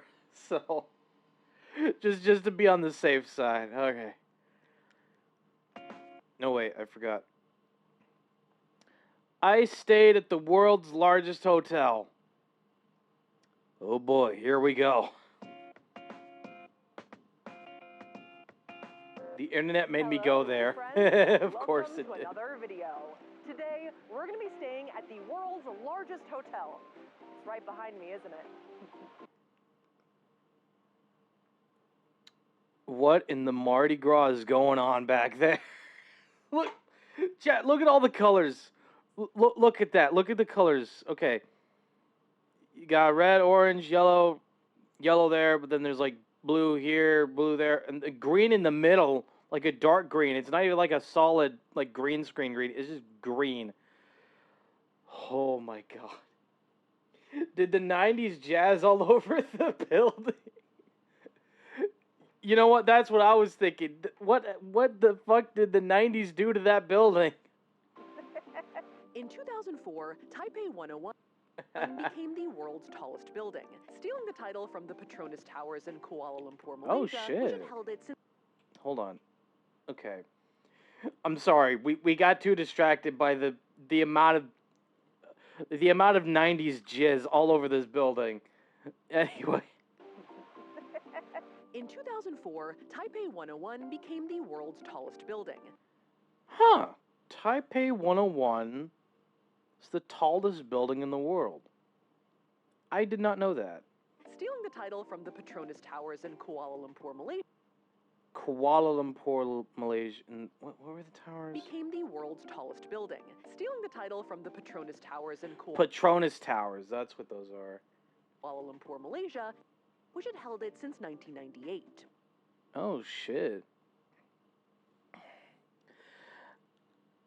Okay, wait. Let me go back a bit. From the Petronas Tower. Chat, I'm not gonna lie, I don't like the look of the Petronas Towers. I don't know. Maybe it's just it's not the height that's concerning to me. It's just it just looks too fucking familiar to me. I don't know what it is. Maybe they did a much better job with like the structural engineering of it. Maybe, I don't know. I would be impressed if they're still standing, but like still, you can understand the concern. Best not to touch that. Yeah. Best not to touch that at all. Towers in Kuala Lumpur, Malaysia, which had held it since 1998. And I can only imagine this pissed off Malaysia pretty bad, as, not to be outdone again, in 2015 they opened the largest hotel in the world. Well, I'll be damned. I'll be damned. Malaysia got so petty. They were straight up just like, fuck it. We're opening the world's largest hotel. Now what? That's an incredible level of petty. I gotta give it to them. The first world hotel in Malaysia's Genting Highlands. And I've been dying to go there since 2019.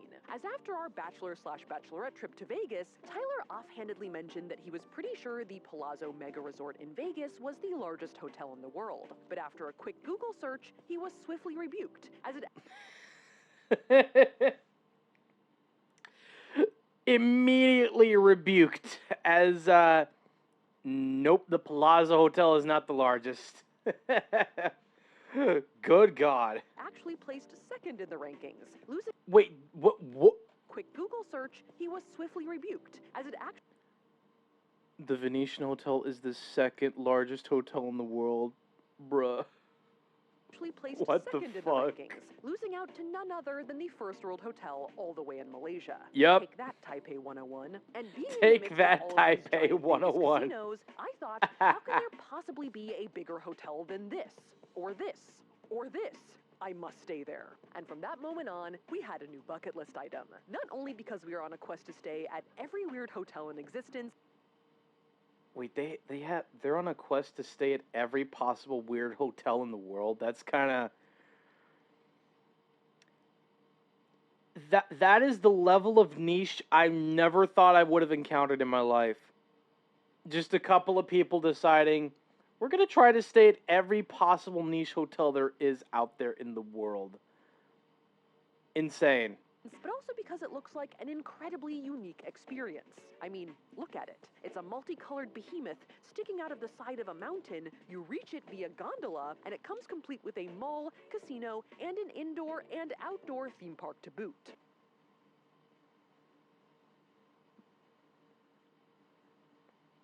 What the actual fuck, Malaysia?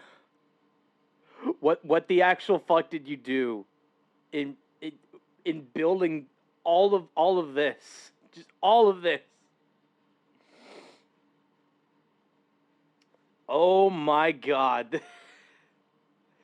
Indoor and outdoor theme park.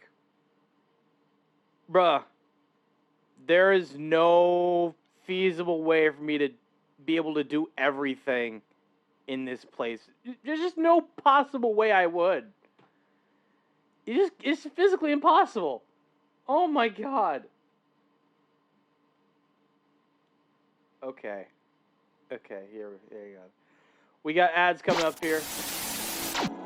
Chat, we'll be right back after these messages. Don't go away. Thank you for that, Kibo.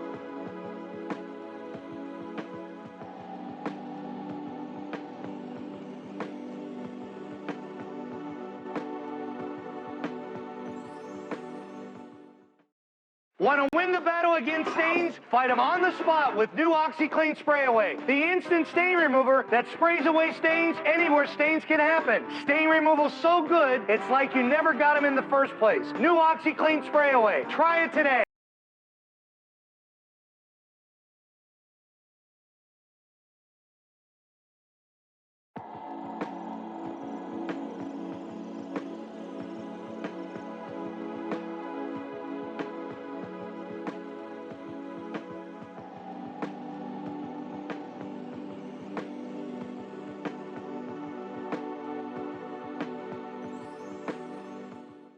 Chip here, new Cookie Crisp cereal there. But not for long. They look like chocolate chip cookies, taste like them too, but it's a breakfast cereal! Yes, I'm coming for delicious Cookie Crisp!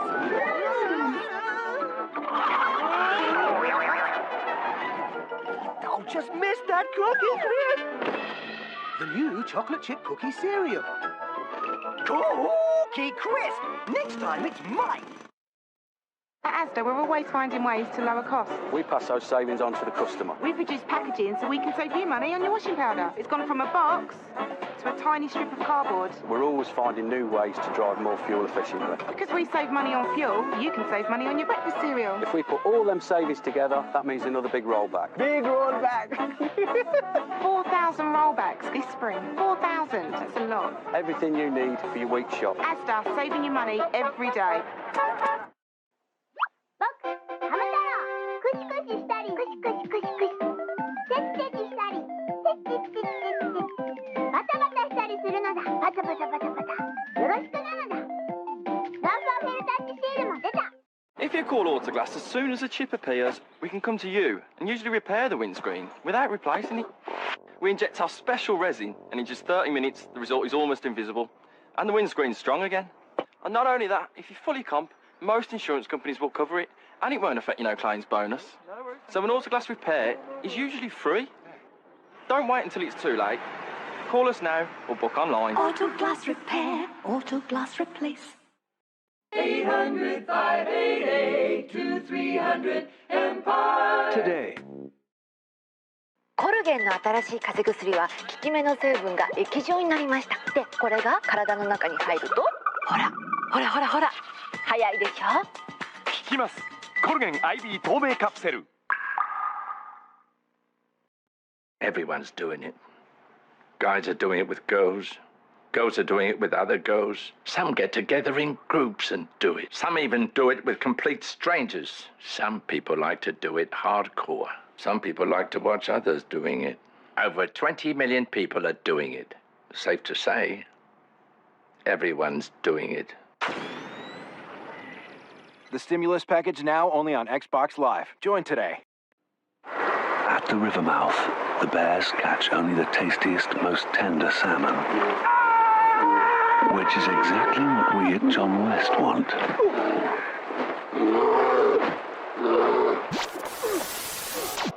Welcome back from the ad breaks, chat. Let me see, what do we get here for Kibo's ads? Taco Bell Lux Craving Box for $5, $7, and $9. Hershey's Cookies and Cream Cash App. VRST Men's Athletic Rare. Starbucks Summerberry Refresher Floor and Decor. Epic Universal Orlando Resorts. And a Roxon Erectile Dysfunction Treatment Gel. How many times has this popped up? How many times did that ad pop up already? I don't know. But seriously, there would be no physical. There's no feasible way you'd be able to do everything in this place. I would be intimidated. I would genuinely be intimidated by the prospect of staying at this hotel. What? And so we engineered a filming trip specifically to get us to Malaysia, so we could document our experience staying at the largest hotel in the world, and give you guys the full scoop. Gird your loins, people. We're going in. Safia, why did you have to say that? I don't want to gird my loins. Please. Stop. Stop. I don't want you touching my loins. Stop looking at me like that. What the fuck?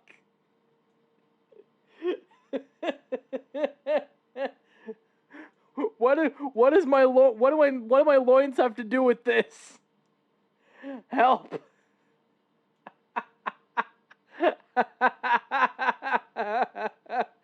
Oh my god. Now, when you're on the other side of the world, thousands of feet up a mountain, you're probably going to want some data to maybe upload an Insta story to say, hey, I'm here, or also mostly to make sure you don't get lost up there. Yeah. In which case, you might want to check out the sponsor of today's video, Saily. Sponsored content. I'm just going to skip past. There we go. Malaysia, or at saily.com/Safia. But without further ado, back to Malaysia. And let's check out this hotel. So Genting Highlands is about an hour's drive from Kuala Lumpur, despite the way it looks in this crazy photo we saw online where it looks super close. So on our first morning in KL, we awoke bright and early and hopped in a van to drive up the mountain. Now the actual technical Genting Highlands is the name for the resort area at the top of Mount Ulukali, which sits at about 6,000 feet above sea level. And though you can't technically drive all the way to the top, the more fun way to get there is via gondola that will sail you straight into the hotel. Nice. So like 3/4 of the way up the mountain, we stopped at an outlet mall/gondola station called the Awana Skyway. My ears did pop on the drive, or maybe they kind of didn't, and now I kind of have to try and pop them. Yeah. But that might just be my state of being for the next 24 hours. Probably. I certainly wouldn't say it's chilly up here. It is much more temperate than the tropical July Kuala Lumpur heat. I did see someone wearing a full-on jacket, so I think that Malaysians think it's cold. Headed into the Skyway itself, in which the giant hotel hype train was already starting strong. Look.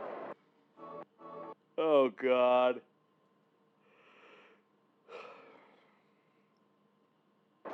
It's time to whoop it up. Time to whoop it up. That's gonna be us. Whoopin', baby. I guess we're gonna be channeling the Real Housewives of Orange County while we're up here, which is okay by me. A small note that I just want to get a shot of. Look at this baby 7-Eleven. There's a 7-Eleven in Malaysia. Look at how tiny that fucking thing. You know what's funny? The 7-Eleven here in Malaysia looks a lot nicer than the American 7-Elevens. Oh my god. Yeah. My thoughts exactly. This 7-Eleven, this singular 7-Eleven in Malaysia, looks way nicer than the American 7-Elevens. I'm sorry. They just are. They just are. I don't know what to tell you. Isn't it so cute? But not to get distracted by the shops and restaurants, we headed to the top floor. My ear just popped. Oh, yeah? I got it.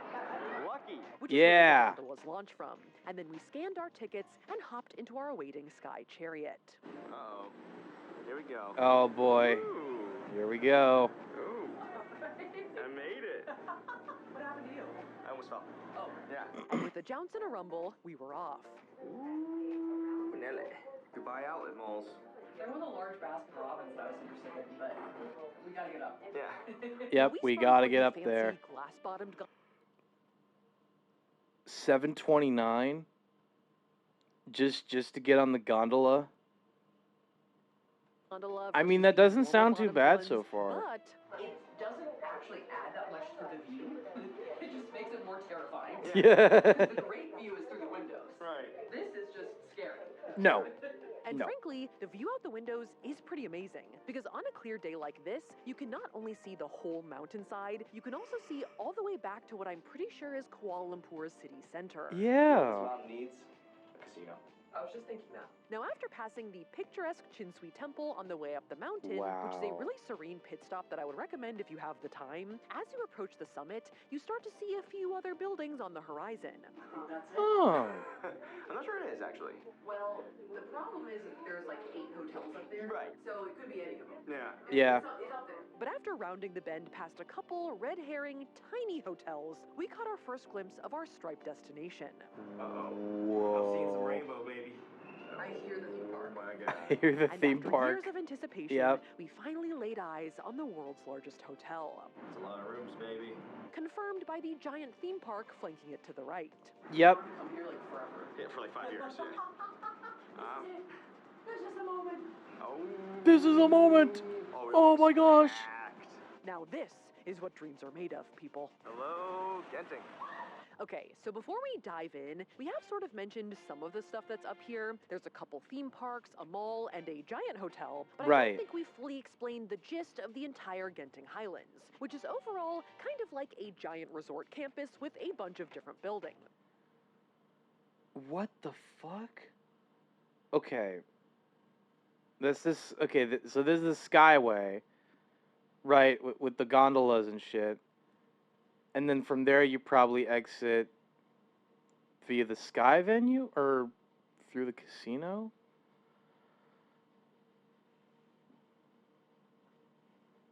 I have no clue. I think at least most of them are under the general Resorts World umbrella. Yes, that's the same Resorts World as the one on the Vegas Strip, as well as on Sentosa Island in Singapore. Okay, What? simultaneously free. Ah! Oh God! Oh my God! Oh my! No! No! No! No! Oh God! No! No! No! No! No! Oh okay. Okay. Oh my! Yeah. Yeah. Heights. My fear of heights just kicked in. Holy shit! That is a long way down. No. Fuck no. Oh God.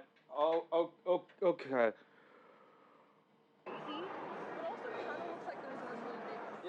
And a lot of the different buildings I are connected to guess. each other via this giant mall, which is where the gondola dropped us off, Sky Avenue. We're going to be spending a lot of time in here, so we'll loop back around and show you guys more of it in a second. But it also contains the indoor theme park, Skytropolis, the Sky Casino, and has an entrance to the outdoor theme park, Sky. Quick press on the pressure point. I'm okay. I'm okay. Oh my God. Okay. I'm okay. Whew. Worlds. All right, It so, took we me a actually bit. came It to took me this, a bit. parking lot in the back to try and get a shot of the Rainbow Towers. It's kind of hard to get a shot of them because they are attached to the giant mall that you are consistently walking through. Yeah. But there it is, the largest hotel in the world. And Genting Highlands as a resort area has been a thing since the early 1970s, with the general idea of being a refreshing mountain resort to cater to Malaysians and tourists alike. There is also some weather rolling in, it looks like. And besides First World Hotel, there are 7 other hotels in this general area. A couple that are actually newer and nicer than First World Hotel, Right. a few that are on the older side, and one that is apparently super haunted. Mystery building. Although people also say that First World Hotel is haunted too, so that's not my favorite fact ever. And the First World Hotel is made up of 3 towers, the most recent of which, Tower 2A, which opened in 2014, actually snatched the title of world's largest hotel back from the Palazzo in Las Vegas. As Holy shit. Which one? is made up of 3 towers. Oh, it's made up of 3 towers. Okay. The most recent of which, Tower 2A, which opened in Tower 2A. 2014, actually snatched the title of world's largest hotel. The largest hotel is the First World Hotel. 7,351 operational rooms. Bruh. Back from the Palazzo in Las Vegas, as apparently the two had been going back and forth before then. Oh my god. That is too fucking funny. Having both hotels go at each other back and forth, that is crazy. That is actually fucking wild. Oh my god. The Palazzo and the World First Hotel. Hotel beef. How about it? Makes me want to go to Vegas, stand outside the Palazzo and go, suck on that. Okay, so with that all established, let's head back inside before any rain clouds roll in. Smart now, move. Back inside the giant mall, Sky Avenue, one of the things we noticed right off the bat is just Bruh. Oh my. Okay. Okay. Yeah, I need to release some pressure. Pressure in my palms. Oh my god. Oh my god. Okay. how damn bright it is, as it is covered in a giant continuous screen Oh, that yeah. spans almost every available Oh surface. yeah. The entire mall is a TV screen. It Whole really is. thing. And it does make any time spent in here a pretty overstimulating experience, like you are a tiny baby with a giant iPad. Seen stats about screen time, they're like, we could beat those numbers.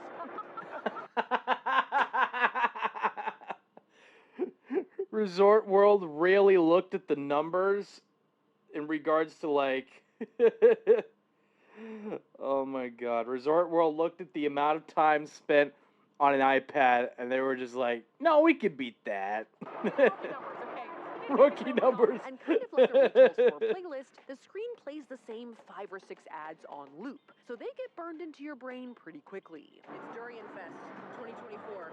It's like the Malaysian Wing Bowl. Until the Holy day I shit. die, I will never forget Durian Fest 2024. Durian Fest 2024. Never gonna forget it. Durian Fest, baby. Where is Durian Fest? Where is Durian Fest? Now, aside from the whole giant screen thing, it is a pretty good mall with a very solid store selection, as well as some fun Genting-themed souvenir That's lovely. shops, which we of course stopped by. What happens in Genting stays in Genting.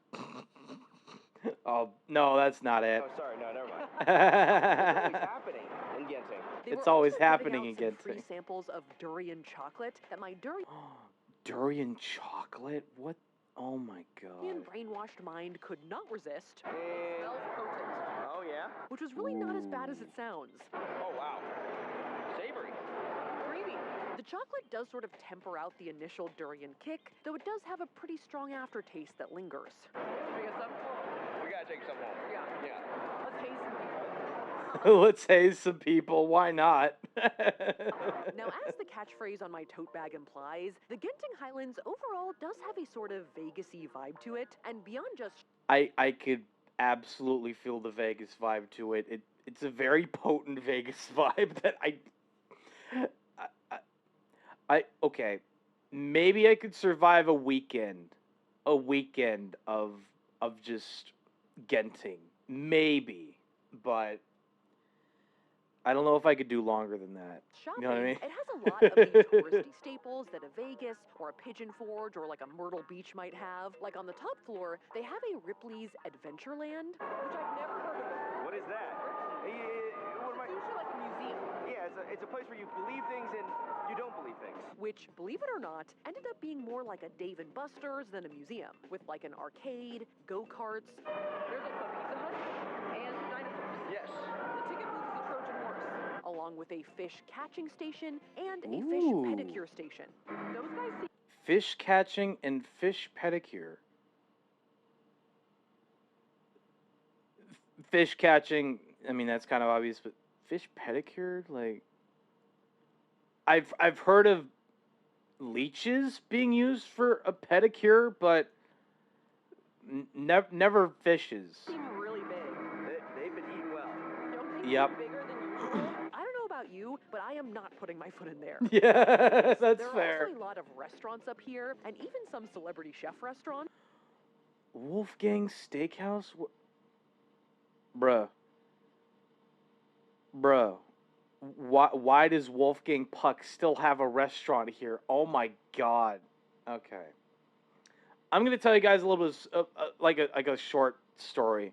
So, if I remember right, was there a Wolfgang Puck in Las Vegas? I don't remember if there was. Okay.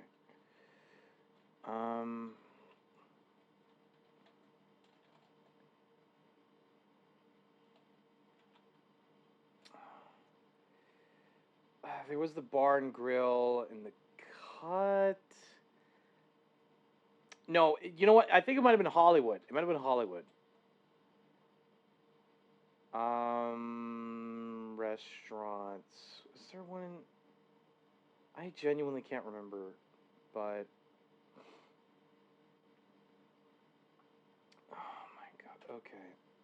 So, there was this one time... I think my mom and we went to like a Wolfgang Puck's restaurant once. I had the pizza, and Chad, I'm not gonna lie to you, the pizza wasn't that great. It was fine, like it was pizza as you would expect it to be, but like I don't know if it was just my taste buds or anything like that, but I was just not impressed. I really wasn't impressed by the pizza. I don't get it. I really don't.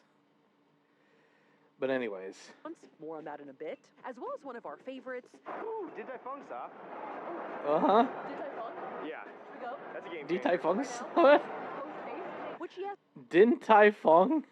does have a location in Vegas too. And then finally, to Oh, complete the shit. Vegas comparison, one of the major draws is that there is a Sky Casino here. Of course there's a Sky Casino in this place. However, unlike a Vegas casino, this one is much more serious, and you would be much more ill-advised to film in there. Yeah. More than likely, yeah. You can't film in there. No. Nope. No filming. I did go in just to see it, but apparently there were like signs every 5 feet being like, do not film or you will be prosecuted. Oh my god. Safia, you fucking beast. No, Tyler, you fucking beast. You really risked your life just to be like, oh, we're gonna film a little bit from the pocket here, no big deal. And yet, there's signage every 5 feet. Do not be filmed. Oh my god. Not in foreign countries. If you want to see what the Sky Casino looks like, you're gonna have to come yourself. Yeah. We can't show you. So after that Can't roller show coaster of you. emotions, we figured it was time to escape the bright lights and check out our digs for the night. Now, the First World Hotel is the world's largest by number of rooms. Whoa, don't First how many rooms there are. World Hotel. Let's go! Crazy. Which means on any given day, there are a lot of guests trying to check in. And accordingly, the check-in lobby is pretty crazy. Aside from being packed, it has many self-check-in kiosks. I could do it myself. The check-in lobby is pretty crazy. Aside from being packed, it has many... Chad, I know you're not able to see the full message here, but what it looks like on my screen is basically just says I can do it myself. Oh my god. If anyone ever says I can do it myself to somebody when they clearly are in need of help, that is just the most patronizing possible thing you can tell an employee. I can do it myself. Fuck out of here. These self-check-in kiosks Oh for my those who god. can't handle on things, and a nice long line for those who need some assistance. I need some help. Yeah. How do we do anything? And I think it's pretty self-aware about how overwhelming it is, because it also has like a serene decompression station in the corner. Smart. That's not a wall or a screen. Those are clouds. With frankly stunning views of the cloud-covered rolling. Whoa. That's a pretty insane view. Like, look at that. You got clouds and just Mountainside, as well as that is manual-powered awesome. elliptical machines to sweat off the check-in blues.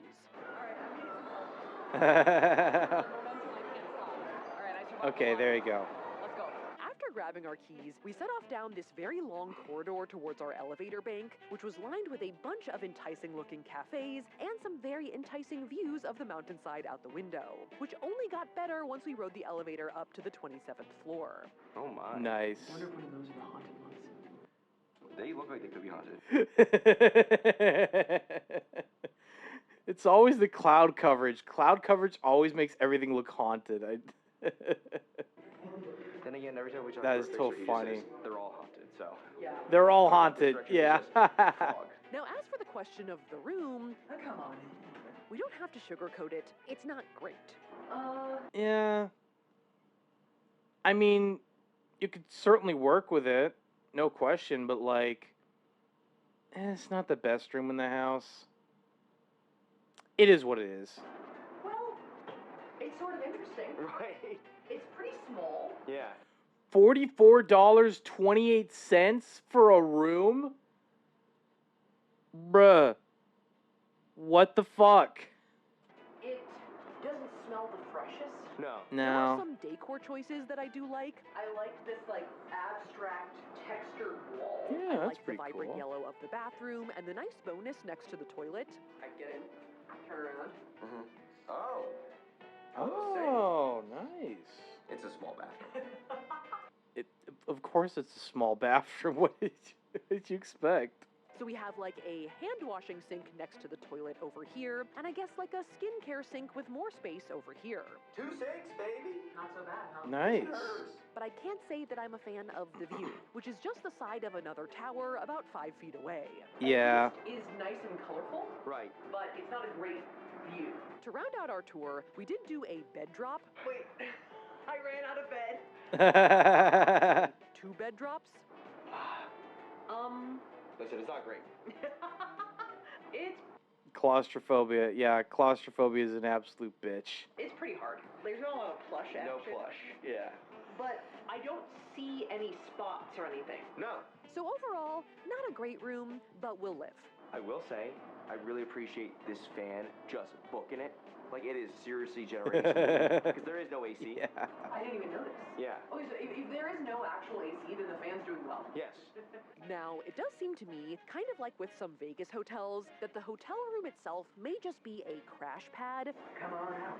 And you might want to spend most of your time outside of the room doing activities. So first up, we stopped by the Skytropolis Indoor Theme Park, which is really not too shabby. Actually, it's pretty nice and new and sizable. Whoa. There's a fucking Ferris wheel in there? Oh, God. I like how the indoor theme park is, like, way calmer than the LED panels outside.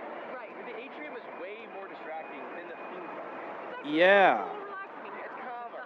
They have a lot of carnival-esque rides, like a large Ferris wheel and this vomit machine, some carnival games with some enticing prizes, like some Sophia-sized giant bananas. Occasionally, a zipliner will fly through. There is one pretty legit roller coaster called the Super Glider, which is a lying down coaster. We did this one, and it was kind of intense and very fast.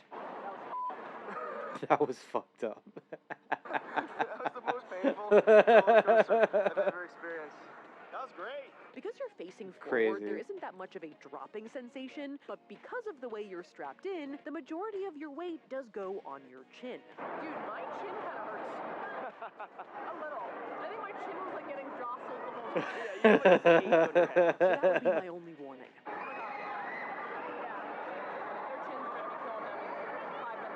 But after some recovery time, our jaws were ready for dinner.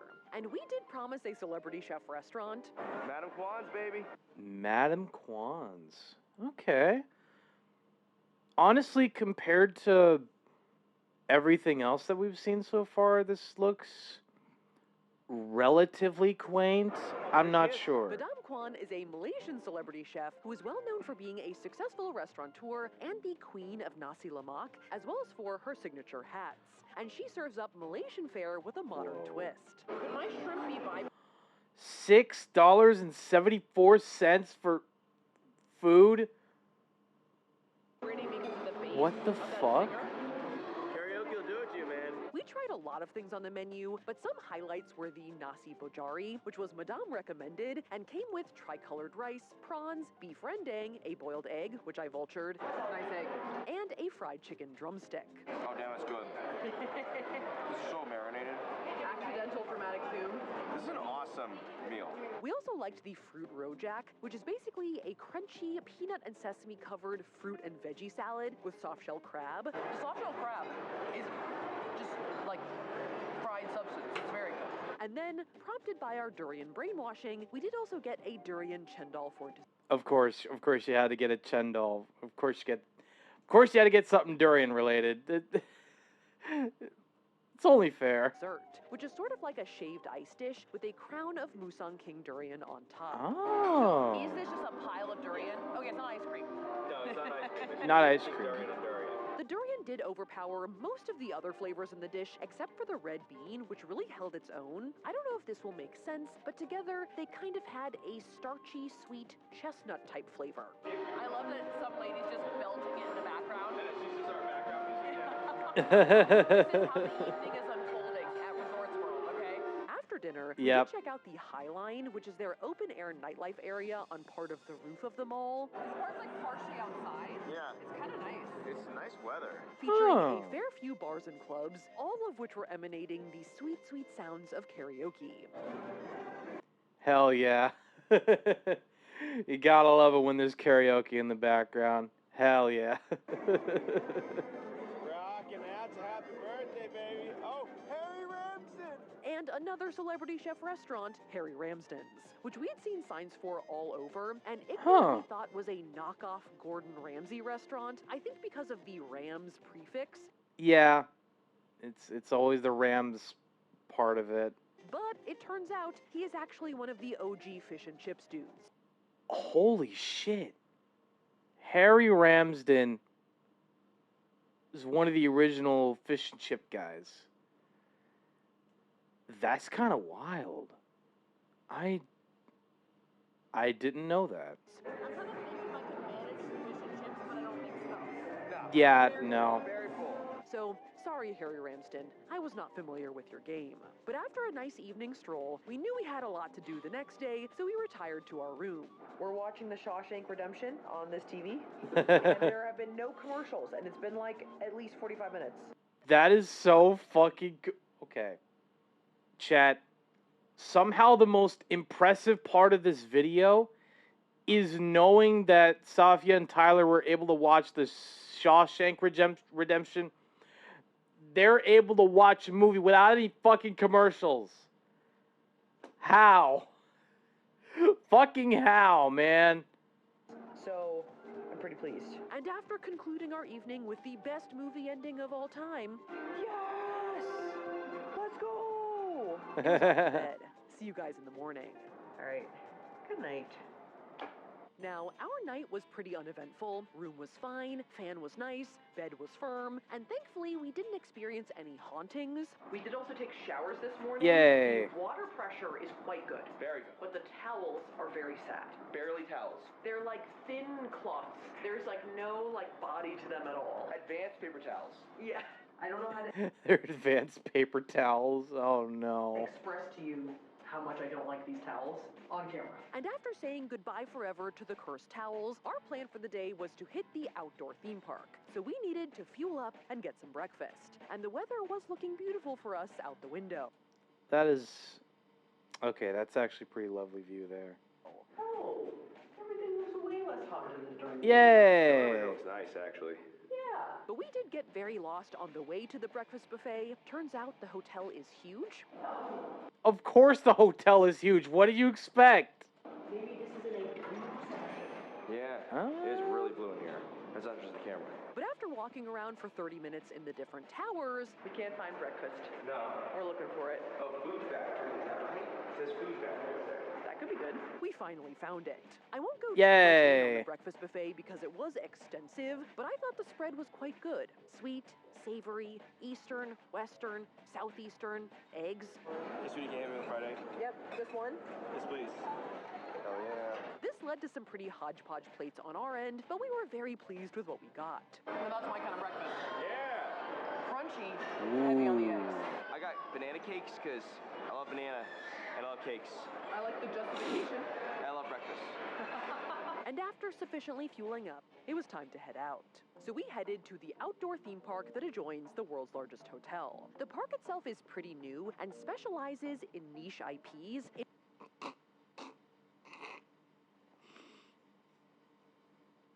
Bruh.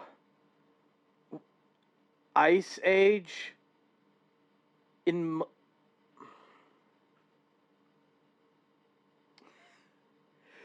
Chat, I don't know what it is, but Ice Age being at, like, the world's largest hotel, this feels cursed. You know what I mean? Like, I don't really associate Ice Age with, like, the world's largest hotel in Malaysia. Right? Those two things shouldn't just go together, but now I see this and I'm like, I can't unsee it. I just can't unsee this.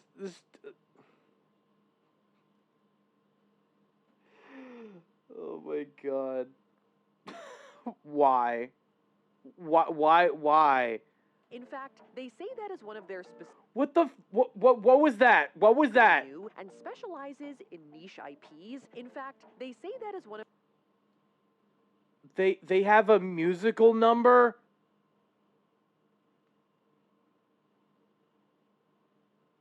What the fuck? I feel so lost. One of their specific draws. Originally, Night it at was the supposed to be museum? in 20th Century Fox World, but when Disney bought Fox in 2019, they said, no way. And so now it's called Genting Sky World. Okay, I mean, that's fair. But most of the IP is still Fox. And once inside the park, this is pretty legit. This is very legit. I was actually pretty impressed by the scale and how detailed it was. Like, it feels like Universal Studios in here. This is nice. This is a far cry from the LED screen blast. No, this is actually super nice, and it's not that crowded right now. No, it's beautiful. And now that we're in, let's do a quick tour. Oh my god, there's more. There's more to this. What the hell did we get ourselves into? To get the lay of the land. Now, a lot of the themed areas at the front of the park are like America themed. United Steel Corporation, Golden Gate Garage, hot dogs. There's a Pittsburgh/San Francisco area, and then a New York area with a Central Park garden. Quick note, we do like this theme park overall, but we do have to mention that part of the Central Park area did burn down. That thing was definitely on fire. I think that's where the... Oh shit. That was recent. Damn. Yeah. There is a theory that the fire came from a stray cigarette butt, but that can't be confirmed. And then to round out this front region, there's also like an American West motorcycle Cars Land looking area. I love seeing what like other countries deem to be like America core.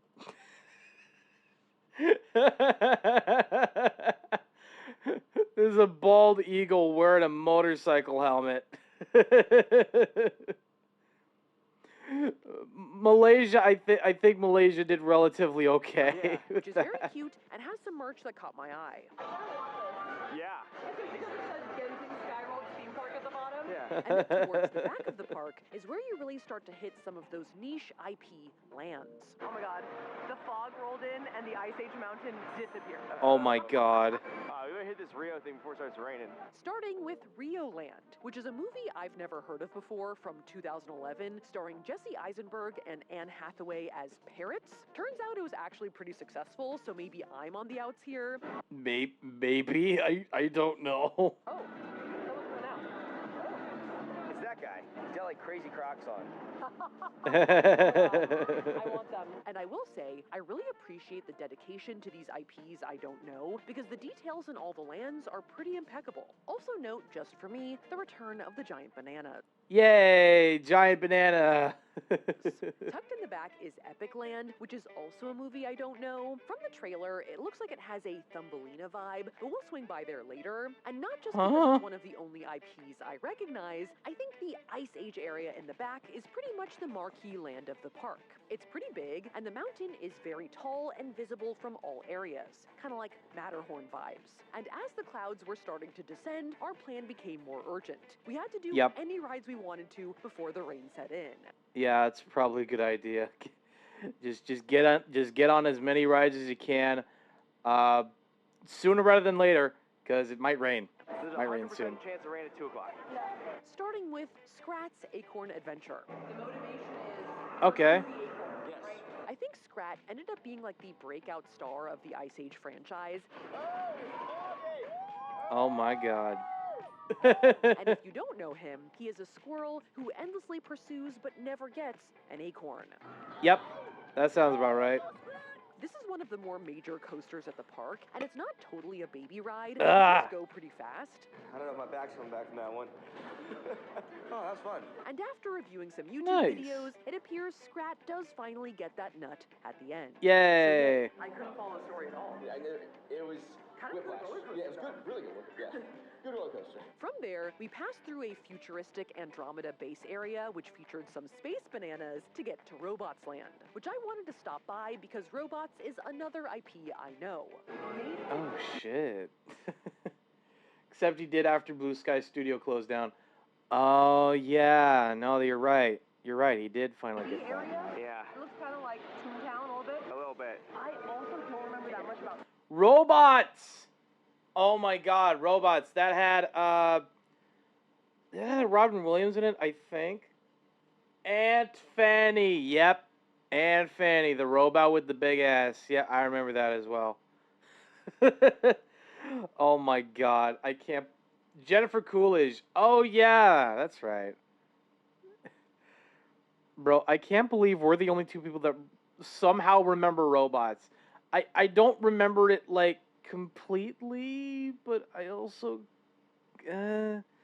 so I have like a faint memory of it. except that Amanda Bynes is in it. Unfortunately, Amanda Bynes. Oh yeah, she was also in it.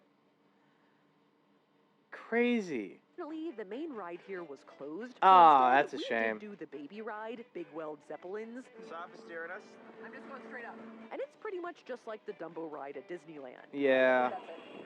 That was a nice 45 seconds. And after a last-minute ride on Rio's Samba gliders, we decided it was rainy enough to poncho up. Nice. Both of us were backwards. But we were still hopeful that it would just be a passing shower. We should probably keep them on in case. Yeah, just in case. Fender dressed up as a fembot and danced to Hit Me Baby One More Time. Oh, yeah.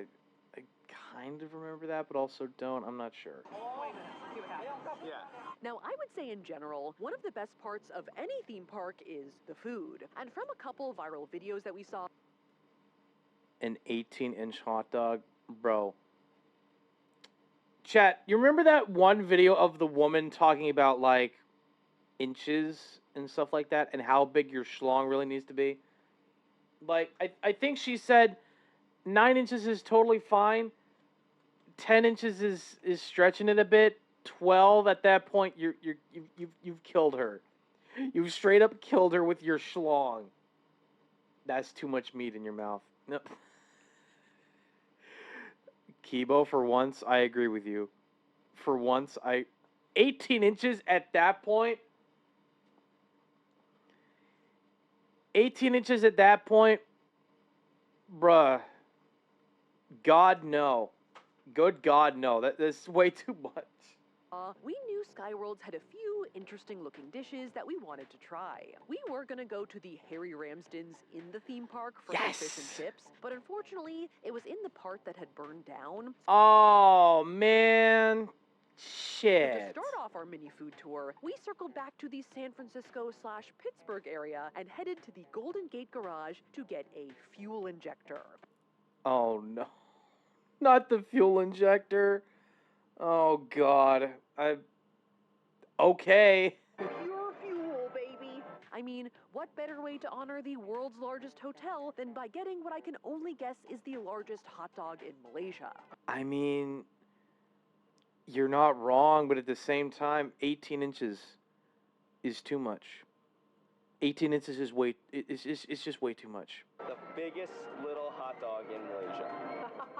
Which is an 18-inch chili dog with chili packed both below the wiener and also a hefty serving on top. 18 inches of pure fuel. Check DM for the GIF. All right. Give me a sec. Oh, yeah. Oh, yeah. Oh, no, you're right. I almost forgot about that. Now, when confronted with this dog up close and personal, it... $6.54 for that? Bro, what? Oh my God. It is pretty formidable. We did not get any utensils besides 2 knives, but I think that we can do this. Partly because the dog protrudes out of the sides of the bun because it's just that damn big. It really is that damn big. But the fear factor pretty much ends once it's in your mouth. Of course. The fear factor of the hot dog always ends once you actually get it in your mouth.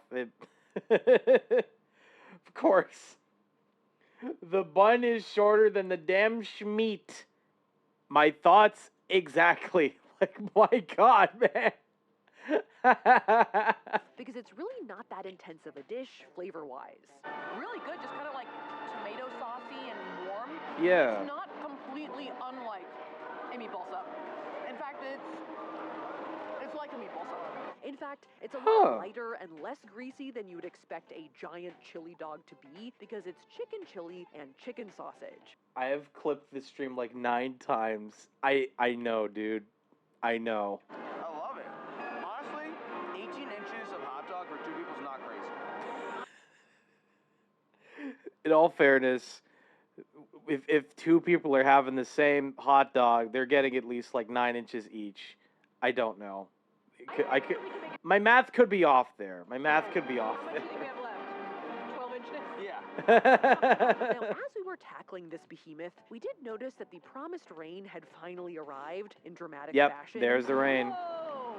Oh my God, the gondolas are completely gone. Yeah. Thankfully, we were chilling under like an awning over here. Unthankfully, more of our items are that way. So we flipped our ponchos into sports mode and set off into the rain. All right, ready? Yeah, we're doing it. We're going to Ice Age. All right, don't fall. We had traveled thousands Don't of miles and fall. scaled thousands of feet. All right, this is crazy. Oh my God. Go, under the awning, under the awning. And we weren't about to be undone by a little torrential downpour. I like how we were bragging how the rain had stopped once we put on our ponchos. Now, I think when you're so high up, you're almost literally in the cloud as it passes through, and it is cold in there. Alright, this is a bad stretch here, but that's Oh, God. Here we are. This is the home stretch. Not riding a Andromeda ride. Trying to get in the freezing rain to this frozen treats place. And there was a little bit of thunder and lightning going on, which we felt extra close to. Let's go. 3, 2, 1, go, go, go. Don't slip. Don't slip. Go. Don't slip. Oh, we did it. Oh. Okay. It's close. I don't know if my camera did, but we did. But it was all worth it to get to Crash and Eddie's Frozen Treats Hut in Ice Age Land to pick up a signature ice kachong. I also got a hot latte. Of course, she had to get a latte. $2.71? Oh my God. Just because. My hands are like frozen. Yeah, why don't you just hold this for a second? Yeah. Yep. This is sort of a shaved ice dish. $3.16 for shaved ice? I'm not sure of everything that's in there. Tastes like Fruit Loops. Fruit Loops? Yeah. Interesting. Oh, I love it. But I'm pretty sure it at least has lychee jelly, dragon fruit, and definitely crushed peanuts on top. It's actually very flavorful. Yeah. It probably would have been great on like a hot sunny day, but on a cold and very wet day, it is a little cold. Yeah. It is what it is, really. Nuts in the maw, yeah. Pretty much. Was it worth risking our life for? It wasn't that dangerous, so yeah.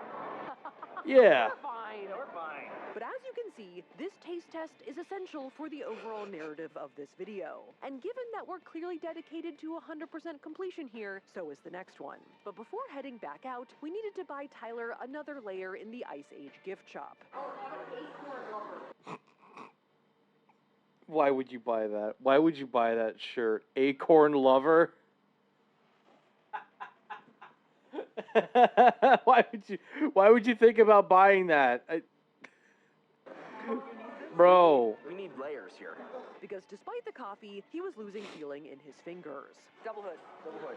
Nice. That's right. There you go. Camera in. That works. Oh, I carry her like this. All right. Precious cargo. And our final item was over in Epic Land. Epic, baby. And while I still don't know anything about the plot of this movie, it is very cute over here. It's like a Bug's Life, right? A little. Yeah, Kind of. But miraculously, after finding a toadstool to shelter under, the storm broke. Woo! All right. We're back. Yay! And we were sitting pretty, camera still dry-ish, next to our final kiosk. And this is Mub and Grub's Big Bites, baby. Now, semi-unfortunately for us, their signature item was also a cold item, a bubble waffle with ice cream on top. But with the sudden turn of events, I was just riding the good vibes here, man. 361? Oh my god. I don't know this IP at all, but the fact that we received this item and it stopped raining makes me love it. It's instant positive association. Although that Positive was slightly dampened association. when we entered this completely deserted room to do our taste test and were told very sternly not to sit there. Okay, yeah, don't sit This dish or is stand also there. pretty good, though the waffle is a bit plain by itself. I think on a hotter day, the ice cream would melt into it, Yeah, probably. and so the waffle would be a bit more moist. It's actually like just a really good bread bowl almost. Huh. But we were fans of the Pandan Kaya syrup. Pandani. And after some Ooh. prototyping, Tyler figured out how to smoosh the whole thing into a giant taco. Maybe it's how you're supposed to eat it. Nice. Pretty great. You want to try it? Yeah, which worked well, flavor-wise at least. Now thoroughly fueled, soaked, and wrung out like a wet rag. Yep. And also all on top of a mountain to boot. I'm seeing some sun. I know. Hell yeah, dude. I'm so confused. I know. Emotionally. I think it's about time for our review. And kind of like our day at the theme park, where there was a little bit of sun, a little bit of rain, a little bit of good, a little bit of bad, so Yeah. was our experience in the Genting Highlands as a whole. Like, it's kind of not that nice, but some parts are pretty nice. Like the mall and the restaurants, and I like the breakfast buffet a lot, and it's kind of nice, but some parts are not that nice. Yeah, the rooms are a bit cramped, but I mean, if you wanted to get a nicer room, they're probably like a little bit more expensive than what they got. I could be wrong there. I could totally be wrong Like the there for hotel sure. rooms, and the towels in the hotel rooms, and the potential Yep. hauntings. We have been wanting to come here for like 5 years just to see what it's like, and I am very happy that we finally made it here. But after experiencing the whole thing, I think I can safely say that at the world's largest hotel, the hotel is the worst part. Everything else is pretty good. But excuse me while I drink my detoxifying herbs to help with my Genting hangover. That's fair. That is bitter. Because it's Yeah, about time to head very back bitter. down the mountain. Subscribe for more herb content. We're trying something new here. Like, if you prefer the old outro stings. That's pretty funny. Oh my gosh. That was a bit of a wild ride, I'll admit. Oh my god. My fucking throat, man. Man. Absolutely insane. Insane time. For damn sure. Oh my god. I did send another more kitchen video earlier. Oh shit. Okay. Let me find it. Let me. Oh yeah, this one. Okay. Shit. Let me copy the link, and then we'll put it there. There we go. Kakuku and Aja's No Way Bro Bento. All right, let's give it a shot.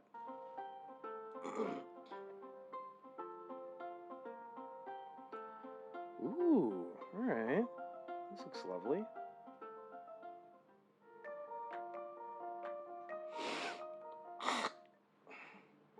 Cooked rice, strawberry juice powder.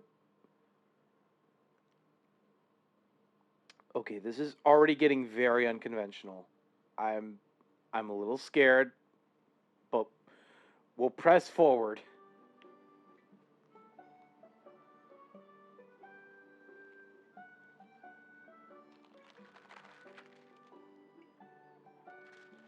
Cheese, slice of ham.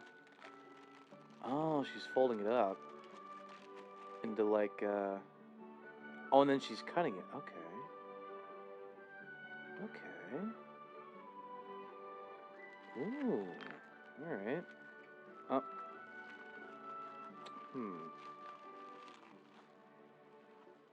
Yep. Let's roll into a ball. All right.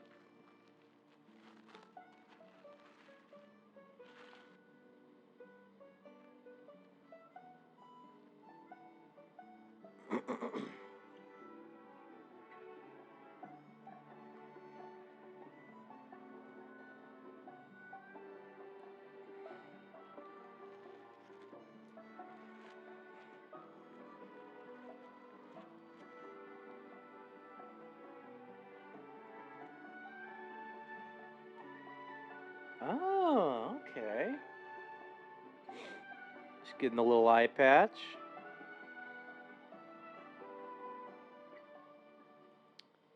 A little bit of food coloring. All right.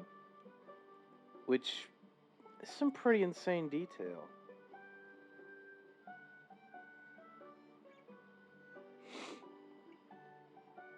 Oh, food coloring markers. There you go. It's probably a lot better. Shredded egg crepe. Ooh. All right. There you go. All right. Bit of sausage. Sausage, anyone? Anyone want to taste the sausage?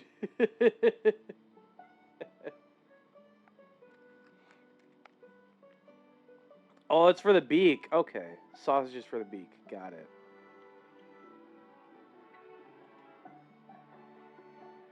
Oh, a little bit of seaweed there. All right. And then all potato sticks. Ooh. All right. Cranberry powder. Oh, all right. Just add that on there.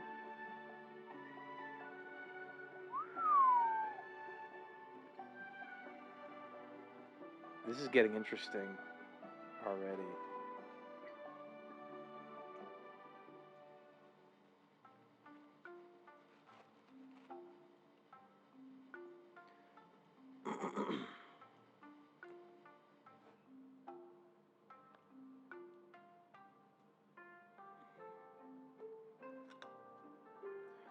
Steamed potato. Ooh. Well, peeled and then steamed. Right.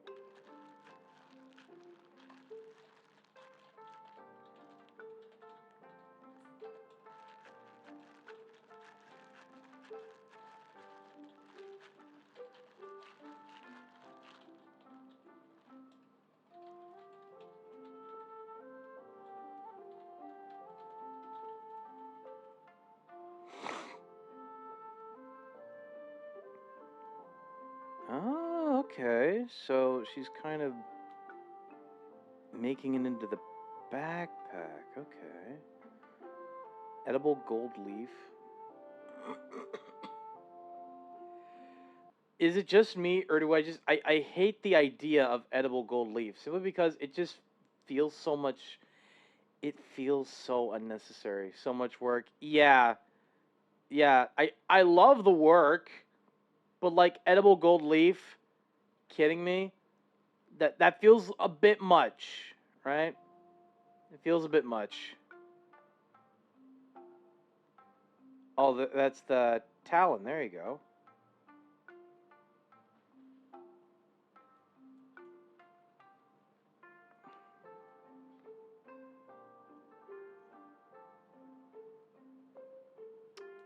Oh, we got a bit of ham.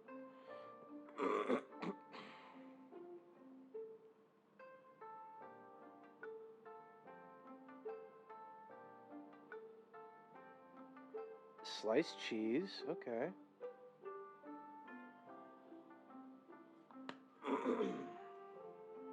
Okay, I already had the tea. I had to check. Whoa. Bro.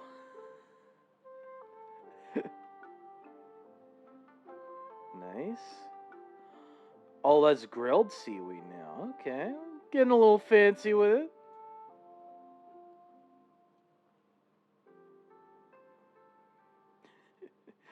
The food coloring. Nice.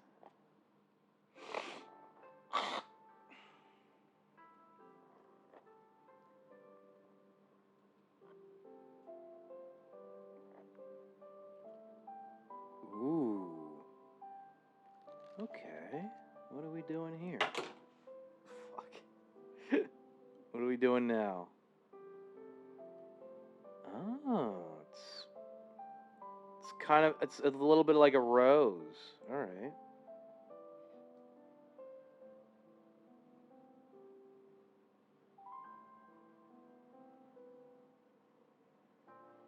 And a little bit of toothpick through it. Nice. Okay.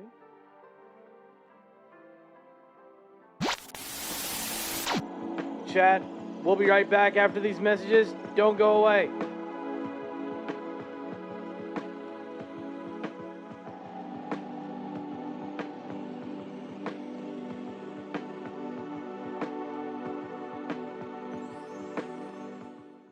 I am Alexander, founder of CompareTheMeerkat.com, where we compare meerkats. Size, hobbies, you know. But lately we get many people looking for car insurance. People looking for CompareTheMarket.com. I cannot find you cheap car insurance.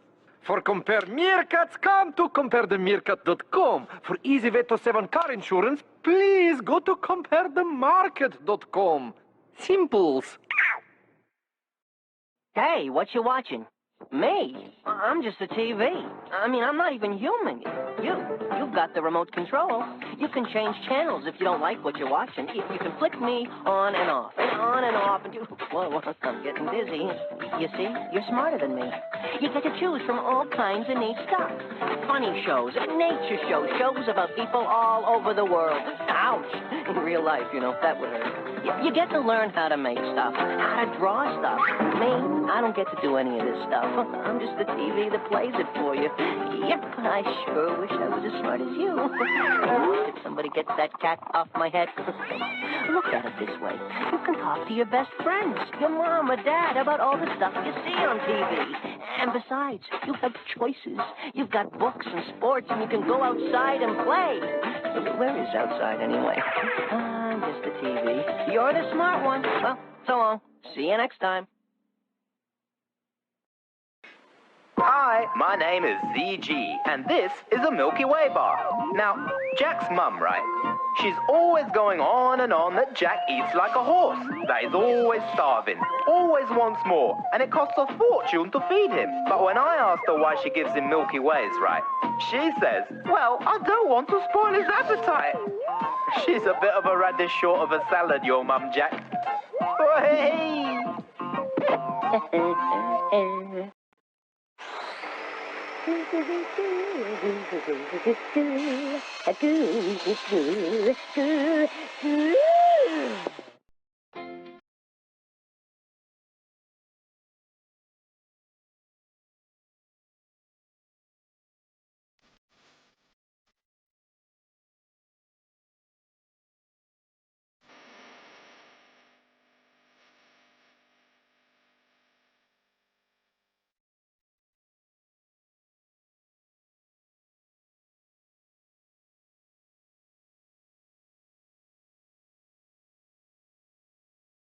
It was almost lunchtime, and Paddington thought he'd stop for a sandwich. I've always had marmalade, thought Paddington. Maybe I ought to try something different.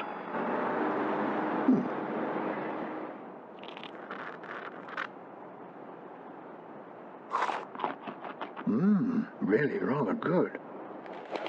Hello, would you like some?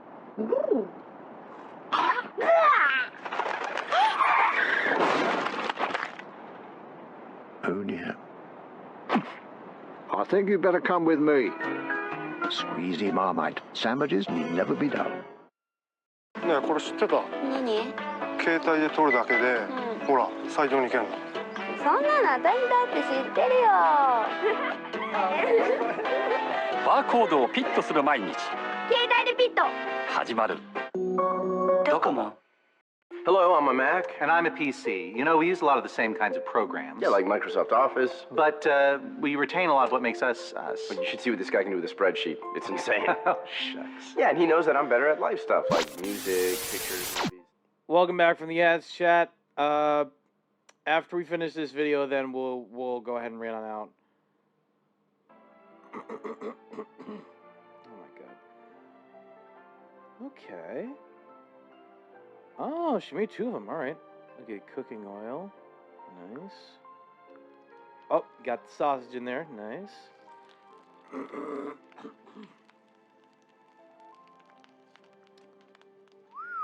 This is looking good. Ooh, okay. That's lovely.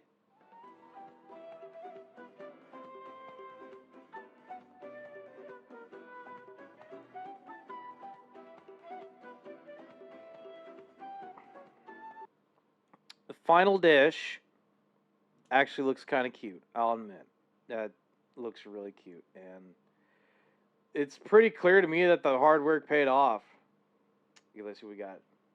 Taco Bell Lux Craving Box for $5, $7, or $9. Quest Snacks, Butterfingers, Carmax, Starbucks, Summer Berry Refreshers, Eroxon Erectile Dysfunction Treatment Gel, Cash App, Alienware, 16 and 18, Area 51 Gaming Laptops, and America's Best Eye Care. Lovely. That was awesome. Chat, if there is anyone you would like for us to read out to, feel free to let me know. I am open to suggestions. I'm open to suggestions, don't worry.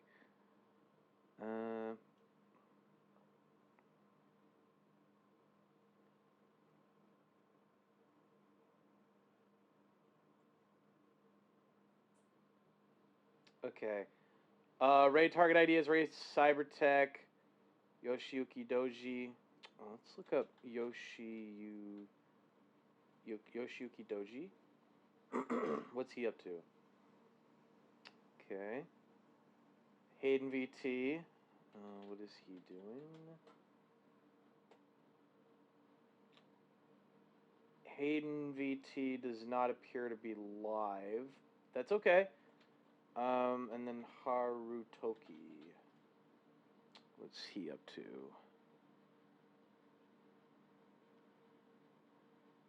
Oh shit, he's doing a just chatting as well. I think that's perfect. Let's go ahead, right on out here to Harutoki. And here is your raid message in the chat. Feel free to copy and paste when needed. I'll go ahead and copy that. Oh my god. Thanks for the stream. It is no problem at all, Kibo. I had a lot of fun. This is actually... Oh my god. It feels good to get back into streaming, to get back into the swing of things.